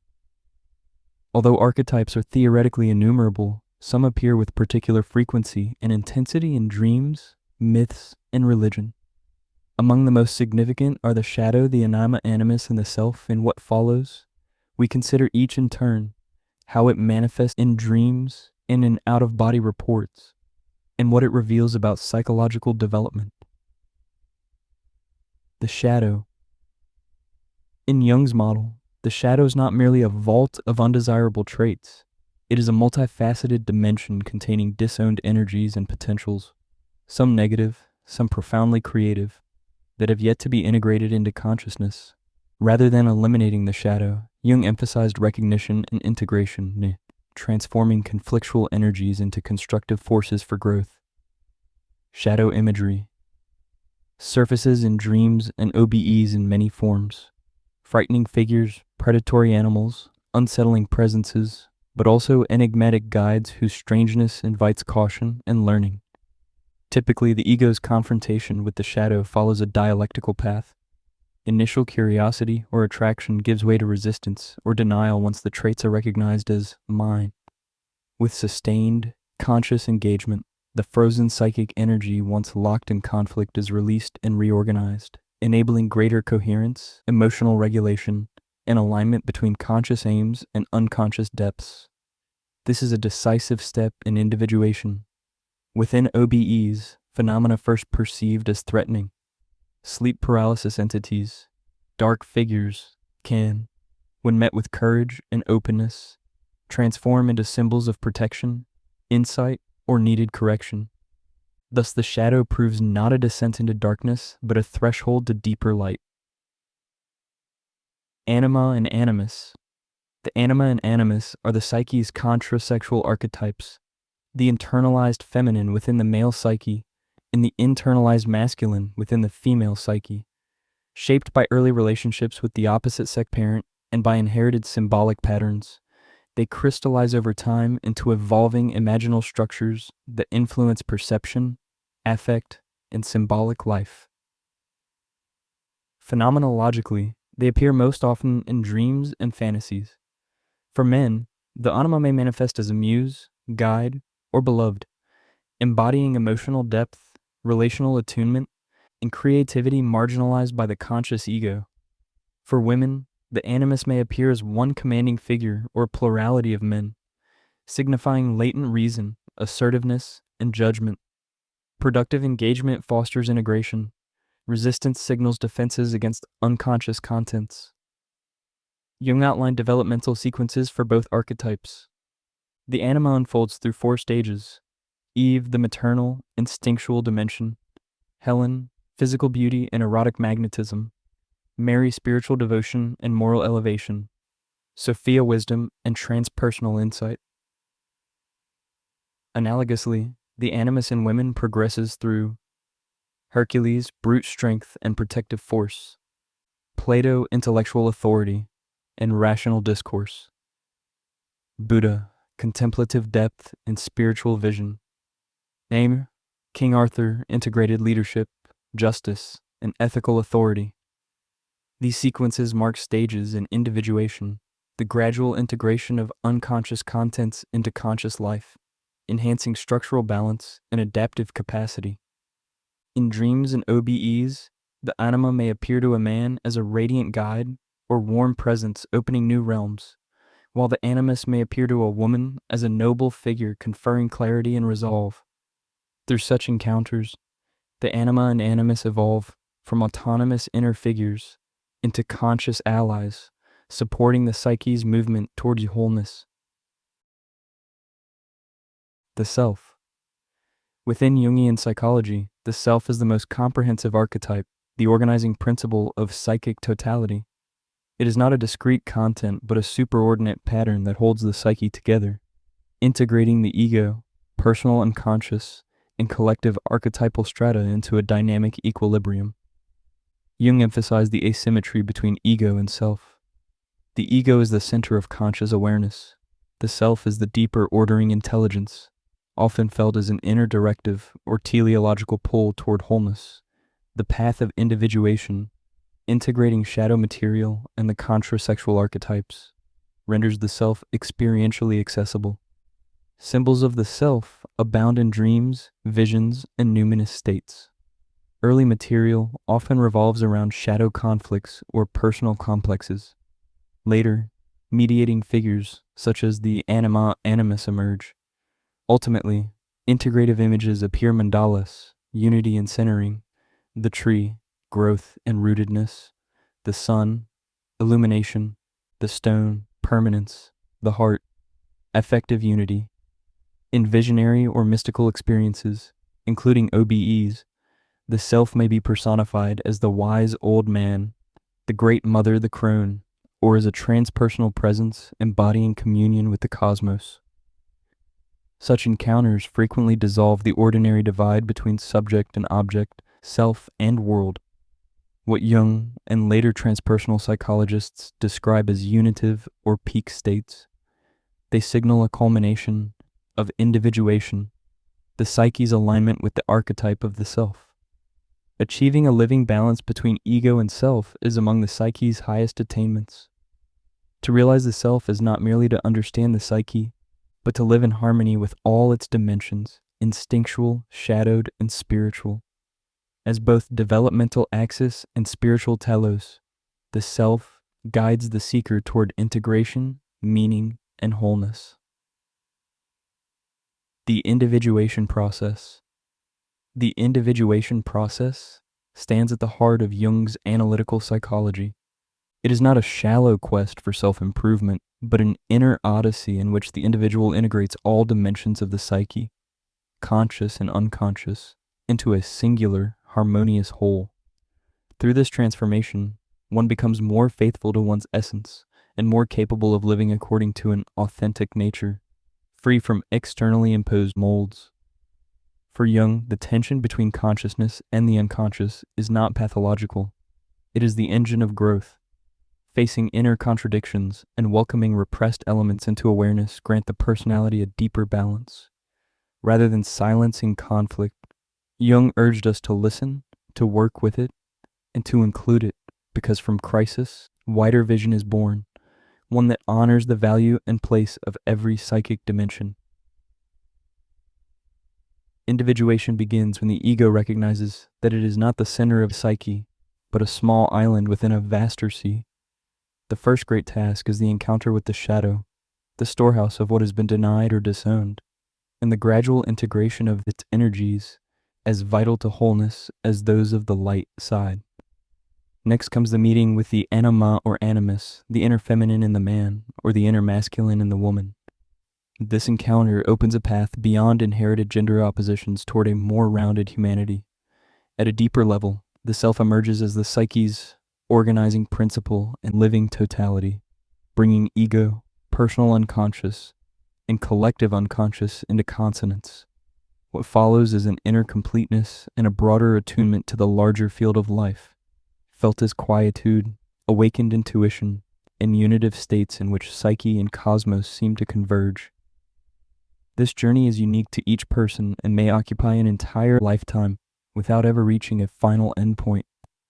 Yet it remains the royal road to psychological maturity. Its symbolic twin appears in the hero's journey found across cultures. In Homer's epic, Odysseus must navigate monsters, temptations, and narrow straits that allegorize the psyche's trials and fears. The sirens as the seduction to abandon one's path. Scylla and Charybdis as opposing dangers, requiring steadiness and resolve. Traces of the same itinerary surface in dreams and in mystical episodes, including OBEs. Jung's archetypes, shadow, anima, animus, self, often appear as guiding forms. First the confrontation with the shadow, then the balancing invitation of anima or animus, and finally the symbols of the self that embody unity. In such moments, the experiencer steps beyond the narrow frame of the ego, where luminous figures and wise presences signal approach to the self and a resonant kinship with the archetypal order. Like the hero's journey, the OBE unfolds through trials, meetings, and transformations before the return, bearing a clearer wisdom and a broadened sense of existence. It is a rebirth, not merely mending the psyche, but reshaping it at a deeper level of lucidity and meaning. Synchronicity and the unus mundus. Within Jung's model, synchronicity completes the picture of self and world. It is the key to understanding how images and encounters arising in dreams, or OBEs, can align with events in the material world. For Jung, synchronicity is far more than odd coincidence. It reveals a profound connectedness between inner states and outer happenings, one that transcends mechanical causality. Jung defines synchronicity as the convergence of an inner event, a dream, intuition, or charged emotion, with an external occurrence that carries special significance for the individual, without a direct causal link. The difference between chance and synchronicity is meaning. It is as though the universe arranges both threads to deliver a sign. Such moments hint at a hidden principle ordering reality, not by linear cause and effect, but by symbolic correspondence echoing simultaneously in psyche and matter. This notion arose from clinical work and lived experience. The most renowned case is the golden scarab, a highly rational patient, resistant to progress, reported a dream of receiving a golden scarab. At that instant, tapping sounded at Jung's window. He opened it and caught a thallus, a scarab-like beetle of shimmering gold. The charged convergence pierced her defenses and opened the analysis to deeper layers, a living instance of synchronicity. Jung witnessed many such alignments. After reflecting on life and death, for example, a bird fell lifeless at his window, a symbolic closure of a cycle in the outer world, answering the inner meditation. Experiences like these convinced him that archetypes act as hidden templates linking psyche and matter, weaving inner and outer into one fabric. Influenced by Eastern thought and in dialogue with physicist Wolfgang Pauli, Jung extended this vision into the unus mundus, the one world, in which matter and psyche are two faces of a unified reality. In this framework, some events follow synchronistic logic rather than causal determinism. Symbol becomes the shared language of inner and outer, and meaning the deeper bond that unites psychological and material life. From this vantage, dreams and mystical experiences, including OBEs, are theaters where synchronicity is enacted. When the ego's grip loosens, archetypal symbols rise from the collective unconscious and intersect with outer circumstances carrying the same tonal quality. A dream of a great tree or rare bird may echo hours later in waking life. A luminous guide encountered in an OBE may be mirrored by a person or event, delivering the very message one needs. Jung did not frame such phenomena as supernatural interventions, but as signals of a deeper cosmic order that appears when we are open to meaning. They cluster around turning points, psychic transformations, existential crises, advanced stages of individuation, when consciousness meets what lies beyond its usual borders. Synchronicity situates the person within a living web of significance, revealing existence not as a string of external incidents, but as a psychologically and spiritually interwoven process.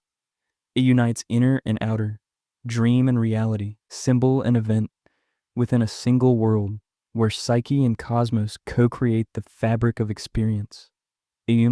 Philosopher Bernardo Kastrup, in Decoding Jung's Metaphysics, the archetypal semantics of an experiential universe, underscores that synchronicity was central to Jung's broader epistemic and existential project.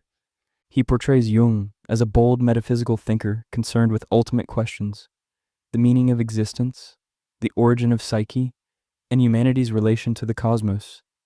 Jung, however, declined to cast his view as a formal scientific theory. The mechanistic climate of his era, skeptical of what lay beyond experimental verification, made any psyche-matter unity easy to misread.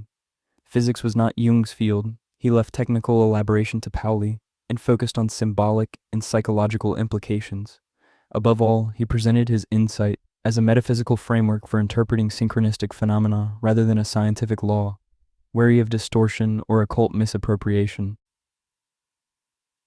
Responding to the psychological argument against out-of-body experiences. The psychological argument claims that OBEs are nothing more than symbolic dramatizations of inner conflicts, desires, or repressed traits, internal theater mistaken for metaphysical travel. On this view, no separation from the body occurs. There's only the psyche projecting images upon the screen of consciousness during sleep or altered states. Yet read through Jung's lens, the argument yields a paradox. Rather than dissolving the spiritual dimension, it deepens it. Jung does not imagine the psyche as a sealed chamber. He envisions psyche and world as expressions of a unified reality, the unus mundus, that transcends rigid dualisms. Within this framework, mystical experiences, OBEs included, are not mere private fantasies but meaningful encounters with the very weave of existence, where the depths of the psyche meet cosmic symbols in a shared language. Synchronicity and the cross-cultural manifestation of archetypes and visions and dreams thus become symbolic evidence of the psyche's communion with the cosmos. To some, this may sound poetic or vague. Nevertheless, it poses a real question. Can such a view converse with modern science? Might aspects of quantum theory, with its non-classical, probabilistic, and sometimes a causal character, offer conceptual openings toward what we call spiritual phenomena? The inquiry remains open, but Jung's model reframes the debate. Even if an OBE is psychological, it can still be real as participation in a deeper, unified order, where meaning, symbol, and event co-arise. Chapter Summary. This chapter has examined the psychological argument that questions the objective reality of OBEs. Through engagement with Carl Jung's analytical framework, we explored the extraordinary capacity of the human psyche to generate vivid, immersive states that mirror mystical experience. Our analysis led to a deeper insight that phenomena such as synchronicity and the universal recurrence of archetypal patterns reveal an intimate bond linking psyche and matter, two facets of a single unified reality that Jung envisioned as the unus mundus. Although Jung refrained from fully developing this hypothesis, constrained by the scientific climate of his era, it endures as a compelling frontier of inquiry. In light of contemporary advances in disciplines such as quantum physics, the possibility of a genuine dialogue between spiritual experience and modern science emerges with renewed promise. It is to this dialogue and to the search for a coherent synthesis between consciousness and the cosmos that the next chapter now turns. Chapter 6: Quantum Mechanics and the Nature of Reality. Only the experiment of an observer forces the atom to indicate a position, a color, and a quantity of heat. All the qualities of the atom of modern physics are derived of Werner Heisenberg, German physicist, pioneer of quantum mechanics, Nobel laureate in physics, 1932. I regard consciousness as fundamental. I regard matter as derivative from consciousness. We cannot get behind consciousness. Everything that we talk about, everything that we regard as existing, postulates consciousness. Max Planck, father of quantum theory, German physicist, Nobel laureate in physics, 1918. Introduction. As explored in the previous chapter, Carl Gustav Jung envisioned a metaphysical framework of astonishing depth unus mundus, or the one world. It proposes that psyche and matter, the inner and the outer, the subjective and the objective, are not fundamentally divided but arise from a single cosmic field. Within this vision, the human psyche is not a separate entity floating apart from the universe. It is an expression of it, a living manifestation of a vast ontological fabric that sustains all existence. This unified field underlies not only the structure of reality but also the phenomenon Jung called synchronicity, moments when an inner experience coincides meaningfully with an outer event without any causal connection. In such moments, the boundary between self and world dissolves, revealing a deeper unity that transcends both observer and observed. In Jung's system, the collective unconscious represents the psychological matrix that binds all human beings, while unus mundus denotes the ontological matrix that encompasses both psyche and cosmos. Strikingly, this once speculative vision has found surprising echoes within modern physics, especially in the discoveries of quantum mechanics. The core principles of quantum theory, non-local entanglement, the observer effect, and the indefiniteness of observables prior to measurement, all suggest that reality is not a rigid clockwork mechanism, but a dynamic, interwoven web of possibilities that both influences and is influenced by consciousness. Reality, as unveiled by contemporary physics, is inseparable from the act of observation. It appears to respond to, and perhaps even emerge from, consciousness itself. If the universe truly arises from a unified field of which both mind and matter are expressions, then consciousness may not be confined to the brain or body. OBEs, in this light, could represent genuine perceptual shifts within that deeper ontological field rather than mere psychological hallucinations. In this chapter, we will trace the resonances between Jung's metaphysical insights and the revolutionary discoveries of quantum physics, examining whether his intuitions, once muted by the scientific orthodoxy of his age, now stand illuminated by empirical evidence. From classical physics into quantum mechanics, classical physics emerged in the 17th century through the work of Galileo, Descartes, Kepler, and Newton. It presented the universe as an objective, deterministic machine whose workings could be described, predicted, and controlled through experiment. In this worldview, influence required direct contact. Action at a distance was impossible, and every event followed an orderly, causal chain. The cosmos resembled a vast clockwork, predictable in principle, its mysteries reduced merely to the limits of our instruments. By the late 19th century, this confidence had reached its zenith. The Scottish physicist William Thomson famously declared, "There is nothing new to be discovered in physics now. All that remains is more and more precise measurement." Yet two perplexing problems would soon overturn this sense of completion, both rooted in the behavior of light. The first was the failure to detect the luminiferous ether, the hypothetical medium through which light waves were thought to travel. Experiments such as Michelson and Morley's 1887 yielded nothing. The second was the so-called ultraviolet catastrophe. Classical equations predicted infinite energy emission at high frequencies, contradicting observation. In 1900, Max Planck proposed a radical solution. Light exists only in discrete packets of energy, which he called quanta. This insight marked the birth of quantum physics. Einstein expanded on it in 1905 to explain the photoelectric effect, demonstrating that light behaves as both wave and particle, a duality that would come to define the quantum world. Subsequent discoveries deepened the mystery.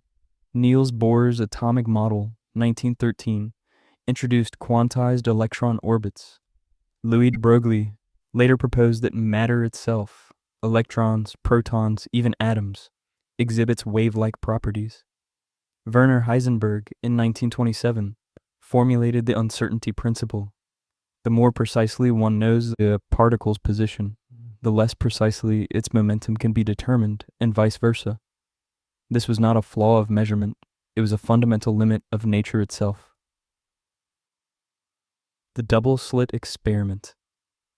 Among all experiments in physics, none illustrates the quantum enigma more vividly than the double-slit experiment. Richard Feynman called it the heart of quantum mechanics, a window into a reality beyond comprehension. In its simplest form, a beam of photons is directed toward a barrier with two slits and a detection screen behind it. With one slit open, the photons form a single bright band, behaving like individual particles. But when both slits are open, an interference pattern appears, bright and dark fringes showing that each photon somehow behaves like a wave passing through both slits simultaneously.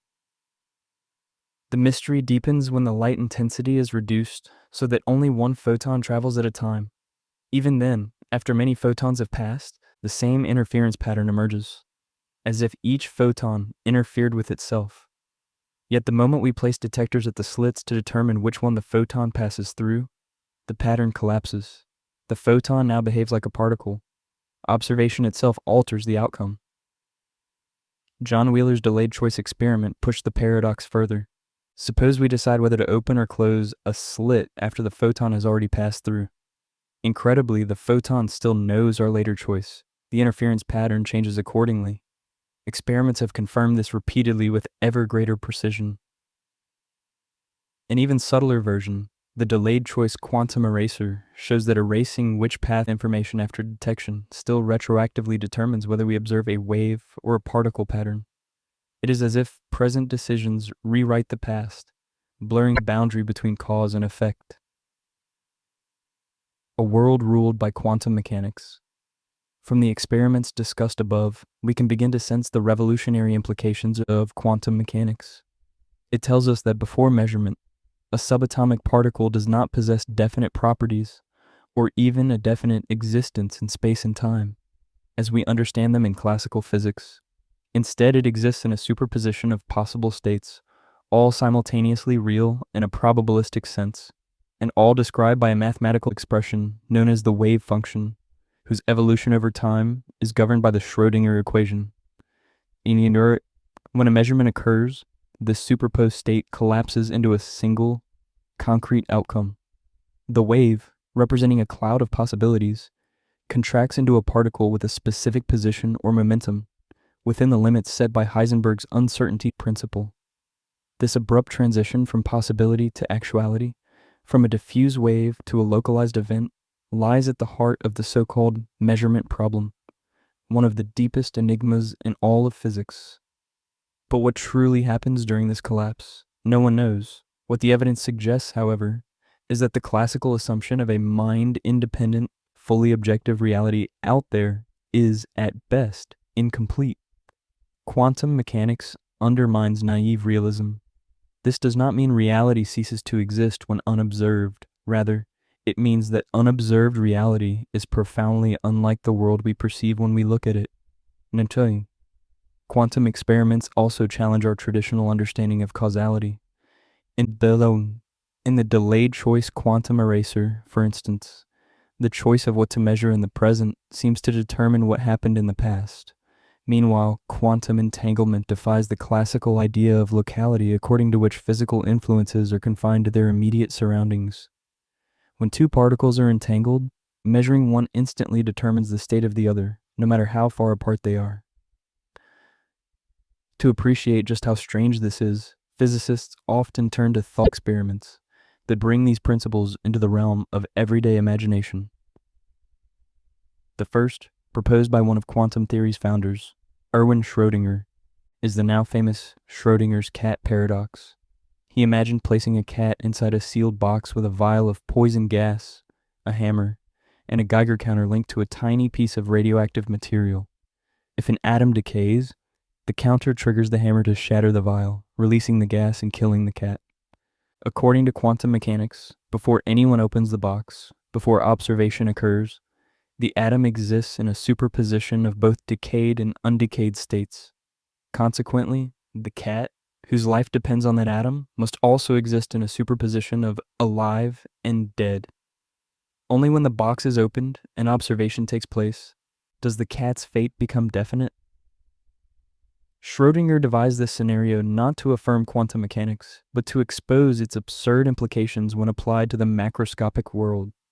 The cat, after all, belongs to our ordinary realm of experience, yet its life or death hinges entirely on a microscopic quantum event. His intention was to reveal how radically quantum laws contradict common sense. A second illustration, often called Alice and Bob's gloves, helps clarify the concept of entanglement. Suppose a pair of gloves, one right-handed, one left-handed, is sealed in two identical boxes and sent to two distant observers, Alice and Bob. Before either opens their box, there's a 50% chance that each holds either glove. Once Alice opens hers and finds, say, the right glove, she instantly knows Bob's must be the left, no matter how far apart they are. That, of course, is simple classical correlation, but now imagine that the gloves are quantum entangled. Before either box is open, both gloves exist in a shared superposition of left and right. When Alice opens her box, her act of measurement not only determines her glove's state, but instantly determines Bob's as well, even if he is light years away. Einstein derisively called this spooky action at a distance, a phrase that captured his discomfort with such non-local behavior. A final example brings us to the phenomenon of quantum tunneling. Imagine walking toward a solid wall. In classical physics, your options are simple. You must stop, go around, or climb over it. But in quantum physics, particles do not move as compact, localized points. They behave as waves of probability. As you approach the wall, a faint portion of your own probability wave extends through it. Thus there is a small but non-zero chance that you might suddenly vanish on one side and reappear on the other, passing through the wall without breaking it. While this seems impossible, it is a well-documented quantum effect observed in laboratories and even in nature, for instance, in the nuclear fusion reactions powering the sun. The strangeness of quantum mechanics is not its only challenge. The deeper question is why we do not witness such effects in daily life. Many assume that quantum laws govern only the microscopic realm, while macroscopic objects obey classical mechanics. Yet where exactly does one domain end and the other begin? What defines the threshold between the quantum and the classical? To date, no one has found such a boundary. Indeed, many physicists now believe that quantum effects permeate all scales of reality, extending seamlessly from subatomic particles to the macroscopic world we inhabit.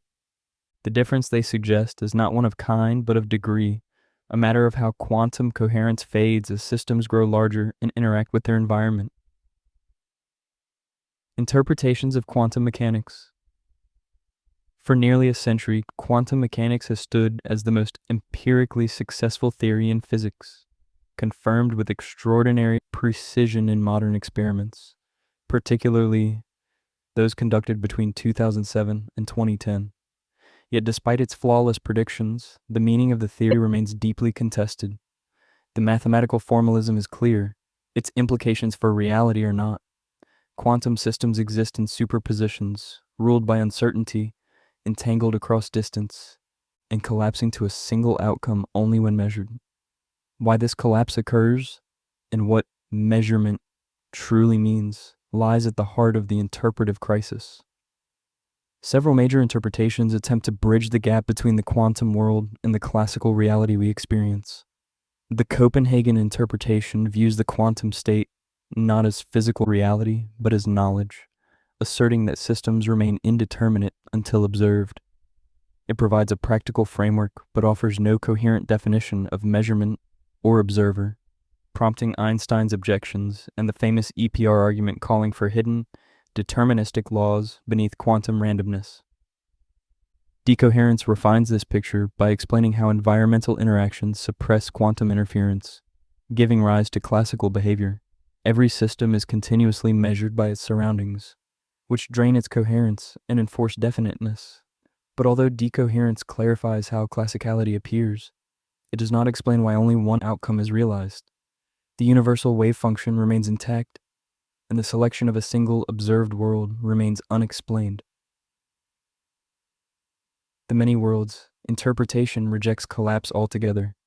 According to Hugh Everett, the wave function always evolves smoothly, branching into parallel universes whenever a measurement occurs. This avoids conceptual inconsistencies, but multiplies realities without empirical justification, raising profound metaphysical concerns about identity, choice, and meaning. Other realist approaches include Bohm's pilot wave theory, which posits that particles follow definite trajectories guided by a hidden, non-local wave permeating the cosmos. Though deterministic, it conflicts with relativity, requires undetectable hidden variables, and complicates multi-particle dynamics, yet remains one of the few interpretations restoring order to quantum unpredictability. Hidden variable theories more broadly, long favored by Einstein, sought to replace quantum indeterminacy with deeper causal structures. But Bell's theorem, 1964, proved that no local hidden variable model can reproduce quantum predictions.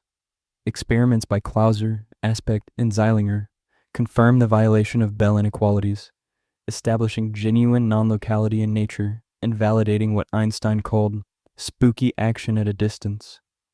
One of the most provocative responses to the measurement problem is the consciousness interpretation, which argues that the collapse from potentiality to actuality requires conscious awareness. The double-slit experiment and subsequent work at the Weizmann Institute showed that the mere presence of detectors can alter electron behavior. suggesting that observation is not merely passive. Decoherence explains how information spreads, but not when or why collapse occurs, leaving open the possibility that consciousness completes the process.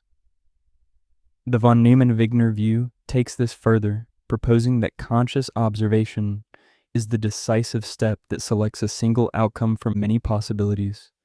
Critics argue that the brain is too warm and noisy to sustain quantum coherence, yet newer research points toward protected quantum processes within neuronal microtubules, whose internal structure may shield delicate states. Quantum biology has further demonstrated that quantum effects appear in warm living systems, photosynthesis, avian navigation, olfaction, showing that life routinely employs quantum mechanisms.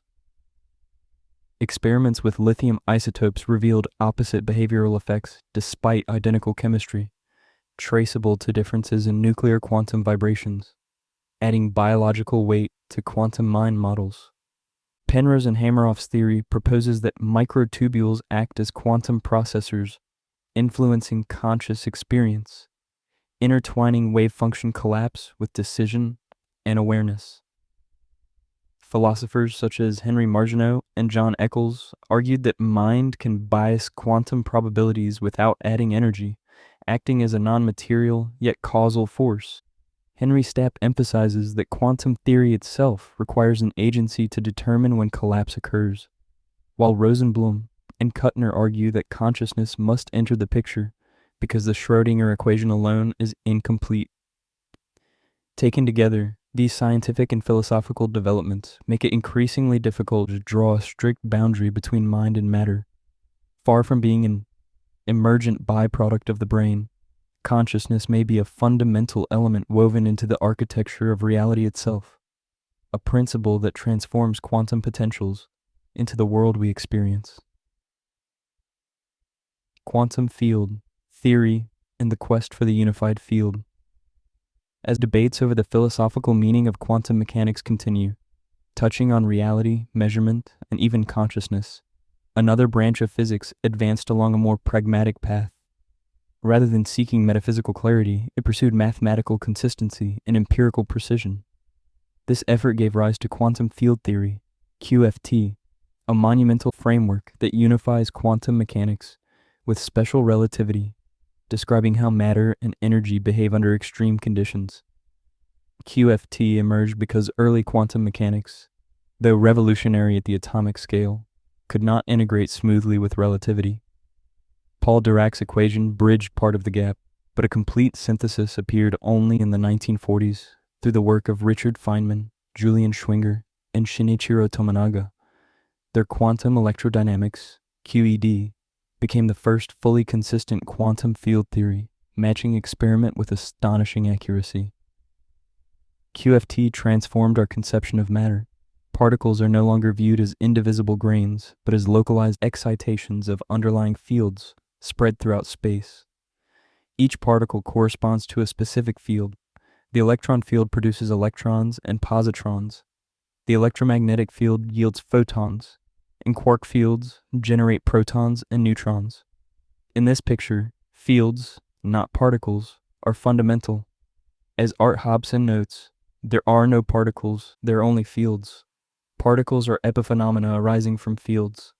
Carlo Rovelli similarly argues that the quantum world is composed not of objects, but of events. And David Tong explains that a particle is simply a field excitation with a specific energy. Now, while this framework elegantly reconciles the probabilistic nature of quantum mechanics with the relativistic requirement that matter can be created or destroyed, it allows physicists to describe high-energy processes in particle accelerators, where energy becomes matter and matter becomes energy, phenomena routinely observed in collisions at the Large Hadron Collider.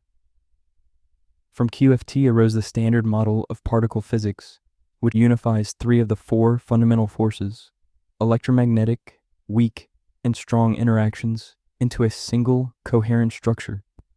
It catalogs 17 elementary particles and explains how they acquire mass through the Higgs field, a prediction confirmed by the discovery of the Higgs boson in 2012. The quantum vacuum itself is no longer empty but a restless ocean of fluctuations, where virtual particles appear and disappear in fleeting instants. These fluctuations generate observable effects, such as the Casimir effect, revealing the vacuum's dynamic structure. QFT's influence extends across physics. It accounts for the spectacular precision of QED calculations, accurate to 12 decimal places, and underlies our understanding of nuclear reactions, superconductivity, and the processes that fuel stars, yet remains incomplete. QFT does not incorporate gravity, nor can it describe phenomena at the Planck scale, where space-time becomes granular and quantum effects dominate. In black hole interiors, or the earliest instance after the Big Bang, its equations break down. These limitations have inspired the search for deeper unification, efforts such as string theory and loop quantum gravity, which aim to reconcile quantum fields with the geometry of space-time.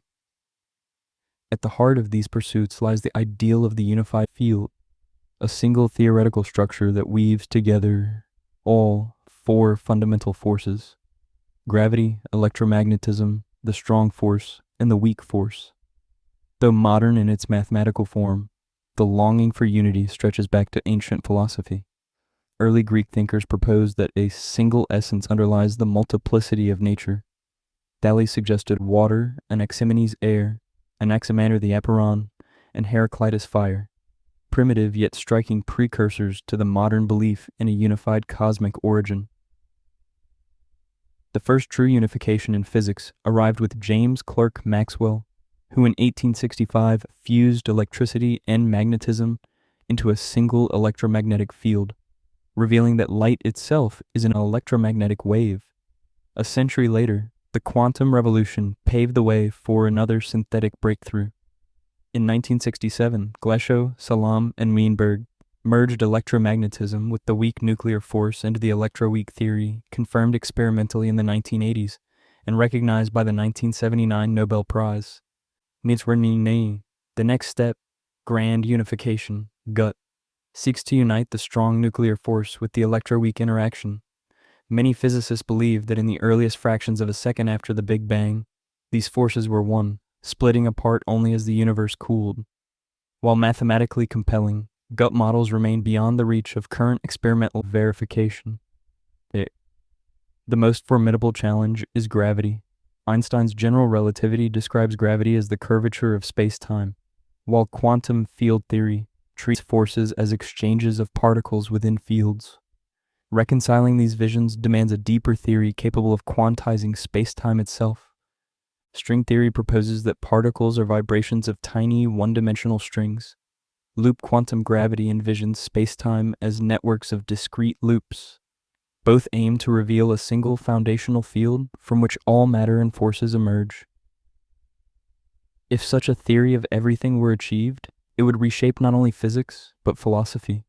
It would revive the ancient intuition that all diversity arises from one underlying unity, a cosmic symphony in which matter, energy, space, and time are interwoven harmonies of a deeper field. Yet for now, this vision remains an aspiration.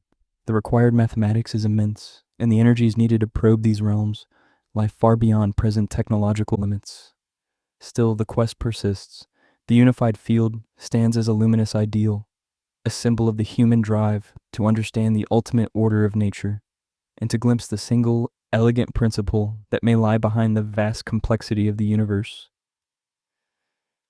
A new picture of the world. Whatever final form physics attains, whether arrived through a truly unified field encompassing all interactions, or through a yet unimagined model, the emerging vision of reality diverges radically from the classical cosmos conceived by Newton and his successors. The difference is not merely technical or mathematical, it is metaphysical. It reshapes how we understand matter, mind, and the very boundaries of the possible. It challenges the principles long invoked to dismiss so-called paranormal or extraordinary phenomena, including OBEs. In classical physics, 4 central assumptions define the worldview inherited by modern thought, summarized by psychologist and parapsychologist Dean Radin, or WO. Strict determinism. Every event has a definite cause and is, in principle, predictable if its initial conditions are known. Randomness was regarded not as a property of nature, but as a symptom of ignorance. Locality. No influence can act faster than light, and no event can affect another without a mediating physical mechanism, rendering distant mental or informational connections impossible. Realism. The world exists independently of observers, its properties fixed whether or not anyone perceives them. Consciousness, therefore, plays no causal role. Pure materialism. Everything that exists, including thought and consciousness, arises solely from physical processes. Any notion of non-physical dimensions or post-mortem consciousness was excluded by definition. 20th century discoveries shattered these foundations. Quantum mechanics revealed that nature is not strictly deterministic, but probabilistic, and that the act of measurement itself influences outcomes, undermining naive realism.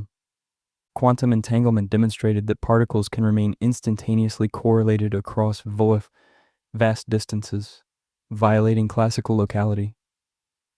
Meanwhile, quantum field theory and modern unification programs depict the vacuum not as an empty void, but as a vibrant field teeming with fluctuations, an invisible ocean from which all phenomena arise.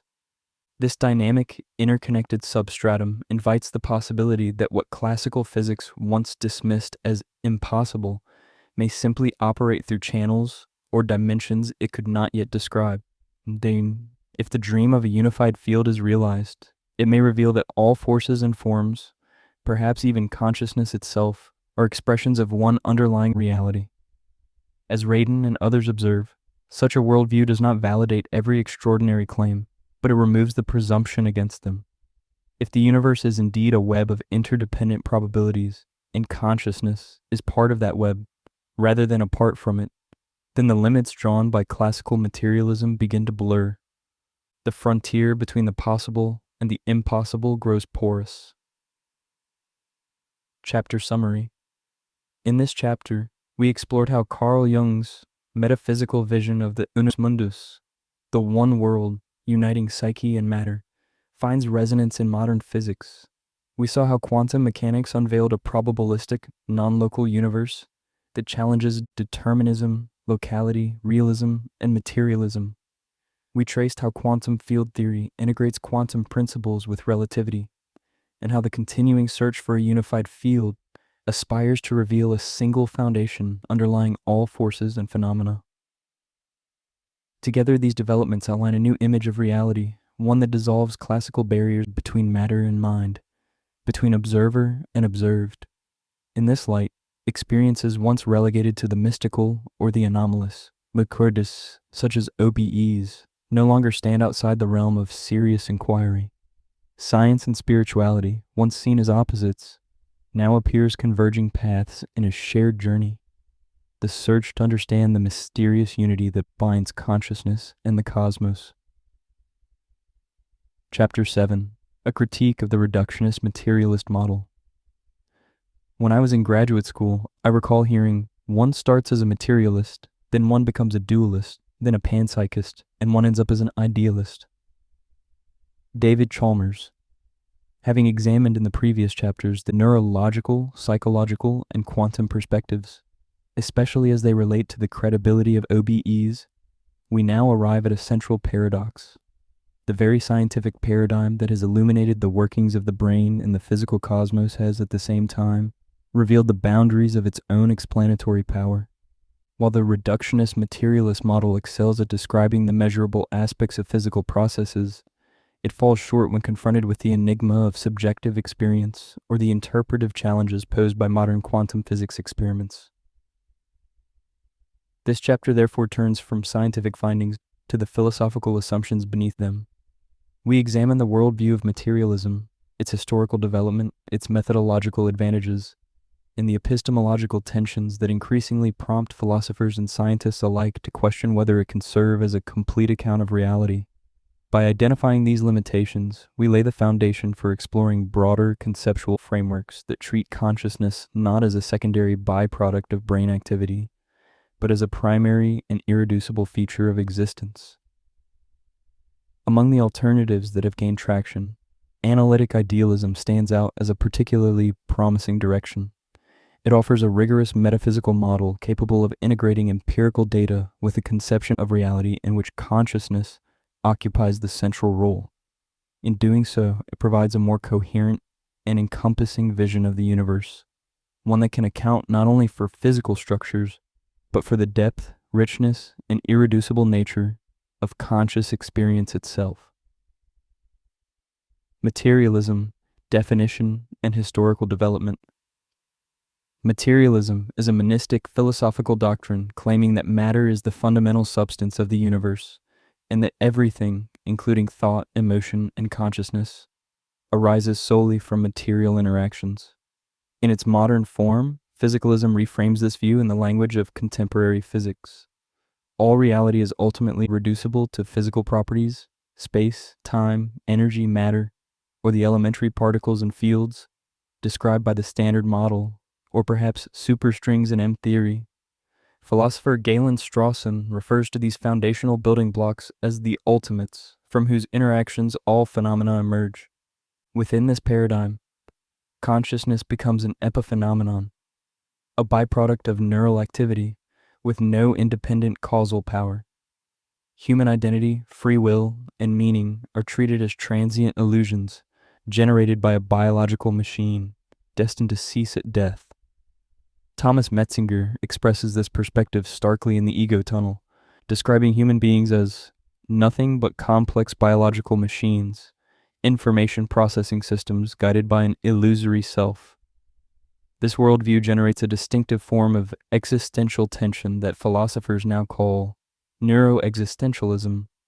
Unlike earlier existential anxieties rooted in the conflict between science and religion, neuroexistentialism arises from the growing gap between the scientific image of human beings as purely material organisms and the manifest image of our lived experience, which includes agency, free will, unified selfhood, and a sense of meaning. The tension does not stem from materialism alone, but from the way modern neuroscience appears to undermine our intuitive understanding of ourselves as conscious, free, and morally responsible agents. The roots of materialism stretch back to ancient Greece, where the atomists, Leucippus, Democritus, and later Epicurus, proposed that all things consist of indivisible atoms moving in the void, offering the first naturalistic account of the cosmos independent of divine agency. During the Middle Ages, materialist thought receded under religious influence, only to re-emerge with the Renaissance and Enlightenment. Thomas Hobbes argued that even thought results from purely material motion, and by the 18th and 19th centuries, classical physics fortified the belief that deterministic natural laws could explain every phenomenon. This confidence reached its peak in Pierre-Simon Laplace's claim that a sufficiently knowledgeable intellect could in principle predict the entire future of the universe, given complete information about all particles at one moment. Soon, however, the 20th century unsettled this worldview. Quantum mechanics introduced a universe that is probabilistic, non-local, and intimately tied to observation. At the same time, neuroscience encountered the explanatory gap. Even the most detailed mappings of the brain cannot reveal how electrochemical signals give rise to subjective experience.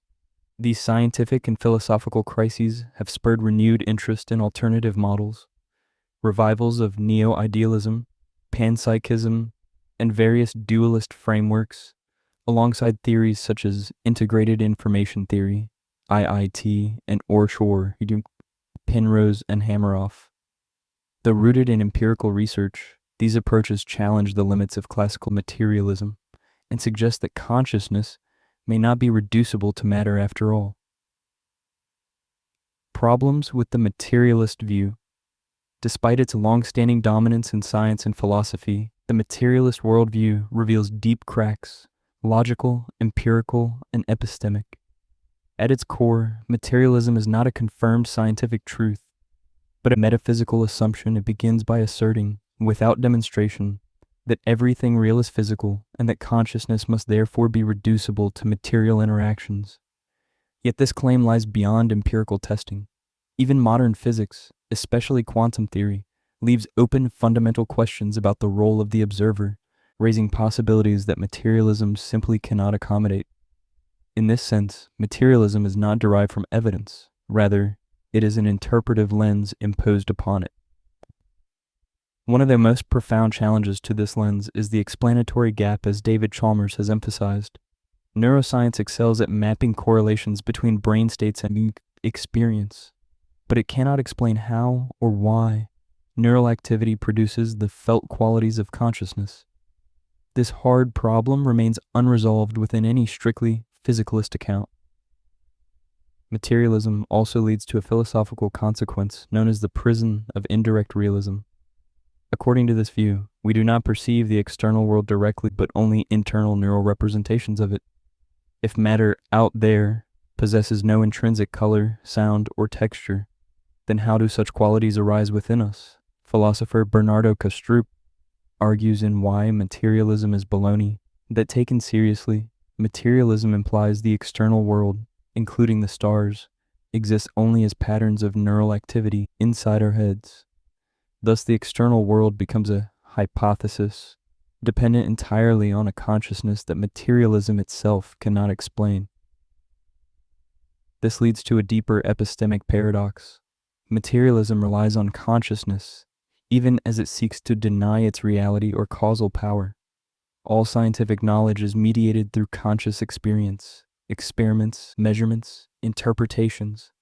If consciousness is a powerless illusion, as strong materialists claim, then the validity of scientific observation collapses.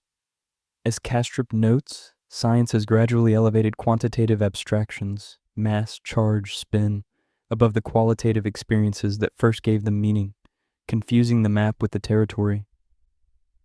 Ironically, the very concept of matter has grown increasingly abstract over time.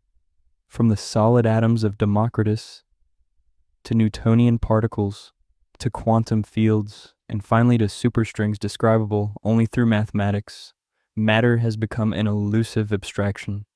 Bertrand Russell observed in The Analysis of Matter that physics tells us how things behave, not what they fundamentally are, offering us a highly precise map, but not the essence of reality. Even Stephen Hawking admitted that we still do not know what breathes fire into the equations. Attempts to update or rescue materialism often produce more problems than they solve.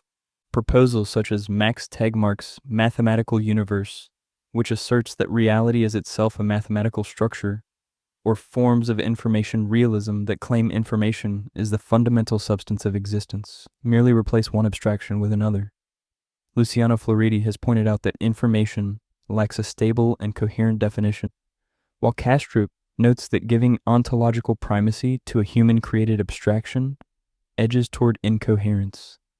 Philosopher Hedda Hasselmort adds that reducing the universe to pure mathematical relations effectively strips it of existence altogether. In sum, materialism faces mounting difficulties. From its unprovable metaphysical assumptions to its inability to explain consciousness, its dependence on indirect realism, and the increasing abstraction of the very matter it claims is fundamental. These cumulative pressures invite us to reconsider whether materialism can truly serve as a complete account of reality, or whether a broader, more integrative worldview is needed to make sense of both the physical world and the depths of conscious experience. Why does materialism still dominate? Despite decades of philosophical and scientific critique, materialism continues to shape modern thought and culture.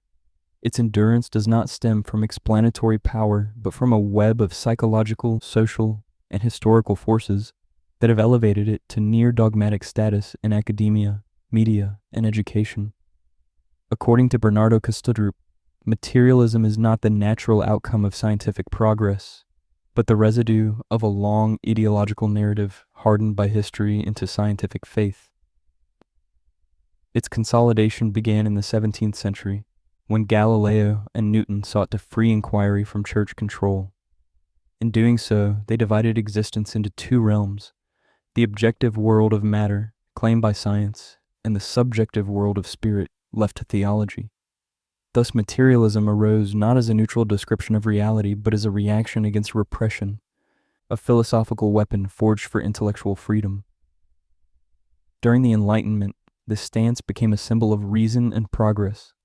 The success of Newtonian mechanics and the Industrial Revolution reinforced a mechanical view of the cosmos, seemingly ruled entirely by physical laws.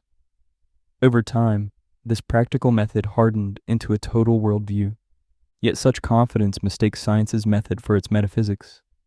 Predictive success does not prove materialism true. Science requires rigor, not dogma. Confusing empirical method with ontological truth is a categorical error. Psychologically, materialism offers what Kastrup calls existential anesthesia, a comforting simplicity. All is matter. There is no soul, no afterlife, no purpose. This narrative, though bleak, grants a false sense of certainty and control, diverting attention from moral or spiritual questions and harmonizing with consumer culture's values. In contrast, non-material perspectives demand openness to paradox and multidimensionality, qualities alien to a mindset trained to favor linear, mechanistic systems. Hence, many scientists resist crossing the materialist boundary, even when consciousness and peak experiences expose its limits. Parapsychologists such as Dean Radin and Rupert Sheldrake highlight the institutional forces that entrench this paradigm. Science mirrors its socioeconomic context, rewarding what is measurable, controllable, and profitable. Research into spiritual or first-person experience is often labeled unscientific, stripped of funding and credibility. The result is quiet censorship. Scholars avoid taboo topics that threaten orthodoxy. Education reinforces this bias. Philosophy and depth psychology yield a natural science, and generations grow up accepting materialism as fact. Media amplifies it, reducing love, beauty, and consciousness to neural chemistry. Scientists, being human, share cultural blinders. Even discoveries that undermine materialism take decades to enter mainstream education. Thus, the worldview endures, sustained more by inertia than by insight. Materialism's persistence, then, reveals not strength but the fragility of its critique. What is needed is the courage to explore new models that encompass the full range of experience, especially consciousness, spiritual transformation, and quantum phenomena. The following pages pursue that task, examining alternative philosophies that may better illuminate the true nature of reality. The dualist view and the interaction problem. Dualism is a metaphysical doctrine asserting that reality comprises two fundamentally distinct kinds of entities: matter, the physical, and mind, the non-physical or spiritual. According to this perspective, a human being consists of a material body and an immaterial mind or soul, each with its own nature and mode of existence. This sharp division between mental and physical substances forms the core of dualism and stands in contrast to monistic theories, which claim that reality is ultimately of one kind, either purely material, as in materialism, or purely mental, as in idealism. The origins of dualist thought trace back to antiquity. Plato, especially in the Phaedo, argued that the soul exists independently of the body and survives bodily death. Many religious and spiritual traditions echo this intuition, distinguishing the transient physical vessel from the enduring essence that animates it. Dualism, however, reached its most systematic and influential philosophical form in the 17th century with René Descartes, whose Cartesian dualism became the classical model of mind-body separation. In his Meditations on First Philosophy, Descartes presented two influential arguments. The first is the cogito cogito ergo sum, I think therefore I am. While one may doubt the external world or even one's own body, the act of doubting itself cannot be doubted. Thus, the existence of a thinking subject is indubitable. The reality of mind, for Descartes, is therefore more certain than that of the physical world. His second argument centers on the essential differences between mind and matter. The mind is non-material, indivisible, private, and unextended in space. The body is material, divisible, public, and spatially extended. Since entities with radically different essential properties cannot be identical, a principle later formalized by Leibniz as the identity of indiscernibles, Descartes concluded that mind and body must be two distinct substances. Dualism naturally aligns with spiritual and religious worldviews in which the soul is an independent, surviving principle. It also provides conceptual space for interpreting anomalous experiences, such as out-of-body or near-death experiences, because it allows, at least in principle, for consciousness to function apart from the physical organism. However, dualism faces a persistent and formidable challenge. The interaction problem: if mind is non-physical and body physical, how can they causally influence each other? How can an immaterial intention raise an arm? How can neural activity give rise to the felt sensation of pain? The idea of causal exchange across an ontological divide appears, at first glance, to violate the basic logic of cause and effect. Philosophers have offered various responses. Leibniz's psychophysical parallelism proposes that mind and body operate in perfect harmony without direct causal interaction, like two clocks ticking in synchronicity. Nicholas Malebranche's occasionalism suggests that God mediates every apparent mind-body event. Epiphenomenalism, championed by Thomas Huxley and others, holds that mental events are mere byproducts of physical processes, with no causal influence of their own. A more contemporary alternative, property dualism, defended by thinkers such as David Chalmers, maintains that the brain possesses both physical and irreducibly mental properties that cannot be reduced to each other, though they coexist within a single entity. Each of these proposals has faced significant criticism, whether for introducing unnecessary complexity, relying on unobservable intermediaries, or undermining the causal efficacy of the mind. As a result, dualism gradually lost ground in modern philosophy, giving way to monistic paradigms that view reality as fundamentally unified, either as matter, materialism, or as mind, idealism. Yet between these poles, mediating perspectives such as panpsychism have gained renewed attention, suggesting that consciousness or experience is intrinsic to all of existence, thereby preserving the reality of consciousness without positing two separate substances. Panpsychism and its challenges. Panpsychism stands today as one of the most compelling alternatives to the materialist model, especially in its attempt to address the hard problem of consciousness.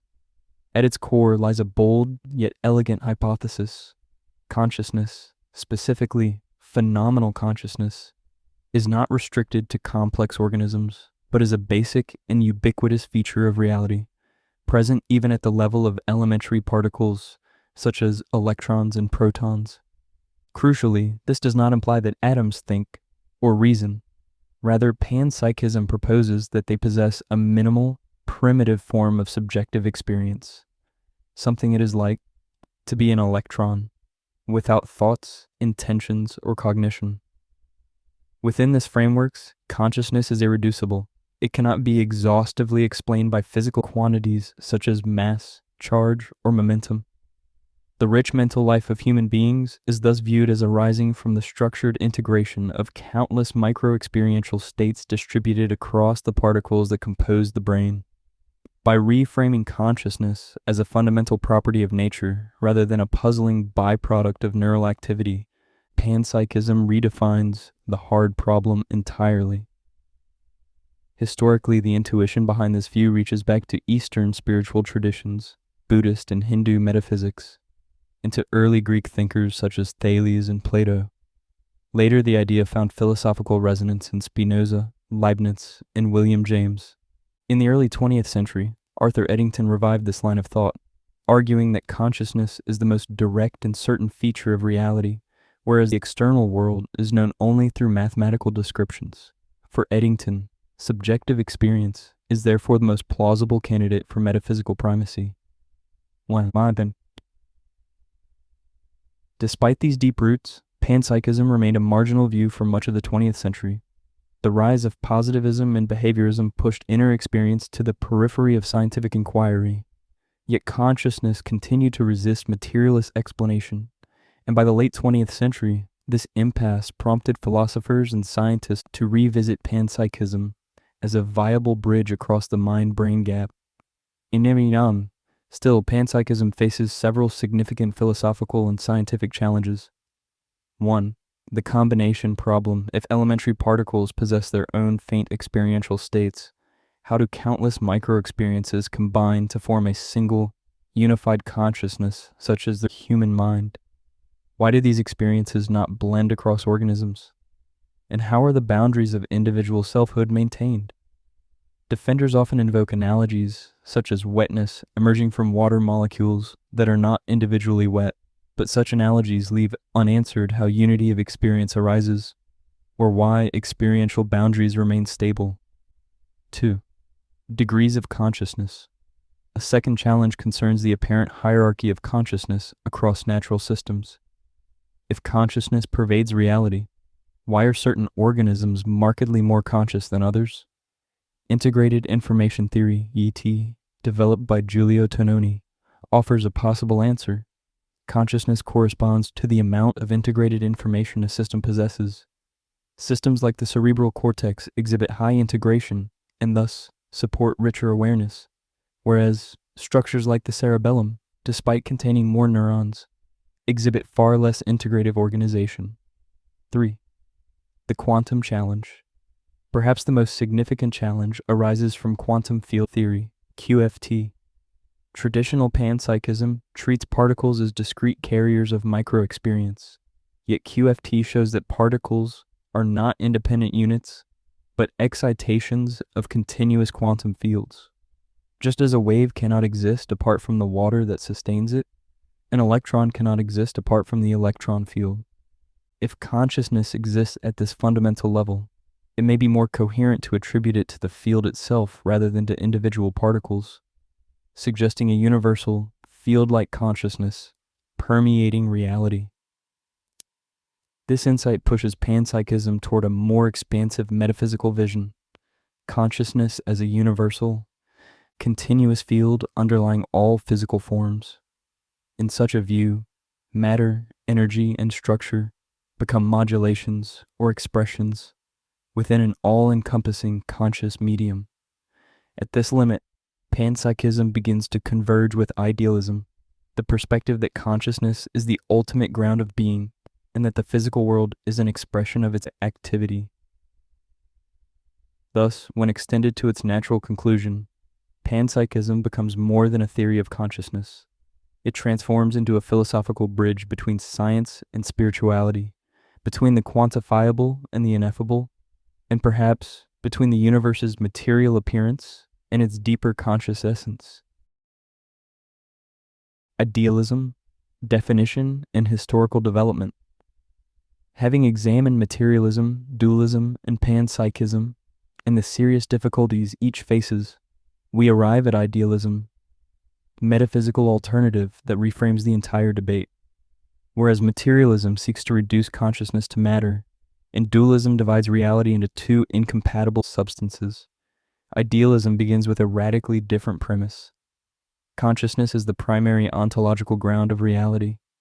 Subjective experience, on this view, is not an emergent byproduct of physical processes, but the very condition for anything to exist at all.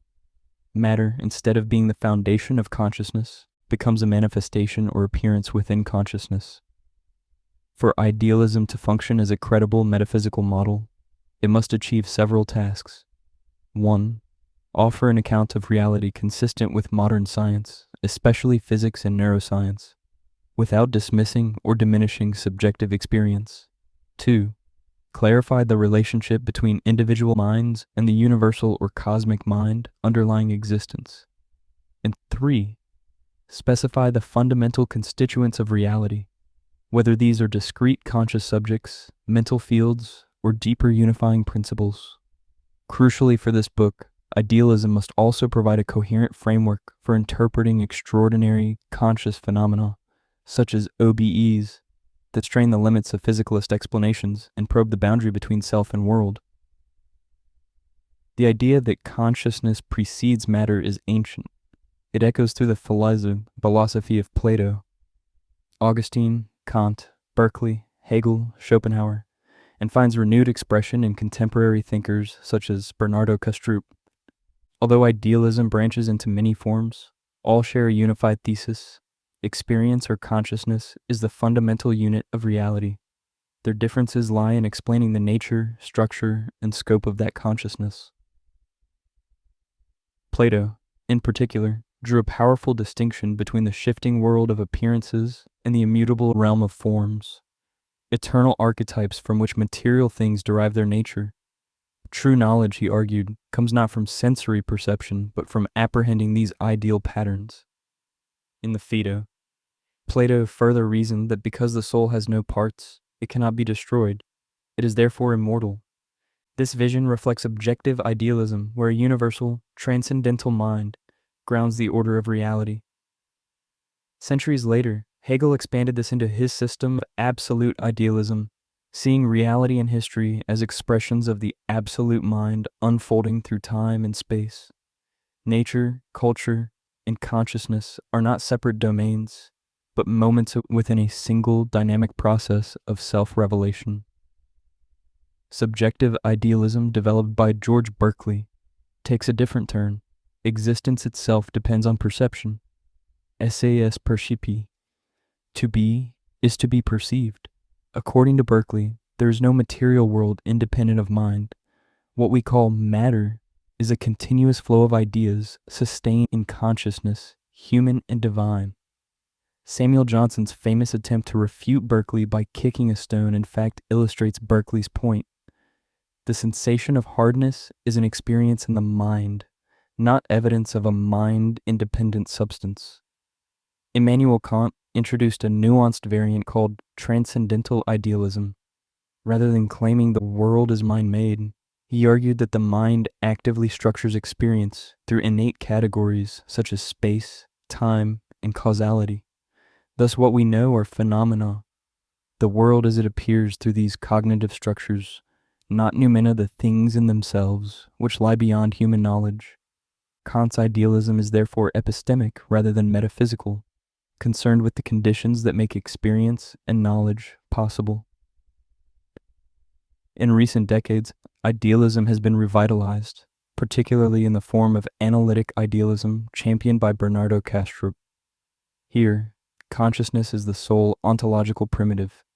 Matter is simply a modality or pattern within consciousness, akin to dream imagery or mental representation.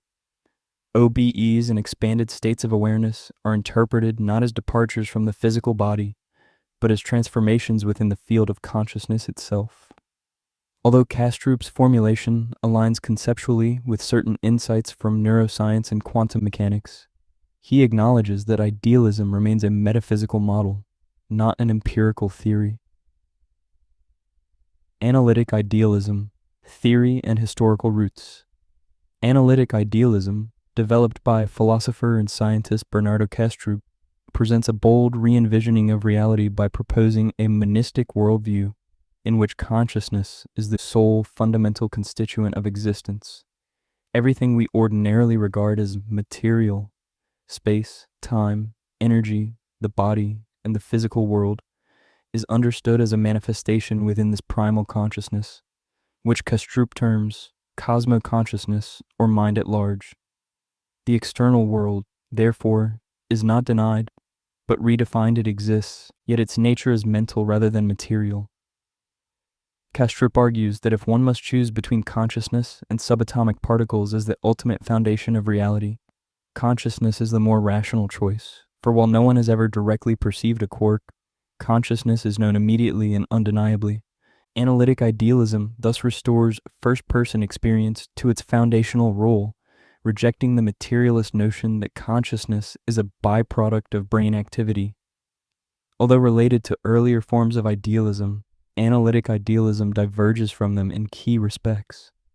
It does not posit, as Plato did, a separate realm of abstract forms, nor does it claim, like Berkeley, that the world exists only insofar as it is perceived by individual minds or God.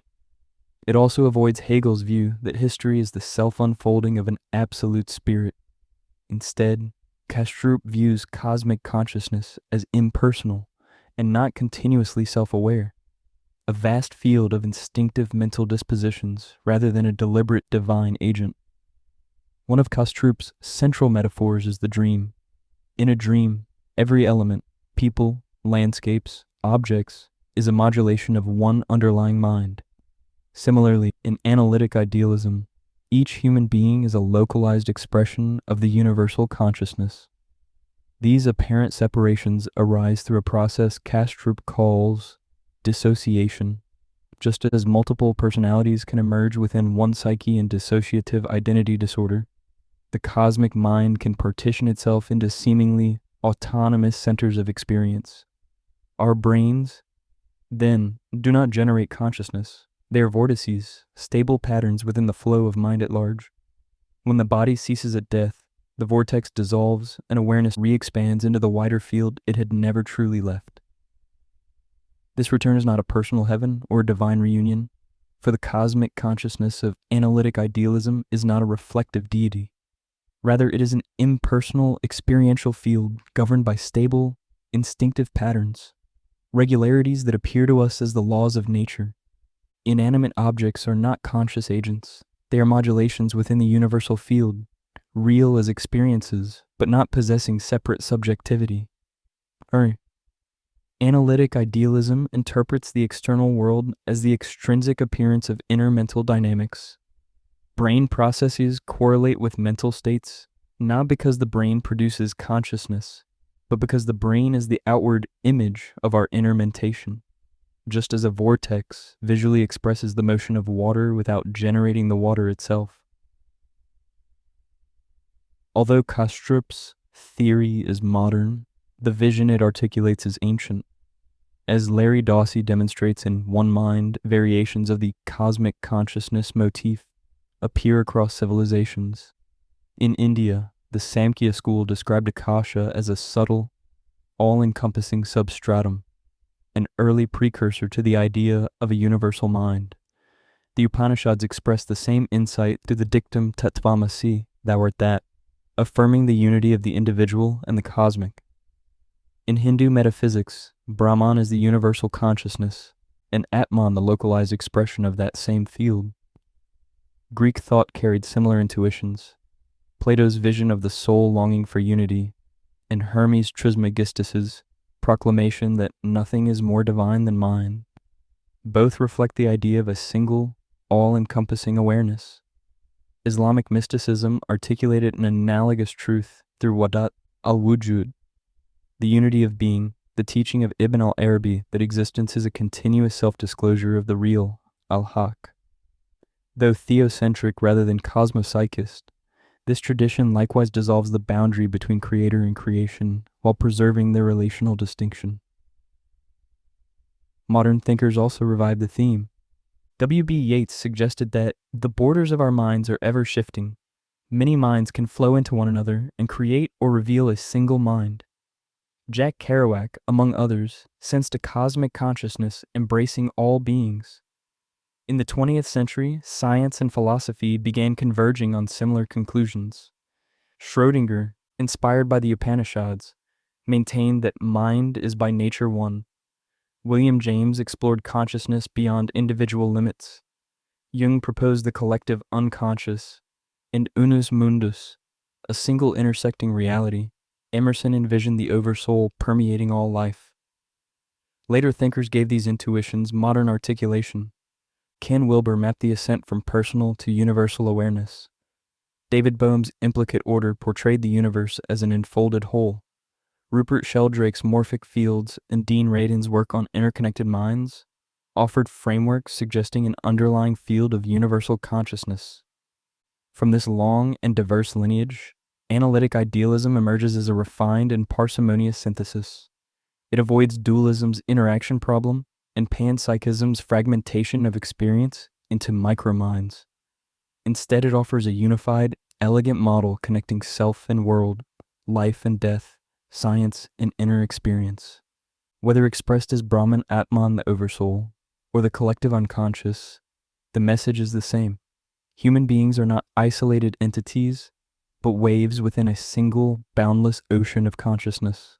The unanswered questions it raises are not flaws, but invitations to explore deeper truths about mind, reality, and the mystery of existence itself. The explanatory power of analytic idealism.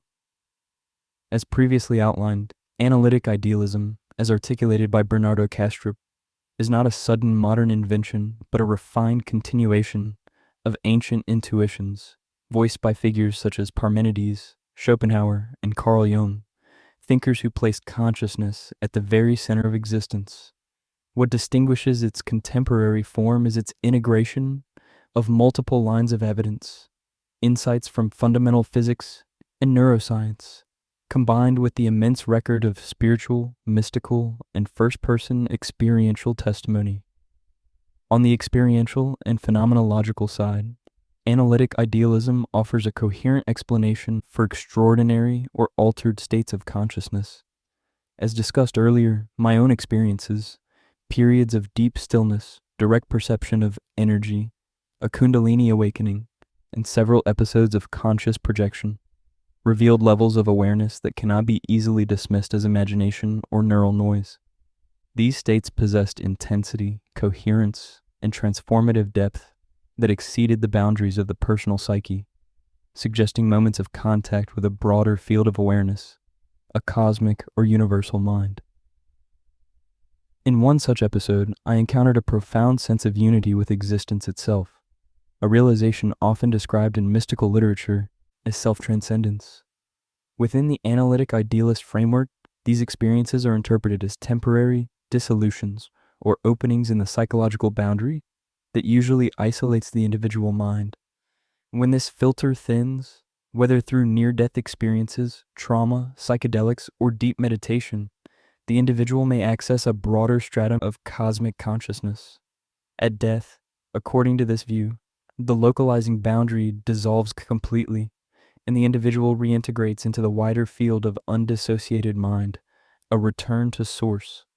This interpretation resonates closely with Jung's conception of the collective unconscious, not as a biological artifact, but as a transpersonal field extending beyond space and time. Throughout my own experiences, archetypal presences appeared with clarity and intelligence, reminiscent of Jung's daemon, an impersonal yet guiding force that shapes a person's life trajectory.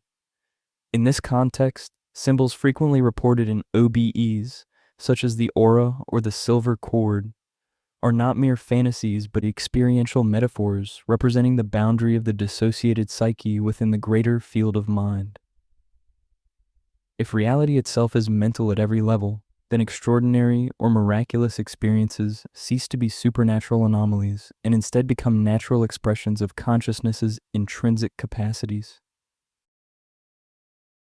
Convergences with the sciences. Analytic idealism also provides fresh interpretive clarity for puzzles in modern physics, especially quantum entanglement. Violations of Bell's inequalities demonstrate that reality cannot be both local and classically realistic. Instead of invoking invisible forces or Einstein's spooky action at a distance, Kastrup offers a simpler analogy: two screens showing the same soccer match from different angles. The screens do not interact. Their synchrony arises because they display one underlying event. Likewise, entangled particles are not sending signals. They are two perspectives on a single unified underlying reality. Matter, then, is not a separate substance, but an appearance within consciousness. Neuroscience exhibits a similar pattern.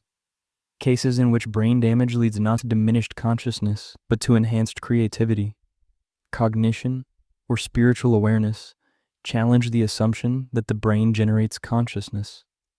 Near-death experiences occurring during complete physiological shutdown and mystical states induced through magnetic stimulation further complicate the generation model. Within analytic idealism, these anomalies are reinterpreted through the filter theory. The brain does not produce consciousness. It restricts and localizes it.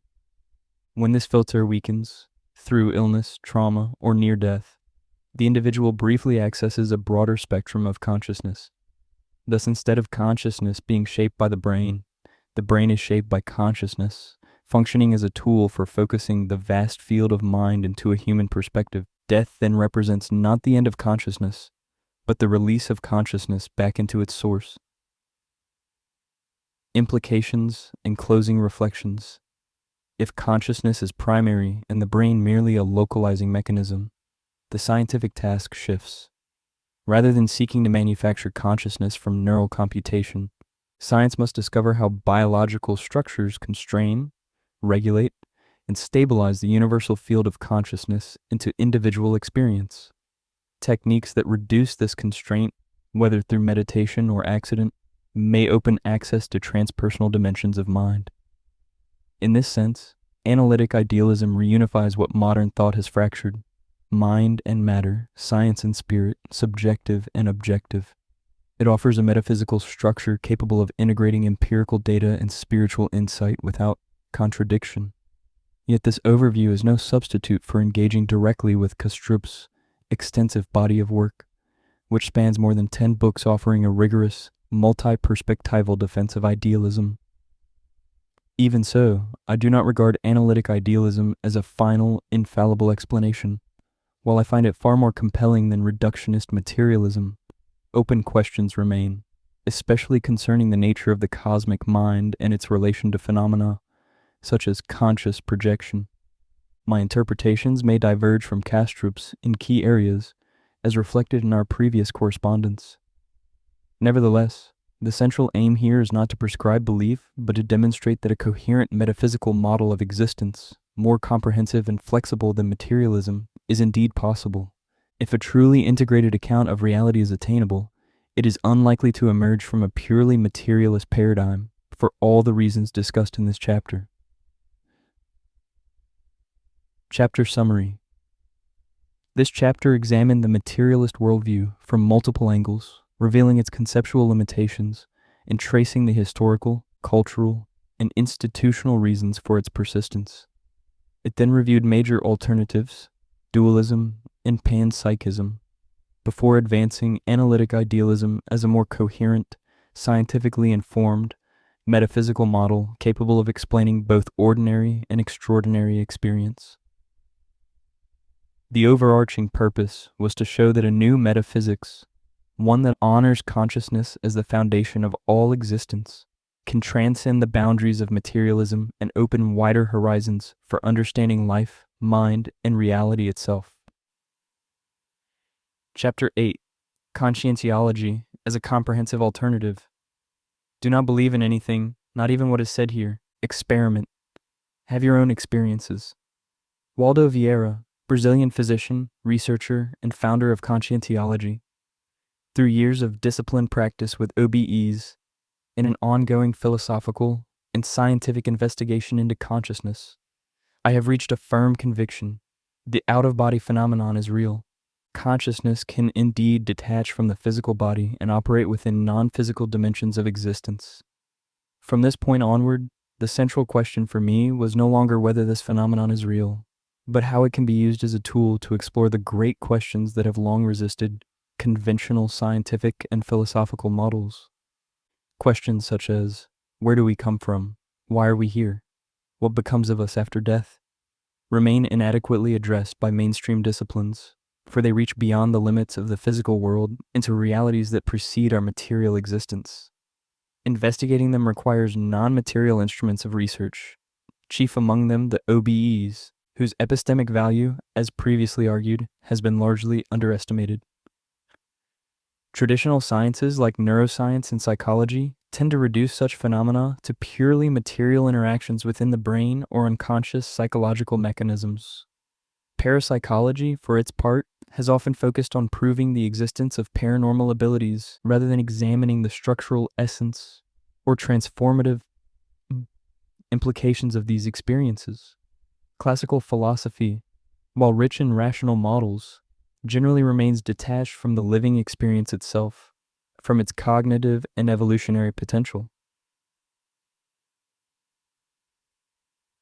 Even the esoteric and spiritual traditions that emphasize these experiences have often fallen prey to subjectivity, preconceived notions, cultural filters, and religious conditioning that shaped their interpretations and obscured objectivity. It was against this background that a new idea began to crystallize, one I initially called astral cybernetics. The goal was to recognize the validity of OBEs as reported and verified by conscious practitioners, and to use them systematically as epistemic tools for studying extraphysical reality. This approach proposed building a broad database of carefully documented first-hand accounts from experienced projectors, identifying consistent patterns among them, and extracting generalizable models. These would then be compared with findings from contemporary science and philosophy to construct a quasi-objective body of knowledge about non-physical dimensions.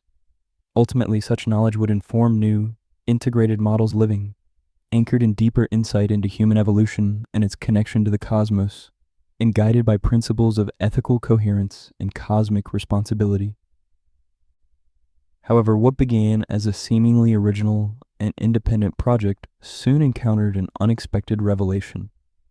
At a later stage of my research, I discovered that the Brazilian researcher Dr. Waldo Vieira had already developed a comprehensive framework embodying the very principles I sought. His work, Conscientiology, was built upon recognizing the reality of OBEs, employing them as investigative tools to explore non-physical dimensions, and applying their lessons toward personal and ethical evolution. Recognizing the depth and scope of this system, I chose to set aside the notion of founding a separate field and instead dedicate my efforts to studying conscientiology, which I came to regard as the most integrated and far-reaching model available.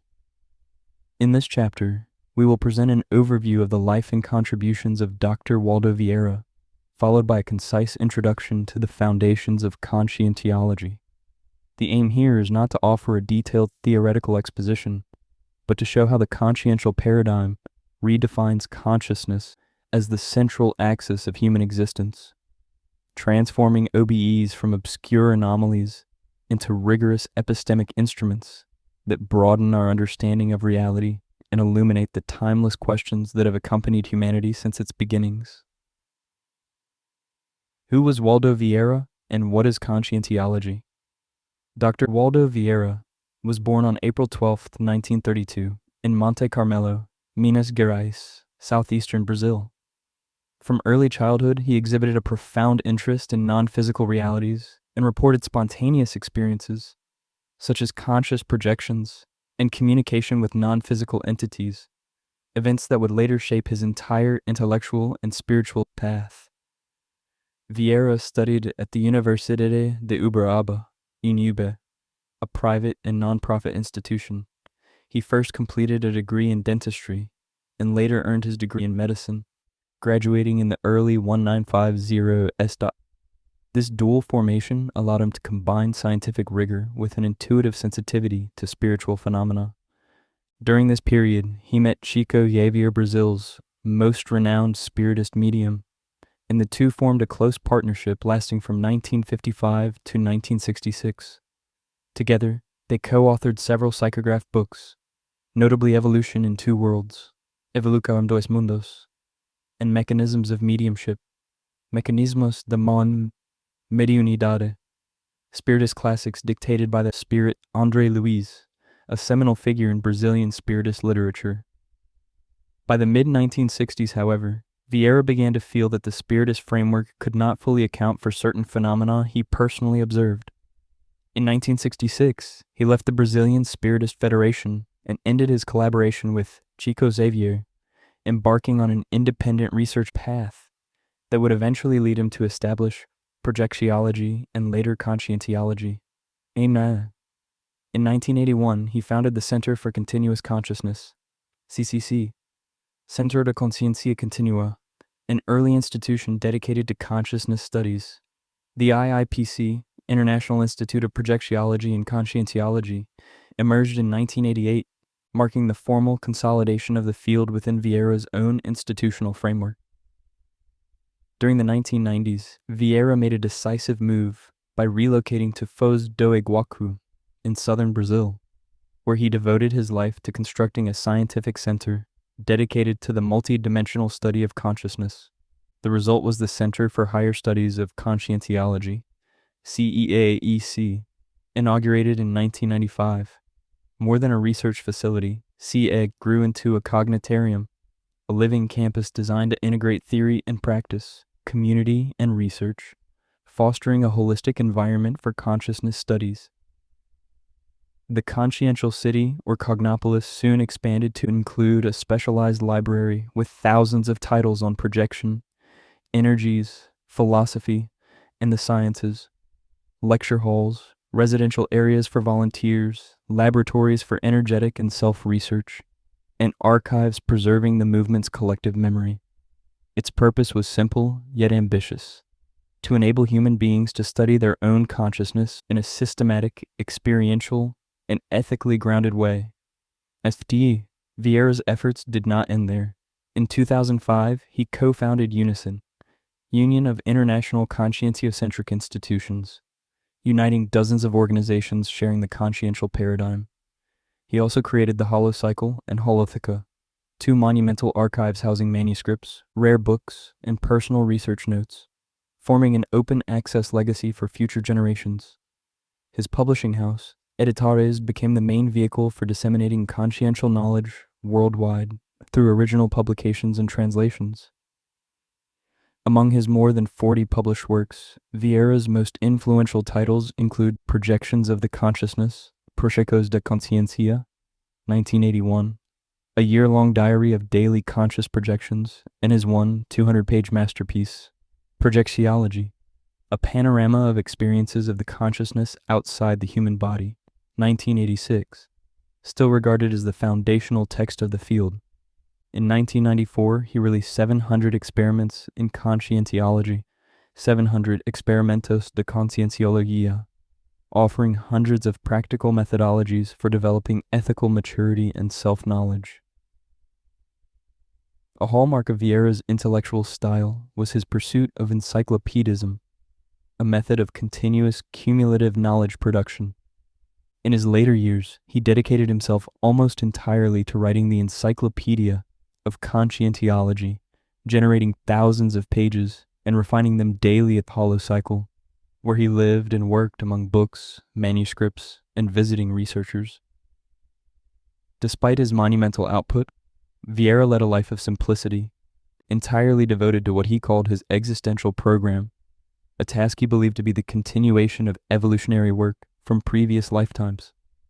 Until his last years, he conducted daily tertulias, open seminars where he discussed consciential concepts and evolutionary principles with volunteers. These recorded sessions now stand as invaluable archives for researchers. At the core of Vieira's thought lies the conviction that consciousness is not a byproduct of the brain, but the fundamental essence of reality, pre-existing matter and transcending space-time. Building on this premise, he introduced key interrelated concepts such as the energosoma, energy body, proexis, existential program, and holokarma, multidimensional karma, forming a coherent system for understanding human evolution through a consciential lens. After an extraordinarily productive life, Dr. Waldo Vieira passed away on July 2nd, 2015, in Foz do Iguaçu, the same city that witnessed the realization of his grand vision. His departure marked not an end, but a transition, as his institutions and ideas continued to flourish through thousands of volunteers and researchers across the globe. What truly distinguishes Vieira's legacy is not only its breadth or depth, but the courage with which he faced humanity's deepest questions, not as a detached philosopher, but as an explorer who lived, tested, and experienced the very realities he sought to explain. In doing so, he opened new horizons for understanding consciousness, laying the foundation for a science that harmonizes structured subjectivity with empirical rigor, ethical purpose with experimental courage, securing his place as a pivotal figure in the evolution of contemporary post-materialist thought. The consciential paradigm. Over many years of observation and experimentation, Waldo Vieira devoted himself to an exhaustive study of consciousness, drawing not only from his own experiences, but also from those of thousands of practitioners who shared similar phenomena. In the process, he encountered two major obstacles, precisely the same ones the author has faced. The first was the limitation of traditional sciences, which, bound to the materialist experimental method, proved incapable of adequately addressing non-physical phenomena, such as consciousness itself. The second was the methodological weakness and epistemic inconsistency of esoteric and religious traditions which, despite their openness to realities beyond matter, often lacked systematic rigor and critical precision. Even Brazilian Spiritism, one of the most developed spiritual movements of his time, appeared to Vieira too doctrinal and imprecise to offer structured, verifiable answers. This recognition ultimately led him to part ways with that movement. From a scientific perspective, Dr. Vieira showed little concern for debating or disproving the materialist model. He did not attempt to dismantle physicalism through philosophical argument or empirical demonstration, nor did he seek to prove that consciousness exists independently of the brain, as the author has endeavored to do in this book. Instead, he made a bold and deliberate choices. He assumed the autonomy of consciousness as a starting axiom, treating it not as a hypothesis to be defended, but as an experiential certainty verified through direct practice. This non-demonstrative yet experiential premise became the cornerstone of a new scientific framework he named Conscientiology, founded upon what he called the consciential paradigm, a radical departure from classical materialism and a proposal for an entirely new way of studying consciousness. In retrospect, Vieira's choice to bypass the deconstruction of materialism can be seen as a pragmatic decision, perfectly coherent with the intellectual and historical conditions of his era. During his time, neuroscience was still in its infancy, lacking the extensive empirical evidence that today challenges the reduction of mind to matter. Furthermore, given Vieira's own repeated experiences of conscious projection and interaction with non-physical dimensions, he likely saw little value in arguing with those who had never experienced such states themselves. Rather than expending effort convincing skeptics, he focused on building a comprehensive model that could gradually demonstrate its validity through personal experimentation, coherence, and practical results. At its core, the consciential paradigm rests upon the principle that consciousness, not matter, is the foundation and essence of reality. Human experience, therefore, must be understood through the multidimensional nature of consciousness, not merely through the biochemical or neural activities of the brain. It is a framework that fully rejects reductive materialism, affirming consciousness as the primordial creative agent from which all phenomena emerge. Within this view, extraphysical dimensions are not speculative metaphors, but integral components of reality, shaping perception, evolution, and the continuous expansion of individual and collective awareness. Conscientiology's view of the human being, reality, and their interaction. The consciential paradigm offers a sweeping and integrated vision of human existence and reality, one that transcends the narrow reductive lens of materialism. It begins with a radical premise. The human being is not merely a physical organism, but an immortal, multidimensional consciousness that experiences a continuum of interlinked lives across time. From this foundation, the paradigm interprets consciousness from an evolutionary perspective, embracing its past, present, and future, and connects its ethical and cognitive development to a larger cosmic process. What emerges is a new conceptual architecture, supported by several fundamental pillars that together form the backbone of this philosophical and scientific framework. 1. Multidimensionality. Rather than reducing reality to a single physical layer, as materialism does, the consciential paradigm recognizes multiple, interpenetrating dimensions that interact continuously. Consciousness manifests through several vehicles, and access to extraphysical realities generally depends on the temporary misalignment of these vehicles, beginning with the energosoma. While deep meditation or lucid dreaming may facilitate altered states, they are not, within this paradigm, considered reliable or sufficient means for perceiving extraphysical dimensions. The most methodologically grounded approach remains conscious projection, where the displacement of the psychosoma enables clear and verifiable paraperception. In these non-physical planes exist consciousnesses without physical bodies, known as consciexes. Extraphysical consciousnesses. They form entire extraphysical communities, or communexes, that vary in evolutionary level, some harmonious and luminous, others distorted and stagnant, reflecting the collective quality of thought and emotion that prevails within them. Recognizing one's place in this multidimensional ecosystem expands self-understanding and instills a profound sense of cosmic responsibility, revealing that every action reverberates far beyond the visible world. 2. The plurality of vehicles of manifestation, holosoma. According to Conscientiology, the human being operates through 4 vehicles of manifestation, collectively known as the holosoma. These 4 vehicles are the ones empirically observed and consensually recognized by researchers so far. They are the soma or physical body, the energosoma, the bioenergetic interface that connects consciousness with the physical dimension, the psychosoma, the emotional or affective body, often referred to as the astral body, and the mental soma, the vehicle of abstract thought, intuition, and higher discernment. This structure is not symbolic, but experiential, confirmed through conscious projections and refined introspective observation. It explains how consciousness maintains identity in post-mortem states, dreams, and other altered conditions. Mastery of the holosoma allows a person to manage their energies and awareness, transforming perception into a deliberate instrument of self-knowledge and interdimensional interaction. 3. The plurality of lives, Seriexology.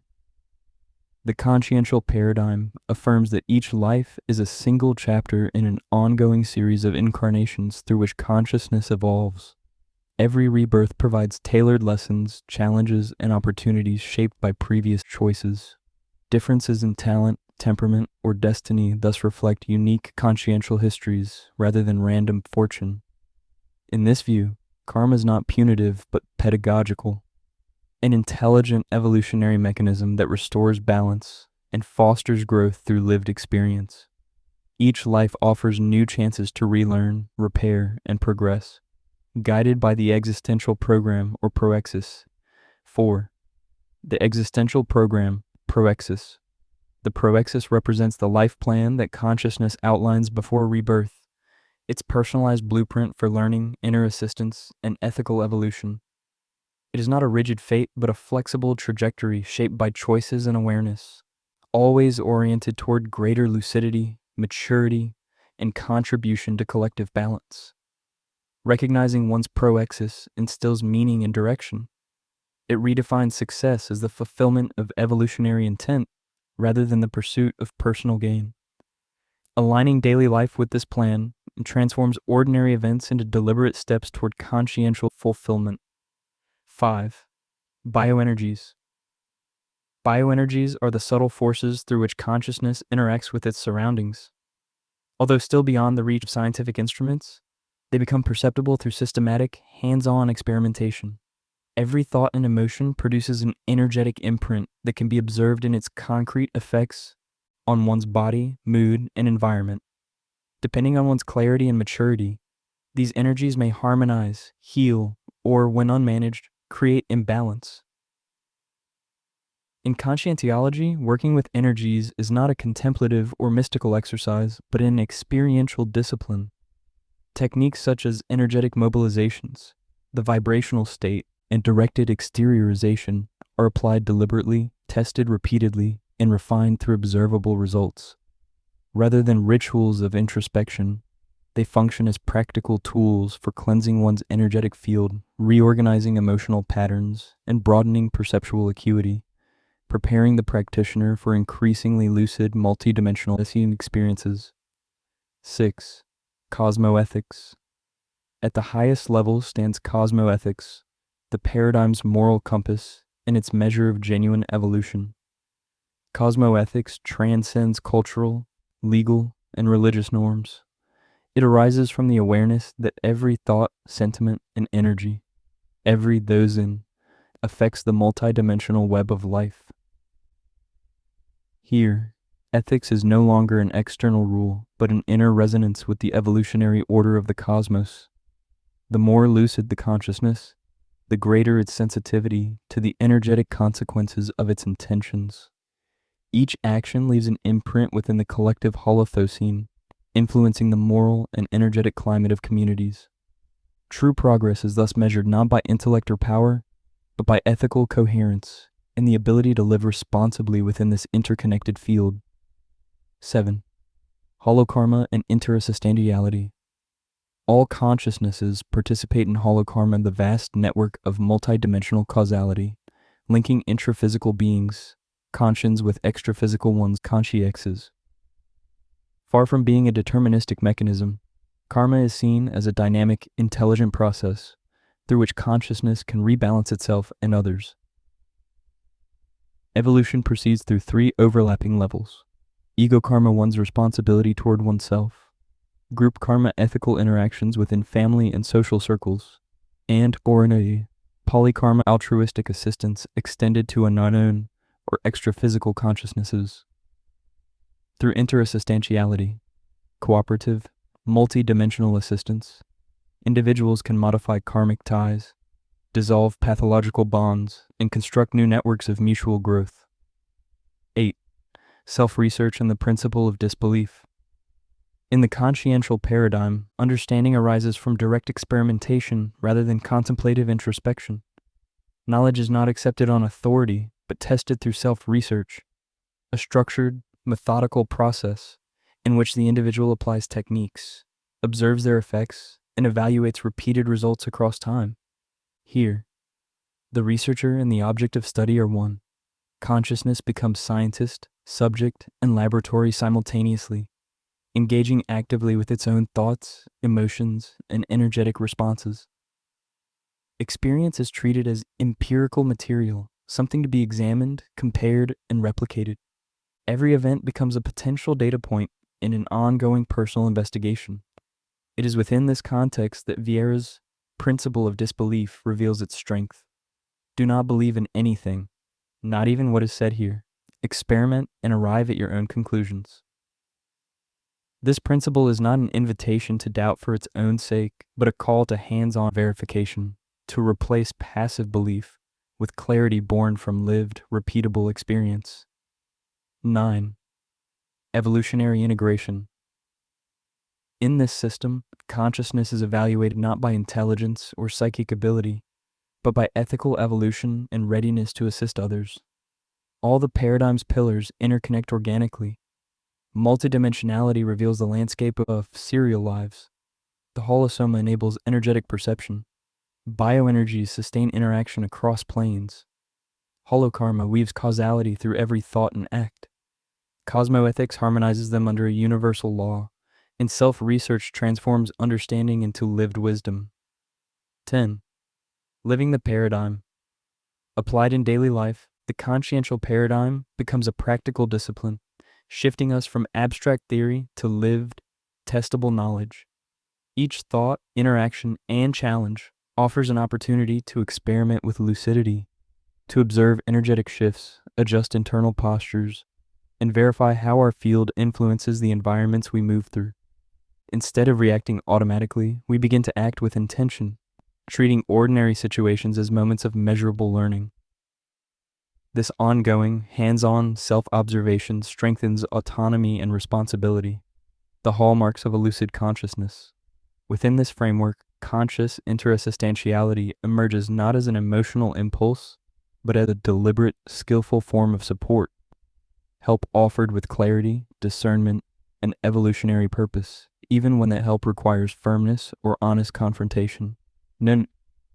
More advanced practitioners may function as consciential bait, using the hygiene and stability of their energetic field to draw in and assist distressed consciousnesses.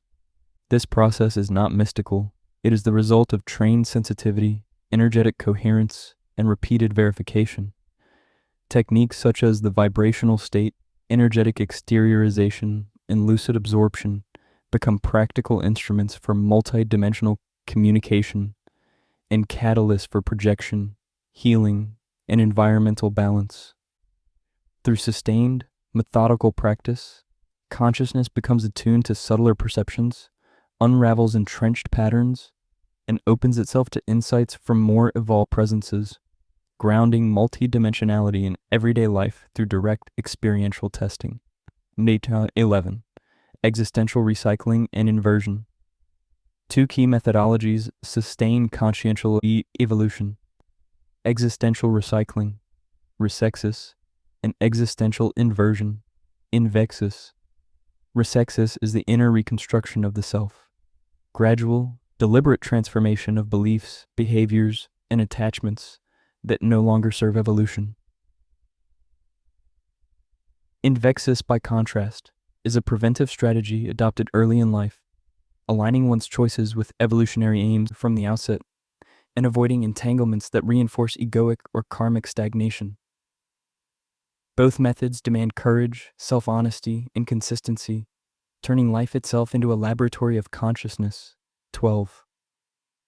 Evolutionary outcomes. Ultimately, applying the consciential paradigm redefines not only reality but the very meaning of achievement. Material success becomes secondary. True accomplishment lies in the assistance we provide, the lucidity we spread, and the integrity we embody. Relationships evolve into arenas of observation and growth. Who contributes to our progress? Who anchors us in outdated patterns? Adjusting these connections becomes an act of clarity rather than emotion.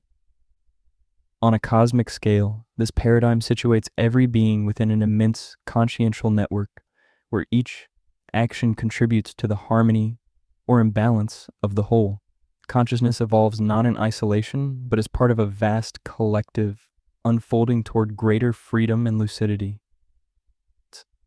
At the summit of this journey stands the evolutionary scale charting consciousnesses across successive stages, from self-centered immaturity to the luminous serenity of the Serenissimimus, a highly evolved consciousness characterized by stable inner peace, constant emotional balance, profound cosmoethics, and refined energetic mastery, and ultimately to the liberation of the free consciousness, fully lucid and harmonized with cosmic intelligence.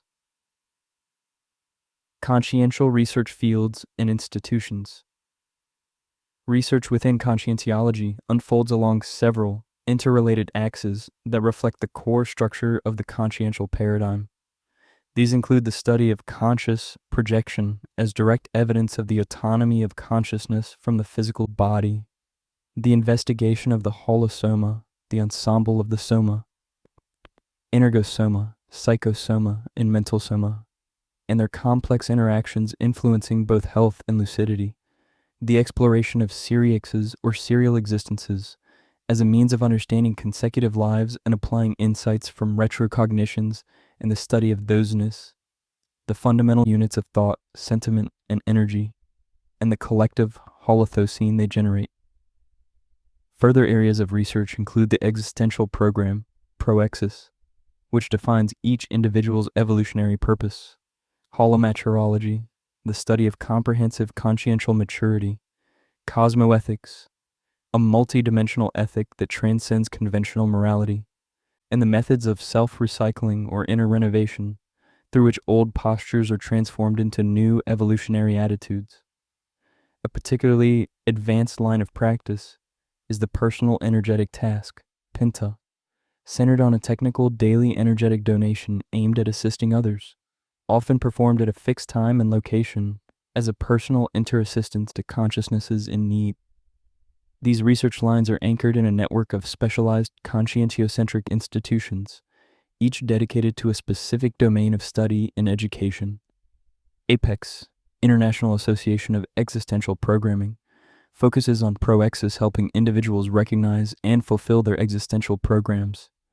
Ectolab researches ectoplasm, bioenergies, and related phenomena. ISAC, Interassistantial Services for the Internationalization of Conscientiology, promotes translation, cultural integration, and the worldwide expansion of consciential knowledge. Encyclosapiens develops and curates the monumental Encyclopedia of Conscientiology, organizing thousands of structured entries across subfields. IIPC specializes in the study and teaching of conscious projection, while Consecutivus investigates seriexology or the continuity of lives and existential lineages. Other institutions focus on complementary aspects. OIC, Organization of Conscientiotherapy International, advances techniques of conscientiotherapy and self-recycling. Asinvexis supports young researchers in cultivating experimental lucidity and critical independence from early life stages. A-Race researches collective consciousness and the creation of balanced community environments. And ASIPI explores parapsychic phenomena such as clairvoyance, telepathy, and other forms of expanded perception.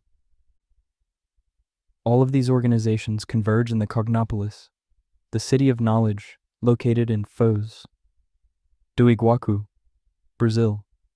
More than an urban settlement, it functions as a living social laboratory, integrating research centers, energetic laboratories, libraries, auditoriums, and volunteer residences.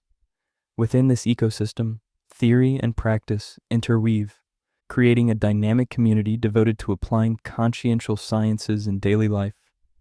Through this interconnected web of research and institutions, an evolutionary network emerges, one whose goal is not merely individual enlightenment, but the collective advancement of consciousness across the planet and ultimately throughout the cosmos. Chapter Summary. Formulated by Dr. Waldo Vieira. Conscientiology is far more than a counterpoint to materialism. It is a comprehensive framework that redefines how we understand life, death, and consciousness itself. Through the consciential paradigm, it invites us to envision a multidimensional universe and to explore the evolutionary journey of the self as part of a cosmic process. By transforming the OBE from a mysterious anomaly into a disciplined tool for research and self-development, Conscientiology provides concrete means for personal and ethical growth. Its greatest achievement lies in restoring experiential consciousness to the center of scientific and philosophical inquiry, opening a path where knowledge, ethics, and self-transcendence meet. Despite some imperfection, Conscientiology remains a pioneering contribution, a reminder that truth is not found in dogma or theory alone, but in the living synthesis of experience, reason, and open exploration. Chapter 9. A Practical Guide to Conscious Projection. The universe and its various dimensions cannot be studied merely by the cold art of scientific measurements and statistics. It can be studied only by those who have experienced the various domains of the cosmos at first hand. Scott Rogo, author, researcher, and parapsychologist. This final chapter serves as a practical waypoint on your journey, a bridge between knowledge and direct experience. Its purpose is to equip you with the essential foundations and techniques to begin the practice of conscious projection, which, as discussed earlier, refers to the deliberate OBE carried out with a lucid, alert awareness equal to or surpassing that of ordinary waking life. Through this practice, you can personally verify the principles presented throughout this book, transforming theory into lived experience, because no source of knowledge rivals first-hand discovery. That said, this is not intended to be a complete training manual. Rather, it is a launching platform for your first conscious experience. Should you wish to deepen your exploration, it is strongly advised to seek guidance from a qualified instructor or experienced practitioner. Proper supervision ensures both your safety and the effectiveness of your progress. For additional support and structured programs, visit mindscapeacademy.net, where you'll find detailed information about specialized courses designed to accelerate your development and expand your understanding of the multidimensional universe. Preparing for conscious projection. Effective preparation is the cornerstone of successful practice. The more complete your preparation, physical, mental, and energetic, the greater your likelihood of achieving a clear, conscious OBE. Many beginners focus only on technique, overlooking the importance of creating a harmonious training environment. This often leads to frustration, as much of their attention is spent counteracting distractions rather than deepening relaxation. To help you make the most of each session, the following guidelines will assist in preparing your space, your body, and your mind for projection. Creating an ideal environment. Choose a setting that feels clean, calm, and energetically positive.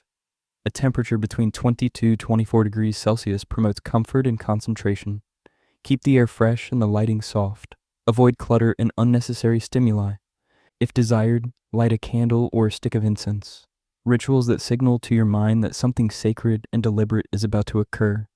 Avoid practicing directly on your bed, except after rest or waking, as it may induce sleep. Instead, use a comfortable mat or recliner in a space where you can remain uninterrupted. Over time, this location becomes charged with the energetic imprint of your practice, naturally facilitating deeper states of relaxation and lucidity. Body position. Any posture that allows ease and stillness is acceptable. though most practitioners recommend the dorsal position, lying on your back with arms resting naturally at your sides and legs slightly apart. You may use a small pillow beneath your knees or neck for comfort.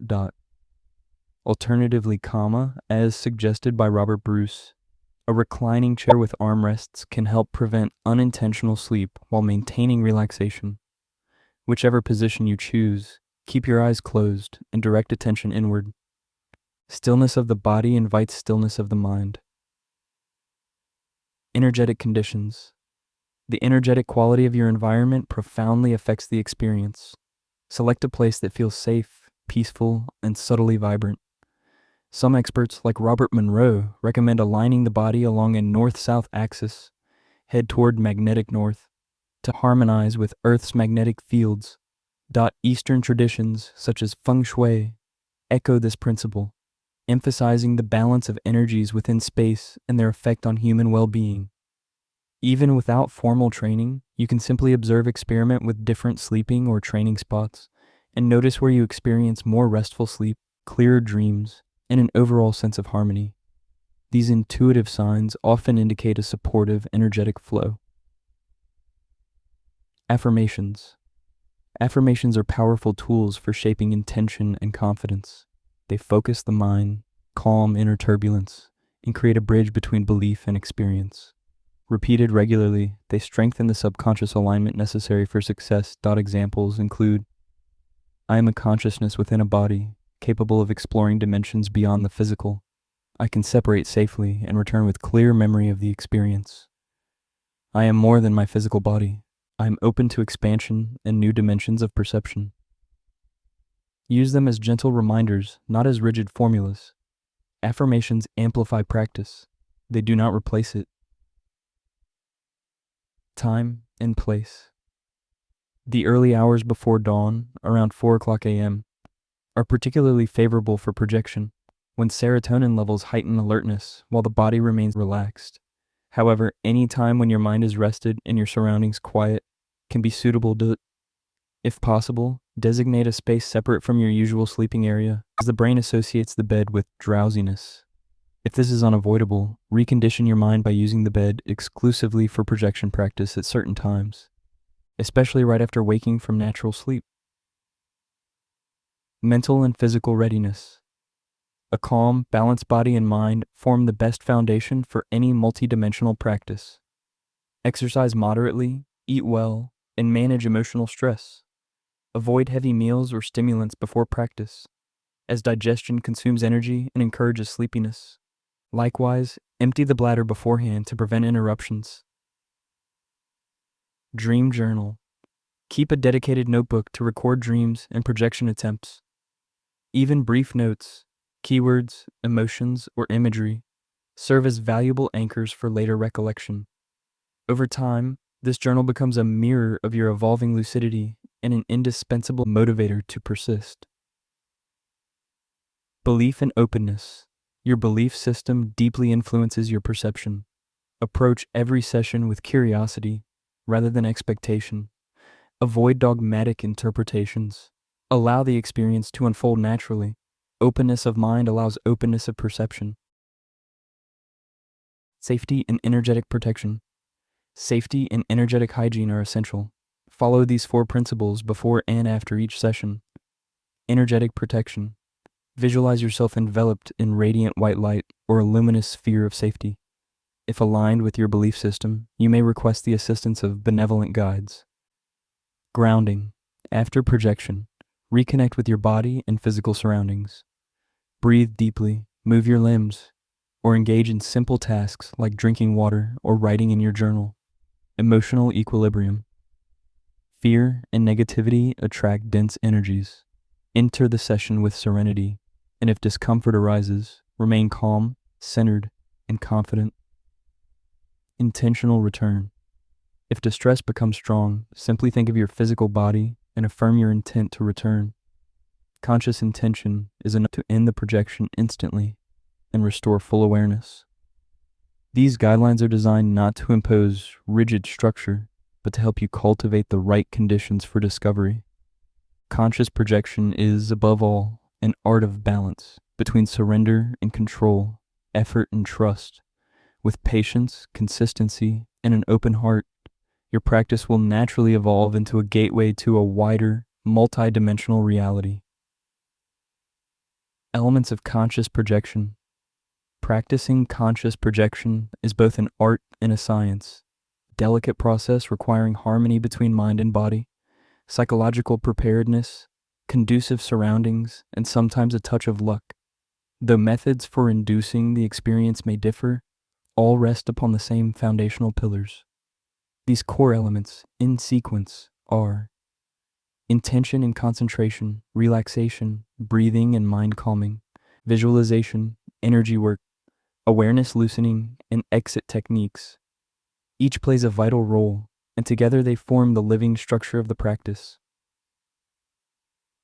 Intention and concentration.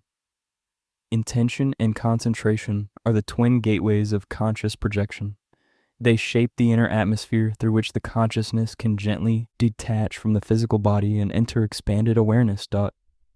While many teachers focus on physical or energetic aspects, mastery of these two inner elements is what transforms projection from a passing curiosity into a true instrument of growth and knowledge. Intention is far more than a fleeting wish. It is a deliberate act of alignment, a clear mental orientation that expresses your readiness and commitment to the journey.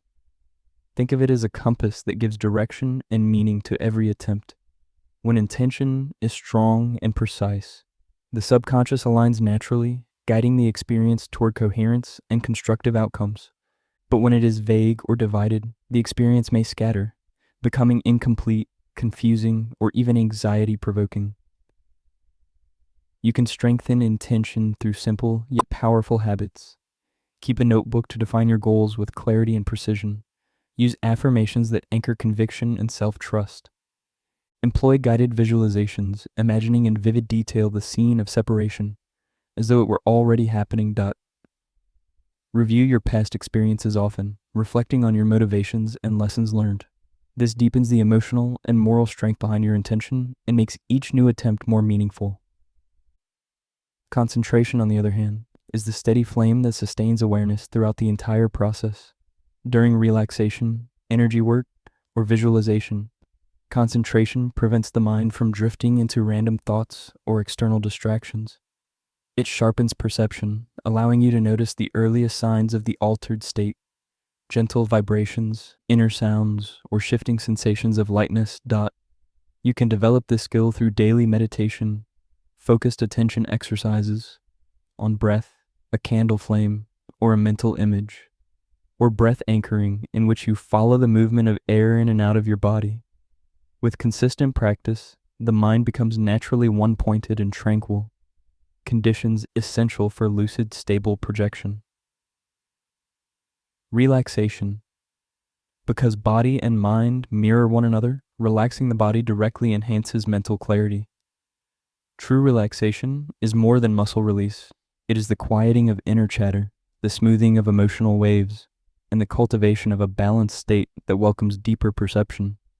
If left unattended, tension easily turns into subtle fear that can block the experience before it even begins. Relaxation, therefore, is not optional. It is foundational.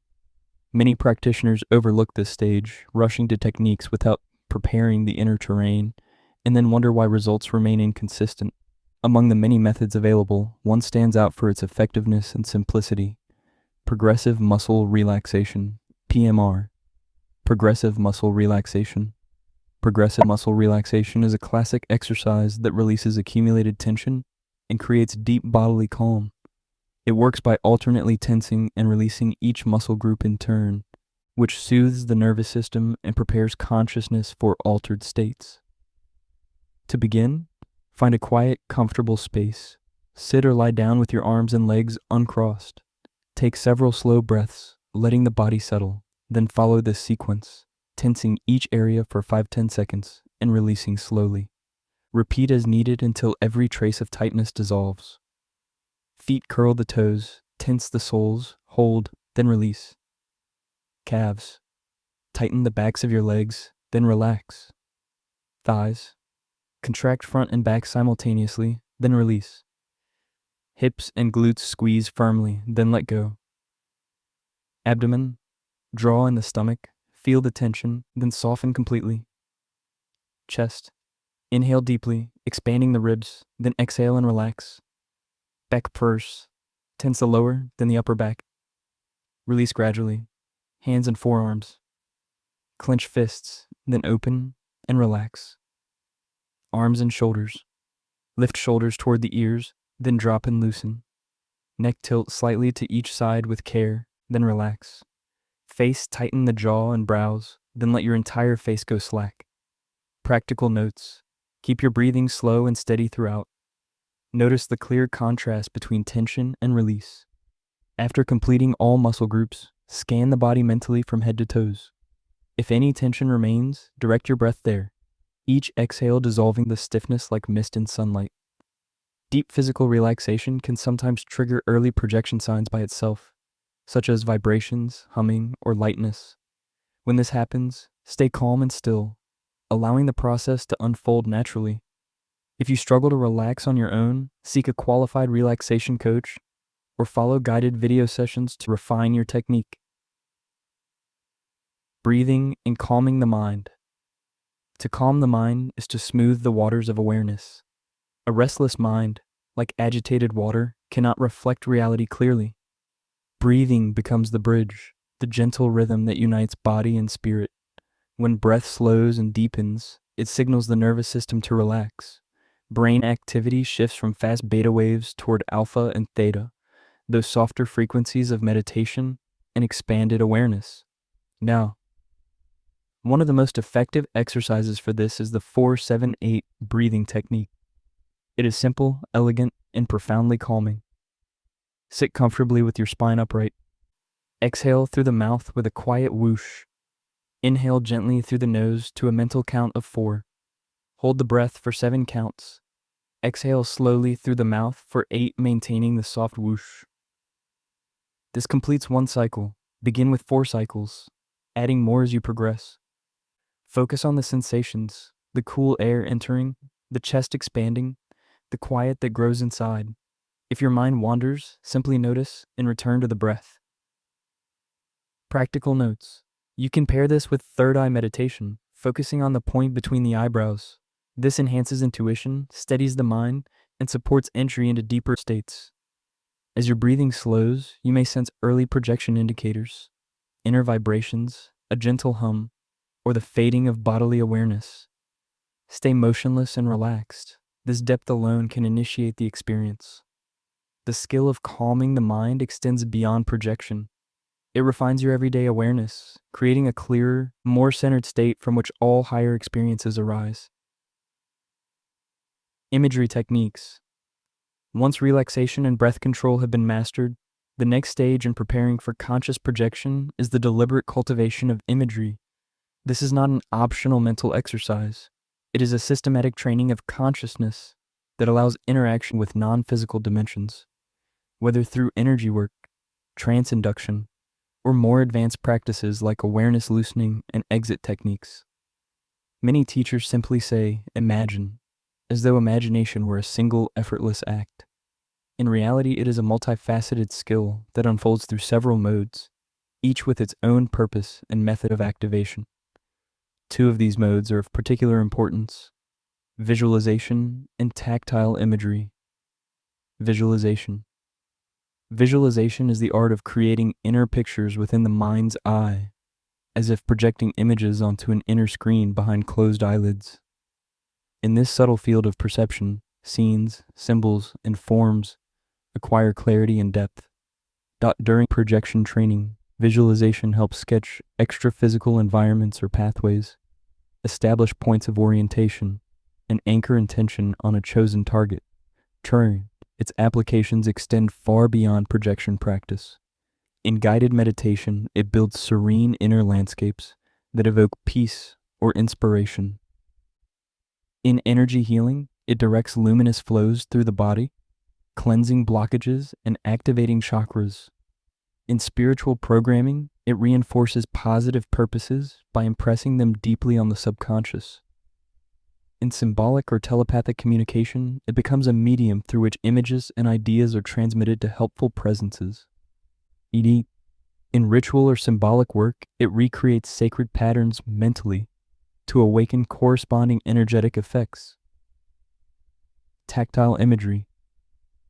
Tactile imagery is a deeper imaginative mode, one that summons actual physical sensations without external stimuli. Instead of picturing, you feel.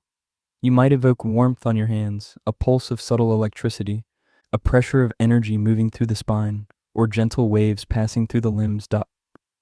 This kind of imagery engages sensory memory rather than visual imagination. It activates the energy body, sharpening parapsychic perception and awakening the chakras. Robert Bruce has described tactile imagery as one of the most effective tools for mobilizing energy, managing the energetic field, and producing powerful internal sensations that can lead directly to projection or deep energetic cleansing. Why the distinction matters. Distinguishing between visualization and tactile imagery is not merely theoretical, it is central to effective practice. Visualization trains the mind to see and orient tactile imagery, trains it to feel and move. The first stabilizes attention and intention. The second drives the energy that makes separation possible. Developing both in parallel creates a complete foundation. Nearly all advanced projection methods weave them together in some form. The more precisely and consistently you can evoke both image and sensation, the more fluid and powerful your conscious projection practice will become. Exercise 1. Developing visualization. Sit upright and take a few slow breaths until relaxed. Imagine a familiar, simple object, an apple, appearing on a small screen behind your closed eyes. Observe its color, texture, and gloss. Notice the play of light and shadow. Hold the image as long as possible. If it fades, calmly rebuild it. After several minutes, change the object, a flower, a candle, and repeat. The aim is not artistic perfection, but stability of mental image, the ability to maintain clear, vivid form at will. Exercise 2. Developing tactile imagery. Sit or lie comfortably with eyes closed. Using sensory memory, recall a real physical sensation, the warmth of a hand resting on your foot, or a faint inner vibration. Focus on that sensation, its temperature, pressure, or tingling quality, and imagine it spreading slowly up the leg and into the thigh. Guide the sensation along intentional pathways, as if using imaginary hands to stimulate and cleanse the energy centers, chakras. The purpose is to create a realistic felt experience purely through intention, training the energy body to respond directly to consciousness. Note: this distinction between visual and tactile imagery will be crucial in the rest of the chapter ahead. When a technique instructs you to imagine visually, you will know it refers to constructing a mental image. When it says imagine tactually, it calls for reproducing a physical sensation. Whether you are raising energy, activating chakras, entering trance, or practicing an exit technique, this clarity will allow you to interpret instructions precisely and apply them effectively. Understanding these two modes now gives you a decisive advantage. Your later training will be smoother, deeper, and far more coherent. Energy work. Energy work and conscious projection are twin disciplines that support and strengthen each other. Both revolve around the development of the energy body, the subtle interface between the soma, physical body, and the astral or psychosoma, non-physical body. Cultivating this energy body not only enhances vitality and balance, but also expands access to multi-dimensional perception. Practitioners use meditation, visualization, tactile imagery, breathwork, and slow, deliberate movement to awaken energy center chakras and stimulate circulation through the body's channels. These exercises dissolve blockages, harmonize mind and body, and deepen inner coherence. When integrated with projection training, energy work heightens sensitivity to the early signs of separation and facilitates smoother transitions into the vibrational state, the dynamic resonance that precedes many projections. The interplay of energy and awareness. Just as energy work empowers projection, projection refines energy work. Leaving the body consciously grants first-hand understanding of how energy behaves in extra-physical settings, how thought, emotion, and intention instantly shape the surrounding field. Dot across traditions, various schools offer their own pathways. Reiki focusing on intention and gentle touch. Qigong, blending breath with movement. Yoga integrating body, mind, and spirit. Crystal healing attuning to mineral frequencies. And sound healing using vibration to restore harmony. Though their languages differ, their goals converge: healing, balance, heightened sensitivity, and spiritual growth. Robert Bruce's tactile approach.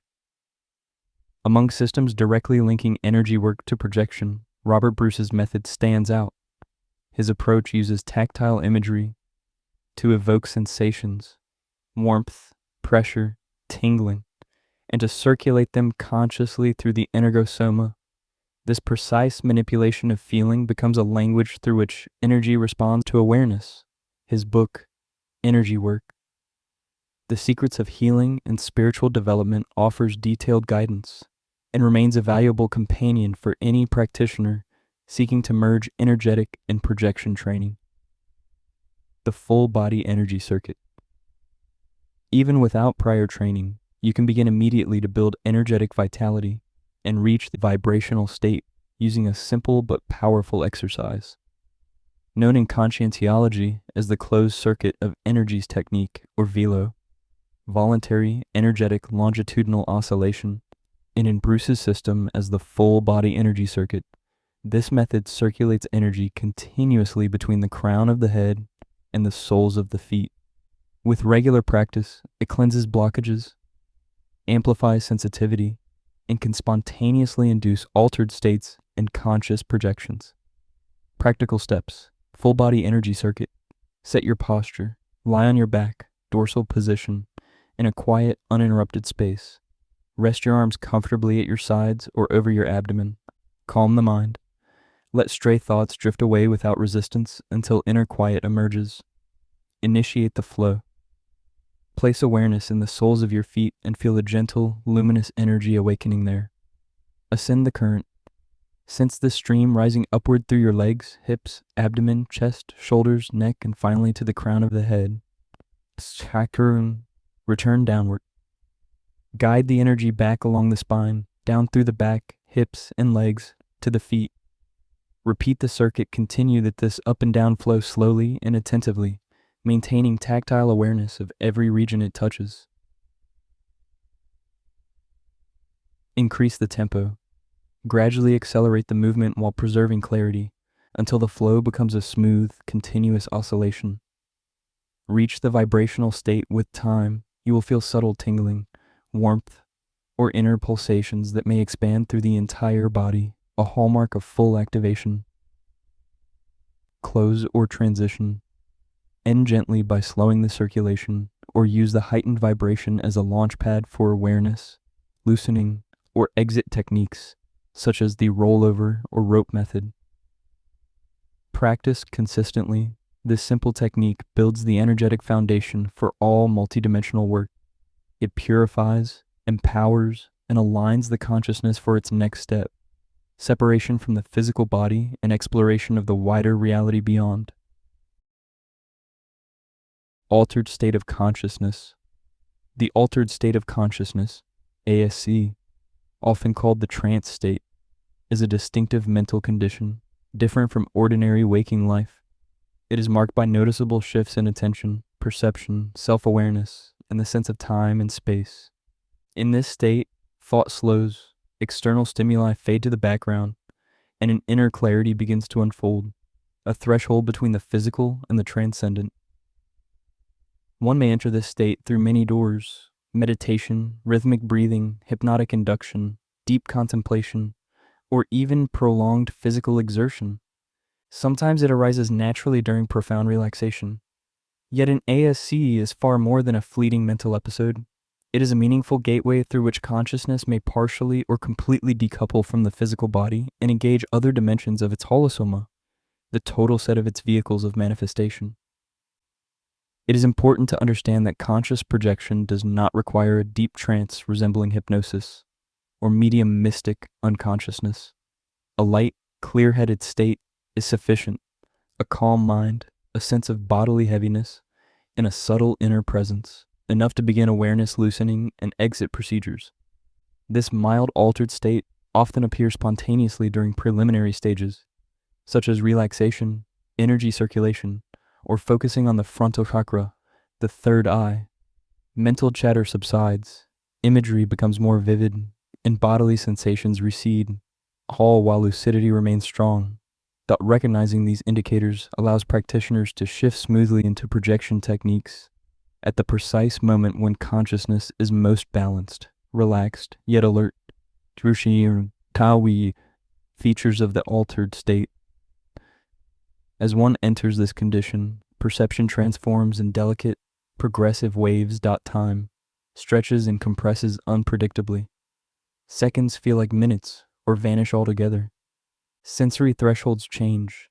External sounds become distant or strangely amplified, and physical sensations fade until the body seems to dissolve from awareness. Analytical thinking quiets, replaced by mental spaciousness. A deep inner silence in which imagery gains brightness and symbolic content. Insights may arise unbidden, accompanied by feelings of lucidity unconnected to words or reasoning. Some practitioners experience spontaneous visions or archetypal symbols, manifestations of subconscious processes emerging through the fluid boundary between conscious and unconscious mind. A distinctive hallmark of this state is detachment from the body, the environment, or the sense of self. Floating, heaviness, or internal expansion may occur, not as confusion, but as a transition into a broader awareness that embraces both inner and outer realities. At deeper levels, this may unfold as a feeling of merging with the universe or unity with all beings, a transcendence of ordinary individuality. Emotionally, this state may bring waves of serenity, lightness, or even tears without clear cause. At other times, intense feelings surface as repressed energies release through the energy body.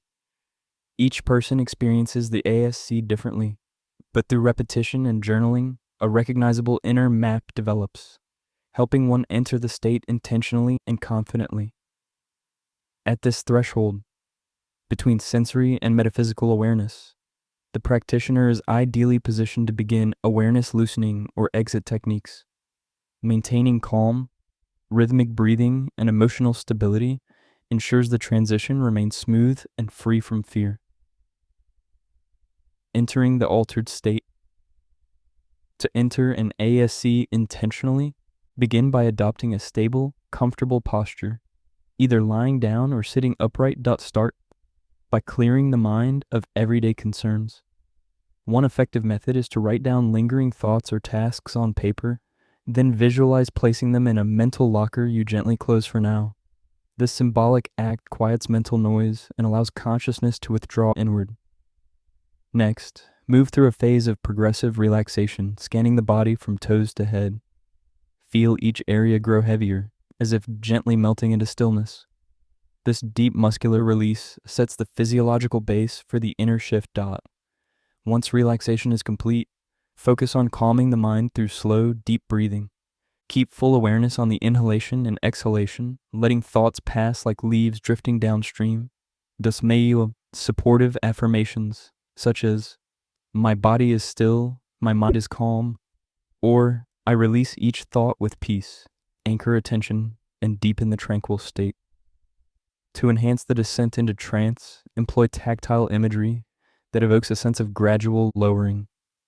Imagine yourself descending in an elevator, sinking into warm water, or walking down an infinite staircase. These sensory metaphors strengthen the perception of awareness, gently separating from the body. Remain physically motionless throughout. If minor discomforts arise, an itch, a twitch, or a shift in temperature, simply observe them without reaction. If necessary, adjust posture slowly and deliberately. A quiet environment is essential. Use earplugs or ambient sounds like white noise or ocean waves to maintain focus. With consistent practice, the passage into the altered state becomes easier and more fluid. The mind learns to glide between levels of awareness without resistance, forming a crucial skill for conscious projection.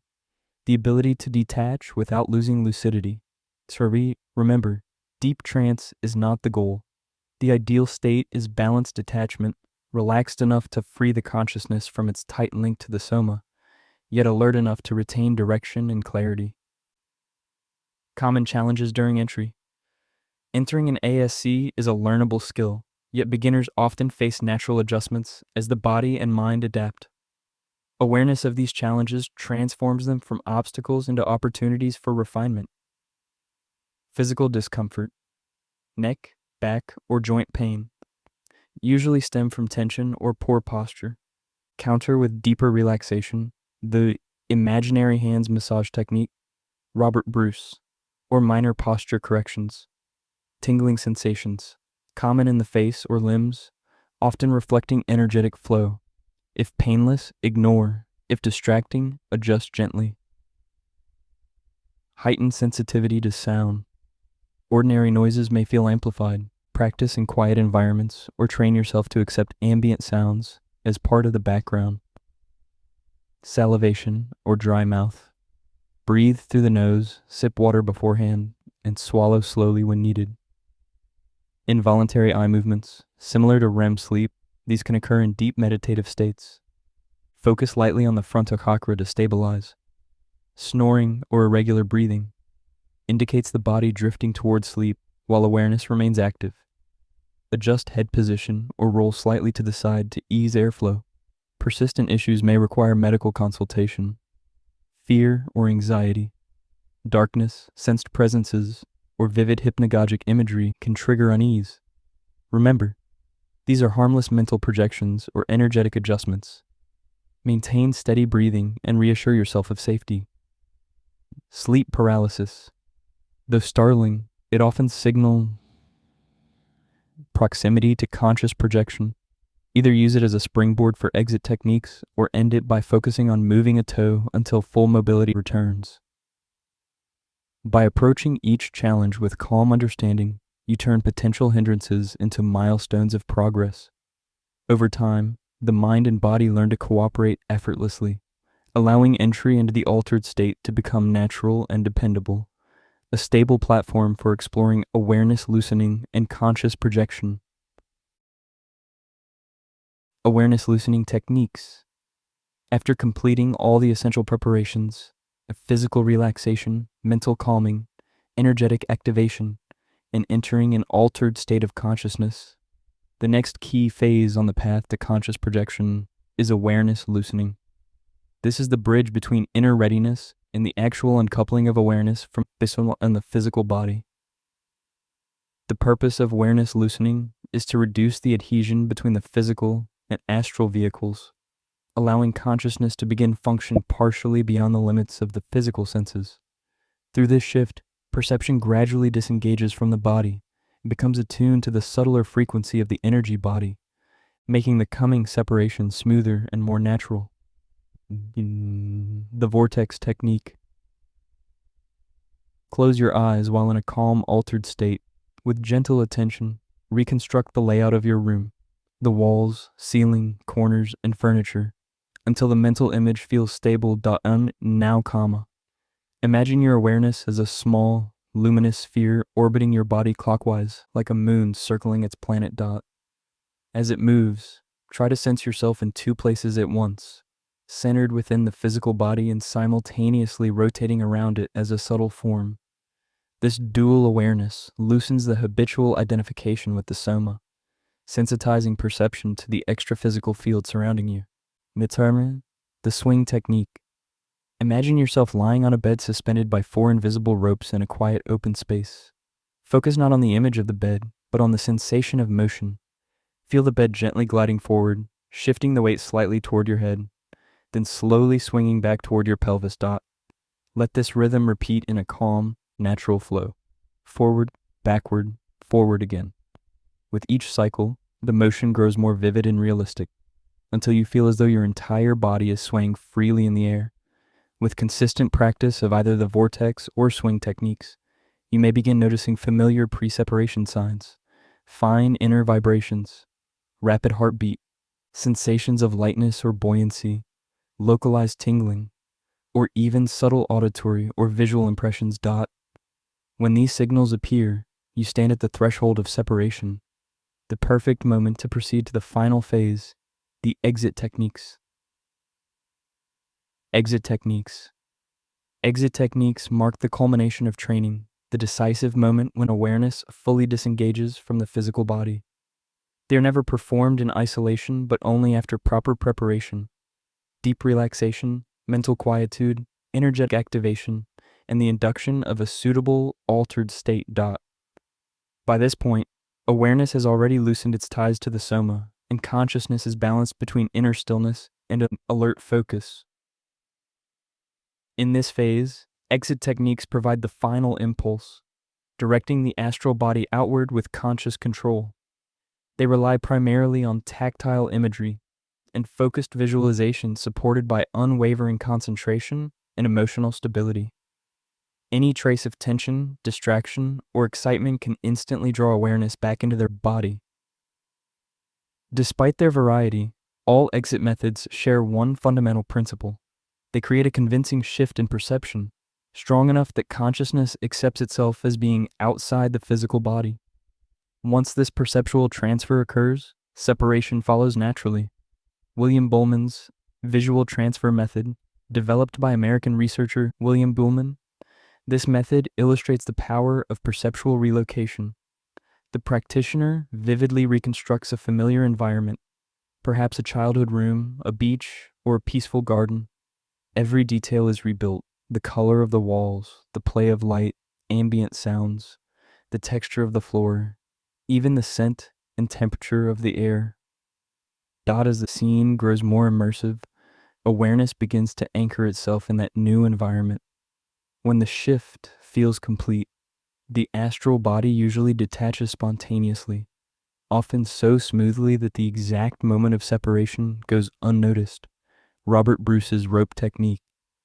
One of the most widely practiced methods, the rope technique was introduced by Australian researcher Robert Bruce in his book Astral Dynamics.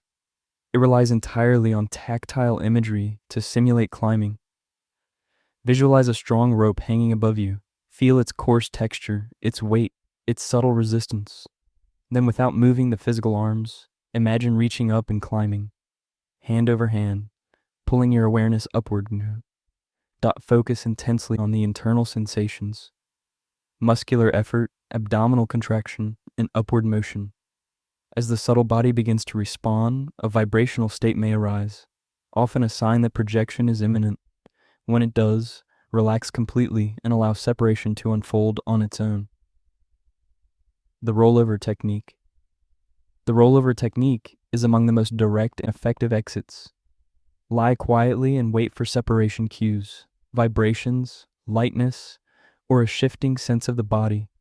Then, with clear intent, focus on the feeling of rolling gently to one side, as though your subtle body were sliding free of the physical form. Pay attention to tactile details, the shift of weight, the turning motion, the soft change in balance.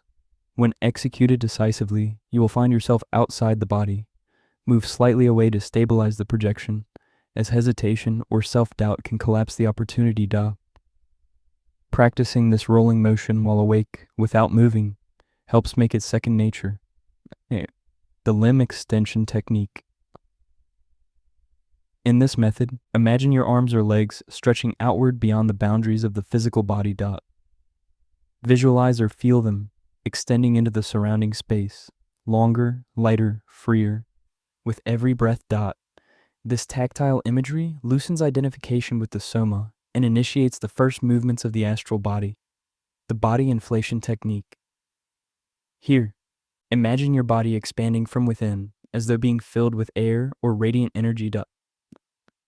The expansion begins in the torso, spreading upward to the head and outward to the limbs until you feel vast, luminous, and without physical edges. This sensation of enlargement helps overcome the subconscious boundaries of the body and encourages separation into the extra-physical dimension. Training strategy. To discover which technique resonates best, dedicate about a week to testing each method. Practice daily or at least several times per week, and keep detailed notes on ease, sensations, and outcomes. After exploring all the methods, select the one that feels most natural or yields the clearest separation signs. Then commit to that technique for 1 to 3 months, refining it until projection becomes spontaneous and repeatable. This structured, experimental approach ensures steady progress and cultivates personal mastery over the process. Remembering and recording the experience. Your first conscious projection is a milestone unlike any other, often accompanied by awe, exhilaration, or disbelief. These emotions are natural, but can disrupt lucidity if left unchecked. When projection occurs, remain calm and composed. Excessive excitement may pull you back prematurely. Keep early experiences brief to enhance memory retention and reduce confusion upon return. During re-entry, reinforce recall through firm, clear affirmations such as, "I will remember everything I saw and felt." This statement, repeated with conviction, strengthens the transfer of memories into hollow memory, the multidimensional record that transcends the physical brain. Such memories may later surface during meditation or subsequent projections, forming a continuous thread of awareness across dimensions.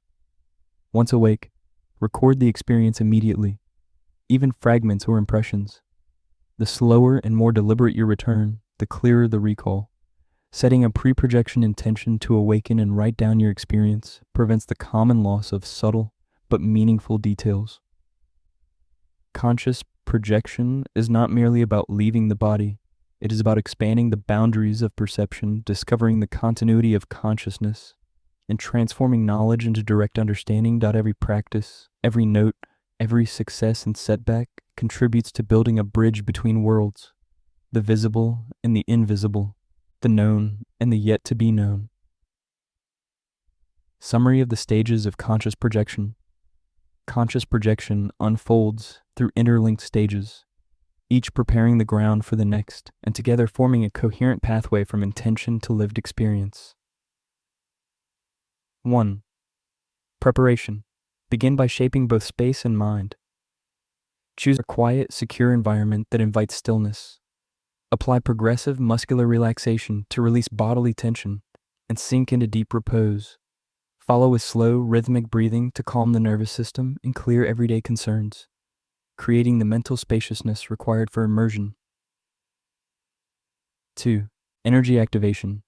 Activate the energy body through targeted exercises, circulating energy up and down the body and cultivating the vibrational state.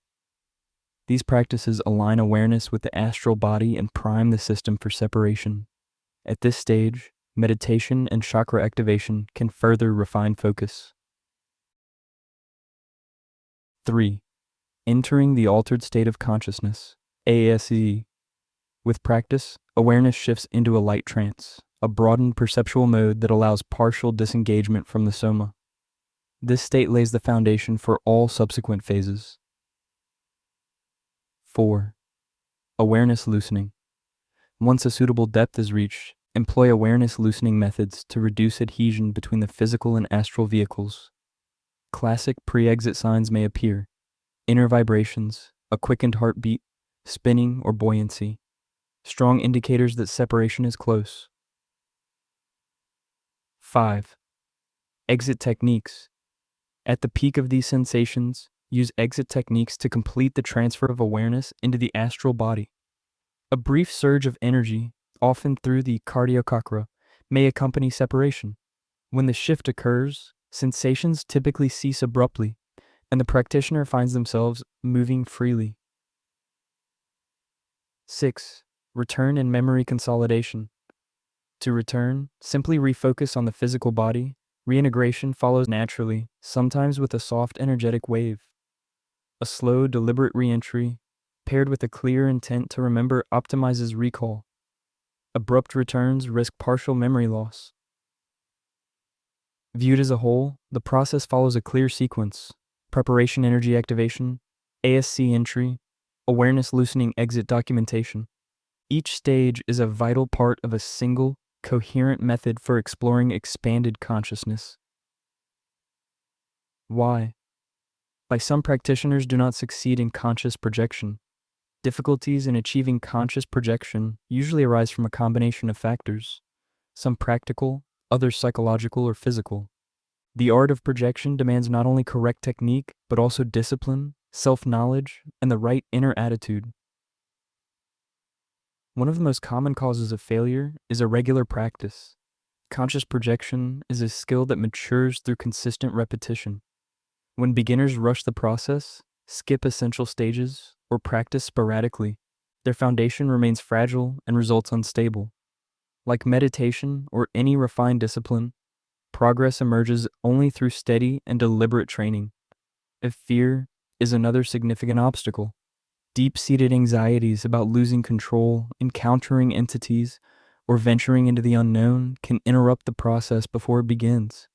These fears often operate unconsciously, tightening the energy body and breaking concentration. Overcoming them involves gradual exposure, reading credible accounts, reflecting on the benign nature of the experience, and practicing during daylight hours to reduce associations with darkness and danger. The physical condition of the body plays a decisive role. Fatigue, illness, or insufficient rest prevent deep relaxation, while heavy or protein-rich meals before practice divert energy to digestion. In contrast, a well-rested body, balanced nutrition, and light fasting before training promote lucidity and ease of separation. Physical sensations such as tingling, warmth, or localized pressure are normal. They signify interaction between the physical and astral vehicles. The key is to remain indifferent. Focusing on them reinforces the physical connection and interrupts the process. When specific astral limbs feel stuck or movement seems restricted, the cause is usually blocked energetic flow. Regular energy circulation exercises, especially velo, help resolve this by strengthening the energetic interface. Another frequent challenge is falling asleep instead of maintaining partial awareness. This can be prevented by ensuring adequate rest beforehand, using gentle background sounds or white noise, or slightly elevating the arms on pillows to preserve a trace of physical awareness while entering trance. Boredom and impatience also derail many attempts. Conscious projection requires relaxed persistence, not forced effort. When monotony sets in, alternate imaginative scenarios, such as climbing a rope, floating upward, or diving into water, to keep attention engaged while allowing the body to remain still. Even when every step is followed with care, projection may not occur immediately. Conscious projection is not a mechanical act but a subtle art that blends technical precision with factors beyond measurement. Each attempt teaches something about your body, your energy, your mind. With patience, regularity, and openness to learning, success becomes inevitable. The out-of-body environment. The extraphysical realm reveals itself not as a rigid universe, nor as a fabric of private dreaming, but as a subtle world that responds, gently yet unmistakably, to the consciousness moving through it. Its fluidity arises from a profound truth. In this dimension, thoughts, emotions, and intention carry an actual energetic presence. They do not dominate the environment, nor reshape it at will, but they do influence the space immediately around the traveler, creating a kind of field where inner states ripple outward in concentric waves. The reach of these ripples is far from unlimited. Their strength depends on the traveler's spiritual maturity, ethical stability, and mastery of energy. For most, the influence remains close, an atmosphere rather than a transformation. Yet even this small radius can make the environment shimmer or clarify according to the quality of one's inner life. When consciousness steps beyond the physical body, the traveler enters a layered reality that meets them with its own structure and laws. Movement unfolds through intention, but only because the realm itself is built from subtler forces that harmonize with the focused will. Time stretches or condenses according to the rhythm of awareness, yet events retain coherence. Objects appear as radiant fields of subtle substance, stable, permeable, and gently responsive, while their deeper nature remains independent of the observer. A calm heart sharpens perception. A balanced mind steadies the scenery. Fear or agitation may cause distortions, but only within the traveler's immediate field, never altering the wider plane. This interplay between personal influence and the environment's inherent stability reveals a universe that is both responsive and grounded. a world where consciousness participates but does not dictate. Across these strata, travelers often encounter other beings whose presence feels unmistakably autonomous: spirits, guides, wanderers, and transitional souls, each inhabiting regions that match their own evolutionary stage. Communication with them flows not through speech, but through direct intuition and shared meaning. In lower density regions, one may meet confused or emotionally burdened entities, seeking guidance or clarity. In higher planes, the atmosphere feels luminous and serene, shaped by intelligences whose kindness and wisdom resonate like a steadying light. Encounters such as these reveal that the realm is not empty space, but a living ecology of evolving consciousness. As the traveler advances, the environment opens into subtler layers where learning becomes a natural part of the journey. One may receive instruction, revisit fragments of spiritual history, or encounter deeper aspects of the self, parts that feel wiser, older, and more expansive than anything known in physical life.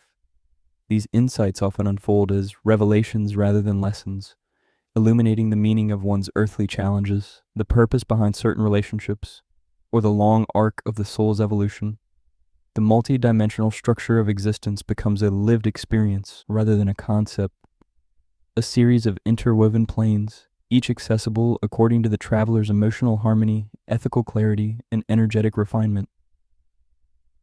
In these realms, helping others becomes an essential part of growth. Travelers often find themselves comforting unsettled spirits, guiding them toward calmer regions, or simply offering presence to those who feel lost.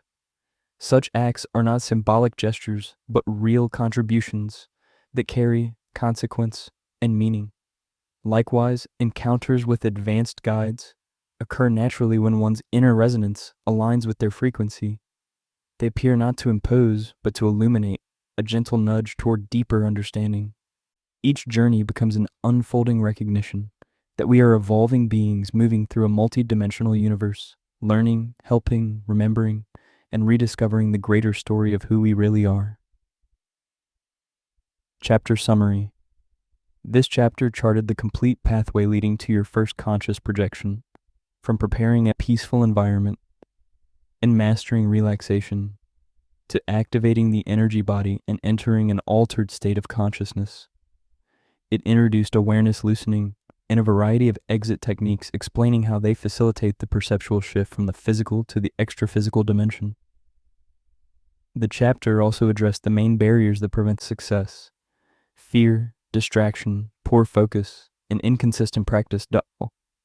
Overcoming them calls for discipline, perseverance, and patience, qualities that transform conscious projection from a fleeting event into a lifelong tool for growth, understanding, and multi-dimensional exploration.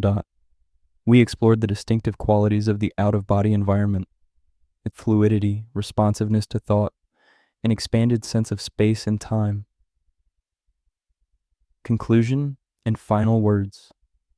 What makes a human being great is not knowing everything, but possessing enough compassion toward oneself and others. The author. Conclusion. My hope in writing this book has been to dispel the ignorance and skepticism that still surround OBEs. These experiences are not delusions, hallucinations, or passing dreams. They're profound encounters that reveal vast, unseen layers of reality. I've tried to demonstrate this through over 2 decades of personal practice, research, and philosophical reflection. In the opening chapters, I offered you, dear reader, a broad view of OBEs, their definitions, their place in history, and their universal human character. Through both my own experiences and those of other pioneers, I sought to offer an intimate glimpse into a phenomenon that bridges the physical and the transcendent. Throughout our journey, we saw how science alone cannot fully explain the enigma of consciousness. I examined how neuroscience struggles with the hard problem, the unbridgeable gap between brain activity and subjective experience, and why OBEs challenge purely materialist interpretations that reduce consciousness to neural chemistry. I also explored psychological approaches and found that certain experiences, such as synchronicity, resist being neatly contained within traditional psychological frameworks. This recognition leads us to a deeper truth, that mind and matter may be intertwined in ways we are only beginning to grasp. Carl Jung's concept of the unus mundus, the one world of unified reality, reminds us that existence may be fundamentally not material. The discoveries of modern physics and quantum theory further support this view, revealing a universe where observation and consciousness play integral roles. In this light, philosophical idealism emerges as a natural alternative, portraying reality as rooted in consciousness rather than substance. Building on this understanding, I introduced Conscientiology, a field that treats conscious projection as a scientific, experiential practice aimed at acquiring transcendent knowledge and applying it ethically in daily life. Through it, we can transform personal exploration into collective evolution. Finally, I outlined the practical side of conscious projection, how to prepare, what to expect, and how to overcome obstacles, so that you may test and verify these experiences yourself. Today, humanity stands at a unique moment. Our knowledge of OBEs no longer needs to remain hidden in mystical or religious secrecy. Thanks to the work of open-minded researchers, this subject now belongs within the framework of scientific and personal exploration. It has matured from private belief into a legitimate field of inquiry and self-development. If this book has added even a small brick to that growing edifice of understanding, I will consider my effort worthwhile. Final words. None of us begins life thinking freely. We are born into systems of belief, religious, cultural, scientific, that mold our awareness long before we can question them. We live, unknowingly, within mental walls built by others. Freedom begins only when we dare to think for ourselves, when we rely on clear reasoning, the scientific method, direct experience, and compassion for both self and others. Only then do we begin to approach truth. Every sincere search starts with a crisis. Beneath the surface of daily life lies a silent unease, a longing to know why we exist and what we truly are. Many escape this inner confrontation by clinging to ideologies, identities, or rigid doctrines, whether in religion, philosophy, or science. Yet truth belongs to those who face this existential uncertainty and move through it with courage. For me, the journey began with a single question. What are these OBEs that keep happening to me? Religion could not explain them. Science dismissed them as illusions. Psychology, especially Jung's depth psychology, offered a bridge, a reminder that inner and outer realities are profoundly interconnected. Modern physics confirmed this intuition, revealing a universe woven with uncertainty, consciousness, and non-local connections. Philosophy then showed me that materialism, while powerful, is incomplete, that idealism offers a broader, more coherent picture of existence. Finally, Conscientiology gave me the tools and structure I needed to explore these experiences more systematically and to use them for growth and service. The world I live in today is not the same world I began exploring over 20 years ago. I started as an inquisitive young mind, armed only with curiosity and a yearning for truth. Through every study, projection, and revelation, I expanded my understanding of reality and of myself. I could not have imagined where this path would lead, but I now see that it has united my intellectual, experiential, and spiritual lives into one coherent vision. That synthesis between reason and transcendence, between thought and experience, is what I have tried to share with you in these pages. I no longer seek endless theoretical debate. The intellect has played its noble part, now it must serve the heart. My focus has turned toward practice, to live, apply, and teach what I have learned. I see it as my duty to help others awaken to the vastness of their own consciousness. Evolution is not complete until it becomes assistance, until our inner light becomes a lamp for others. Everywhere there are people hungry for meaning, thirsty for awareness, waiting for someone to remind them of who they truly are. It doesn't matter what faith you follow, what nation you belong to, or what language you speak. Beneath it all, you are a multi-dimensional consciousness. Be that consciousness, and you will know peace. As you awaken to it, all humanity awakens a little more. We are sparks capable of illuminating the universe, not because we already shine, but because we hold the infinite potential to grow, evolve, and love. If life has a purpose, it must surely be this. With deep gratitude and warm wishes on your journey, Muhammad Al-Masai researcher, writer, and explorer of consciousness and out-of-body experiences. Thank you, dear reader, for accompanying me through these pages. If you wish to reach out with questions, reflections, or ideas, I would be delighted to hear from you. Email info@mindscapeacademy, gmail.com.